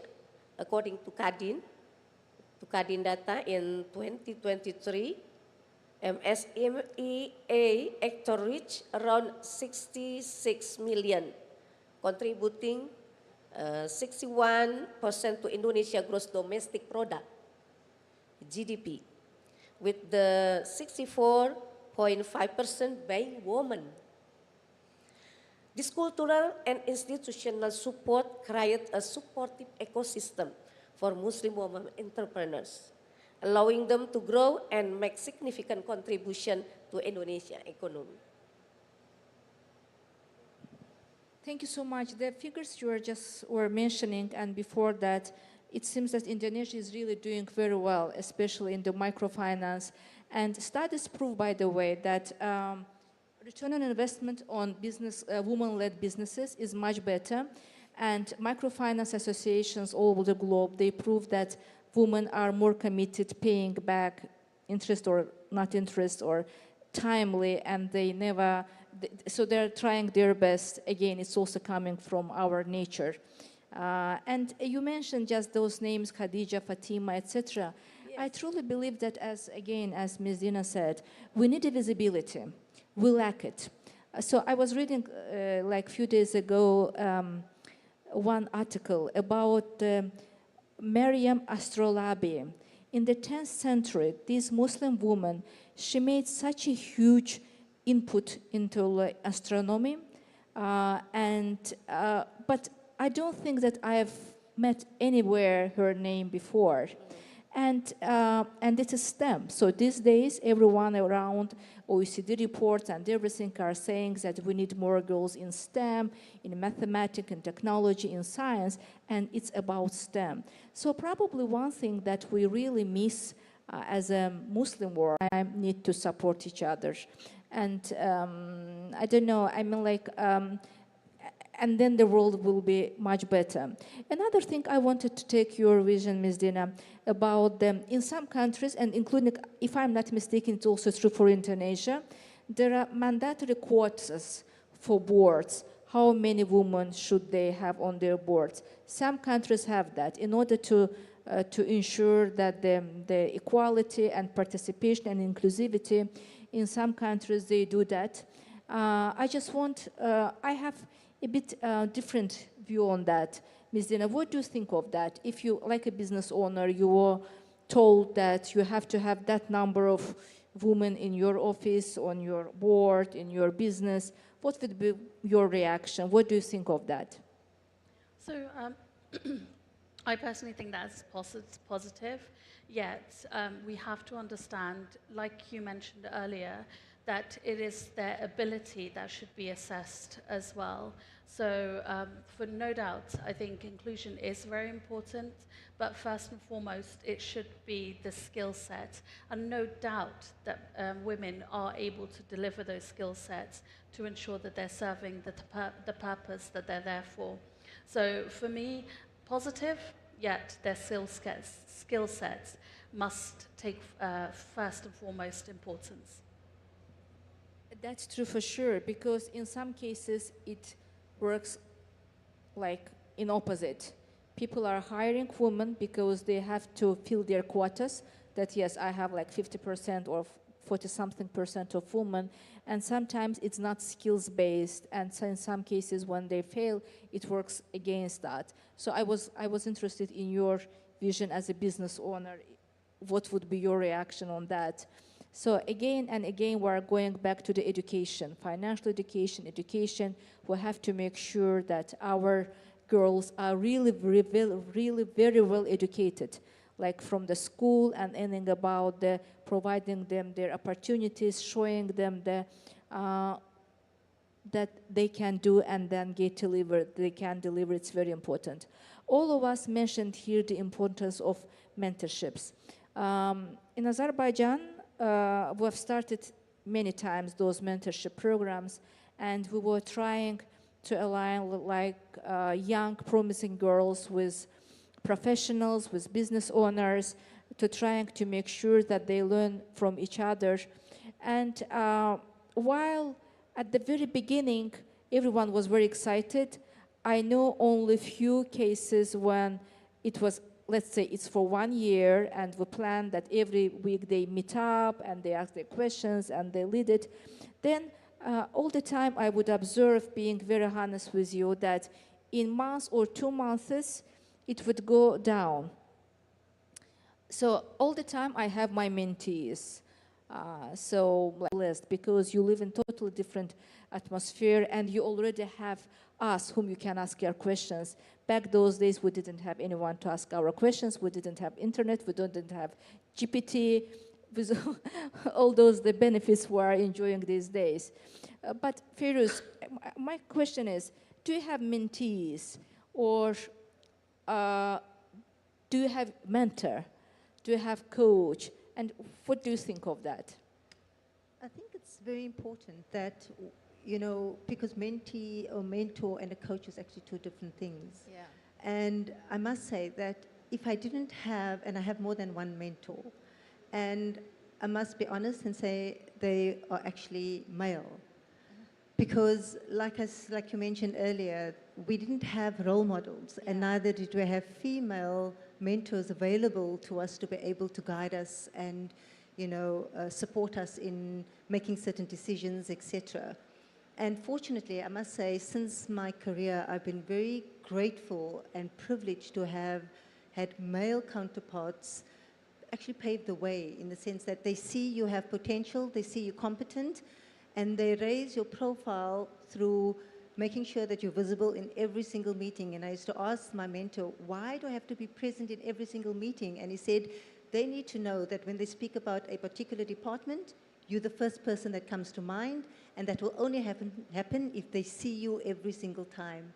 And I must say that's actually the truth, because it somehow upped my profile as being that leader in that department, that it became known that, you know, Ferouz, if you want anything to do with maybe financial statements, reviews, etc., Ferouz is the person to go to.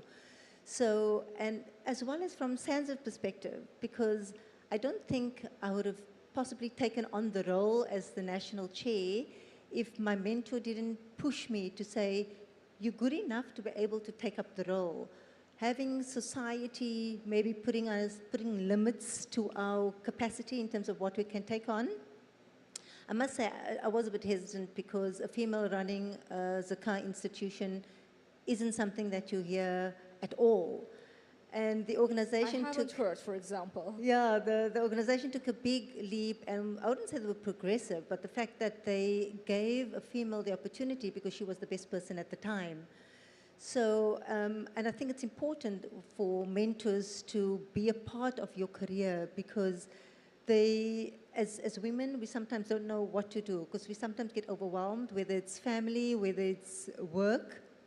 So we do need to have that person you can go to that is maybe out of your personal life and out of your work environment to give you some objective, opinions on certain things.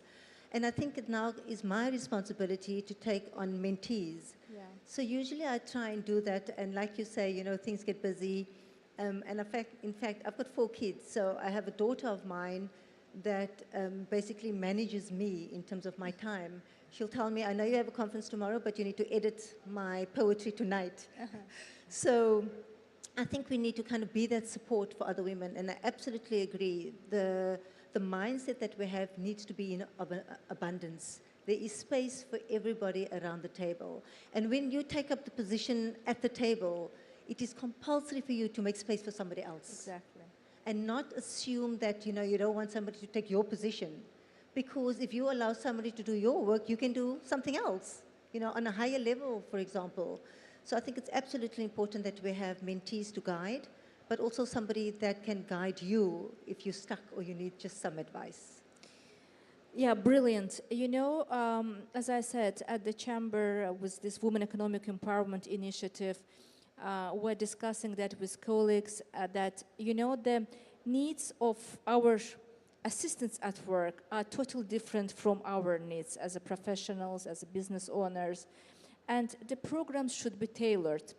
Sometimes I'm getting invitations to like women events or women training or etc. And then I see that totally, like very young lady who is just entering as an analyst or as an assistant or someone is sharing the same table with the CEO.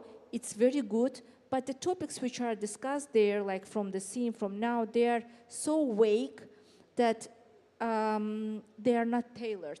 And that's very important that we lift each other. And one of the programs we're discussing to launch as a chamber, it's named LIFT, when one level lifts another one. And we have perfect abbreviation. For me, it's like, brainstorming. I'm taking a lot of notes to incorporate, and so I will be keeping you also busy. So yes, mentorship is very important, and tailored mentorship is very important, because in some cases we need the very professional advice that, shall I get that certification or not? Shall I take this over or not, etc. But in other cases, women all the time, all over the globe, we all have this question of work-life balance. So I don't know if anyone has managed to find that balance. Sometimes you believe that you have, but then you think that no, it will never be found. But family is so important. Family is so important for every moment of our life. And family is very important in not just coaching, but supporting. And when dear Dina said that they sold everything to buy that business, Dina, I want you just to elaborate about that. Whose idea was that? We're selling everything and we're buying the business. What was the family reaction? Because that was really very risky. I'm thinking of my family. For example, even my mom, if I go say that, Mom, I'm selling everything in my business, I don't know what would be her reaction. Probably she would kill me because she's very conservative. So kudos to your family, and can you please share with us? Okay. So when I said everything, that included my husband's car. For me, it was my decision because I knew that I wanted to take this leap. I had faith in my ability to be able to deliver and grow this business, which is what I've proven over the last 8 years. And so it certainly was my decision, and it was based on the fact of my inner faith, of being able to deliver and subsequently not just return back what was sold, but elevate my position even further. And I do have an extremely supportive husband who believed in that vision, gave me the space to be able to deliver exactly what I wanted to. And similarly to the women in this room, I have young children. They have grown up watching a mother that is occupied and running a business. So therefore, I find that my children are far more independent knowing that they're not having to rely on someone to do everything for them, because that's certainly not what happens in my house. We have just fostered that independence in our children since very young age, to be able to do their homework on time, get themselves ready. And so, yeah, that's what happens when women trust themselves and continue to focus on their passions. Yes, that's true. And I remember I was advising Azerbaijan Microfinance Association on one project. And they were doing projects in the very far rural places of Azerbaijan. And in some cases, it was really very hard for them to get women into trainings because their husbands, their in-laws wouldn't let them to go and to spend some time there. And that was very painful. And in some cases, husbands or in-laws would join that young lady to come to training and to somehow to make sure that they know what their wives and what their daughters are doing there during those 2 or 3 hours. And then their husbands and their in-laws in some cases became the best supporters for them.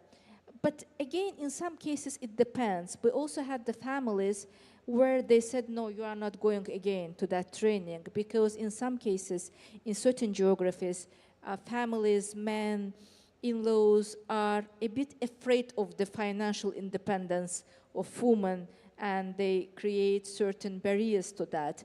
And it was really very painful back those days. Now it's becoming much better. But family, again, it's very important, and we're becoming, it sounds not modest, but we're becoming role models for younger generation. And having the personal touch is very important. We had a parliament member, late Ganira in Azerbaijan. We lost her very young. And I remember, and one of the events, like an Azerbaijani, we started many years ago, it was named She. And then I left that project. I said to organizers that, you know, I believe that if the ladies are here at the Marriott Hotel at the very heart of Baku, and the things which we are discussing, they already went through that. It's not relevant to them anymore. The things which we are discussing here, we should go to the rural places in Azerbaijan, and being us, we have to introduce ourselves that, yes, I am woman, I am married, I have 2, Ferus has 4 kids, I don't know how many, 3, mashallah, and Professor Siti. So we have to be role models saying that, yes, I'm standing in front of you, I have diplomas from 3 universities myself. I believe you too, all those certificates and everything. And when you come there in person saying, okay, I am also an Azerbaijani woman, I am just grant to go, and she lives not in Baku, but like just grant to go, and she lives not in Baku, but like again 4 or 5 hours of driving from Baku. When she got a grant to continue her study in the United States, her dad, he said, no way. No way, you can't do that. You are not allowed to do that. And she stopped eating and having drink for 2 or 3 days. And she was almost dying when her dad said that, yes. So in some cases, we have these also problems. We are facing these problems, and having the supportive families, it's very important. Again, in Azerbaijani, one of our very famous philanthropes back, he was one of the first oil boomers, and he was saying that educating a man, you educate one person, but when you educate a woman, you are educating the whole family. So education, to me, it starts, this is everything starts, be it financial education or basic education, or educating about the values, about our Islamic values, what is the halal, what is haram. Even today in Azerbaijan, unfortunately, not so many people are aware what's halal, what's haram. And this is all starts with education and with networking. And I'm getting a lot of ideas from this session, I will put on the paper, and I will be sharing all of them with you. But I have probably, I think that we shall get some questions from the participants also. But what was the most difficult moment for you, Feroz, in your career, that you said, okay, if I were not a woman, I probably wouldn't have gone through that? Do you have such a case? I must be honest, I've actually not. The most difficult thing is probably the decision I had to have that I had to make was to accept the position as national chair, because we had a female who was a CEO, and she actually got some very negative communication from obviously some ulama saying that she cannot lead an organization of an Islamic institution. However, when the role was, in fact, I was more groomed for the role, because I was national treasurer for 6 years. I became the national first deputy for 3 years. So it was almost by default that I would step up onto the ladder and take the national chair. And I think what helped was that I was in the public face already. So it was almost as if it was expected for me to take up the role. However, you know, being a female, taking up this position wasn't something that I thought, not that I could do or couldn't do, but did I want to put myself out there as in being the national chair of the organization? And that was, I think, the most difficult decision for me to accept. And like I said, I had a mentor and my husband in terms of his support. And he said, and he's been always very supportive, as a very conservative you know, male, not wanting me to really work, although I've always worked a reduced day, because I always felt that, you know, whenever I had kids, all 4 times, I would stay at home and take care of them myself, because nobody can, you know, I was privileged to be able to take care of them myself, even, you know, while I was studying, etc. But, you know, with his support and the mentor guidance, I think that made me realize that, you know, it was an opportunity that I should grab with both hands. And alhamdulillah, I think that it has grown me as a person, as you know, in terms of my career as well. So yeah, I think that was the most difficult decision, but I think it was the right decision. Yeah, for sure, that was the very right decision. But you mentioned that having your kids, I don't know what's in your part of the world, but in Azerbaijan, many of my mentees, one thing they refer all the time as a barrier for them being employed as a young ladies, that employers would think, and in Azerbaijan we have very generous package for like maternity leave and everything, and some ladies were kind of told them that you are young, you are going to marry, you are going to have kids, and you will be taking maternity leave, and it's going to break your career and our plans as employers. And actually, this is one of the main obstacles professional women met in their life. We didn't discuss it, we'll keep it probably for the next time, because you have those breaks. You are going out and you are coming back in. And especially these days when technology is so much improving, everything is changing. I mean, now we're in the era of lifelong learning. We have to learn all our life. And okay, thank you. And the matter is that with this lifelong learning, a woman support woman. Yeah. Discuss together, and in Indonesia, woman entrepreneur encounter distinct challenge. Yeah, like you say, that access to finance. Yeah, women face difficult in securing finance support. So that initiatives such as the VA Finance, we collaboration with the financial institution to make easy for the woman take the financial. I think. Thank you so much. Dina, besides of selling everything around, what was the most difficult decision of your career? Not just decision, the moment when you saw that if I weren't woman, it wouldn't have happened to me. Did you have such a moments in your career? I think the same, yeah. Okay. About career,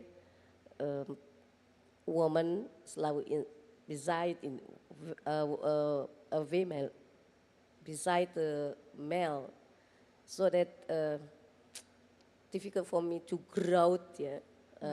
As it's important to have a policy, policy from government and collaboration to support women, so that it's not have opportunity, challenge opportunity from women. I see. Dina, the same question? Absolutely. I think it's personally, there are challenges in business, in everyday operating of a business, but I have been blessed that I have had great supporters when operating my business and amongst counterparts. So challenges, I would say, would be on a day-to-day basis, yet nothing large enough for me to question whether this is happening to me because I'm a woman. No, I have been blessed in the sense that I have had enough supporters and believers for me not to have had that experience. Yeah, good to hear. Because myself and some of my friends in Azerbaijan, we had those challenges. In some cases, we're told very in polite way that you fit perfect for this position, but the reason that you are a woman makes us feel uncomfortable hiring you for that position. And the things are that a lot of traveling together. So, and especially, I don't think that, we're spending a lot of time, the person would say, together, or what will others say that you didn't find a male, etc. So these kind of problems are happening, and in Azerbaijan sometimes I have to admit, we have those questions in our minds. Would it happen to me? Would it have happened to me if I weren't a woman? So again, being a woman, it's such a blessing.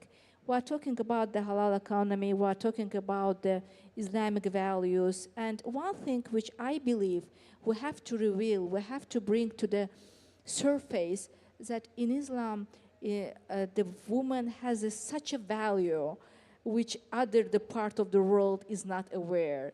Women are so much protected and has so much rights, and blessed. It's a blessing to be a woman in the Muslim world if you deliver it properly and you've explained. That's why I truly believe that one of the messages we all have to deliver, that being woman, especially in Islamic world, this is something, it's a blessing rather than something else. And living those values and trying to make sure that we're committed to our values, thinking that, yes, halal, this is my choice, and not just because I understand it, because I live it, because I share it, because I am committed to that, and because I'm ready to take it further. It's very important, and these are the messages we have to take further and to make sure that we believe in them, so we make sure that the rest of the world, be it Muslim or non-Muslim, believe with us. So I believe that we're almost done with the timing. Yes, we don't have time. We're finished. Okay, thank you so much. And I promised, I took the notes, and everything you shared here, be it from the financial literacy, access to finance, network, visibility, and all the things we're incorporating into our strategy. I will be revising them, and I will share with you. And I believe that, inshallah, we have at this Makkah Halal Forum, we have to have Muslim Women Leaders Summit one day, and let's work towards that. Thank you so much for your time, for your valuable time. Thank you so much for your valuable thoughts. And thank you to my brother organization for providing us this opportunity. And enjoy your stay in Mecca, and may Allah accept all your du'as while we're here. Thank you. Thank you so much, Natima. Thank you.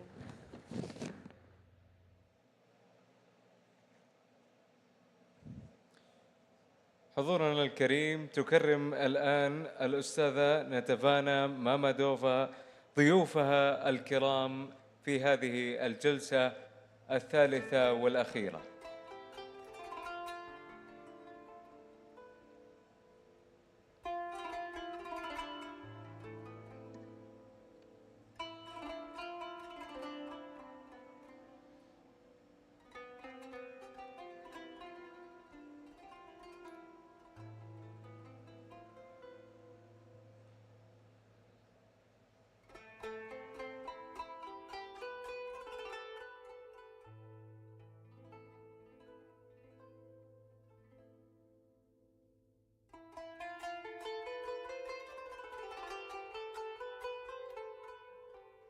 It's yours.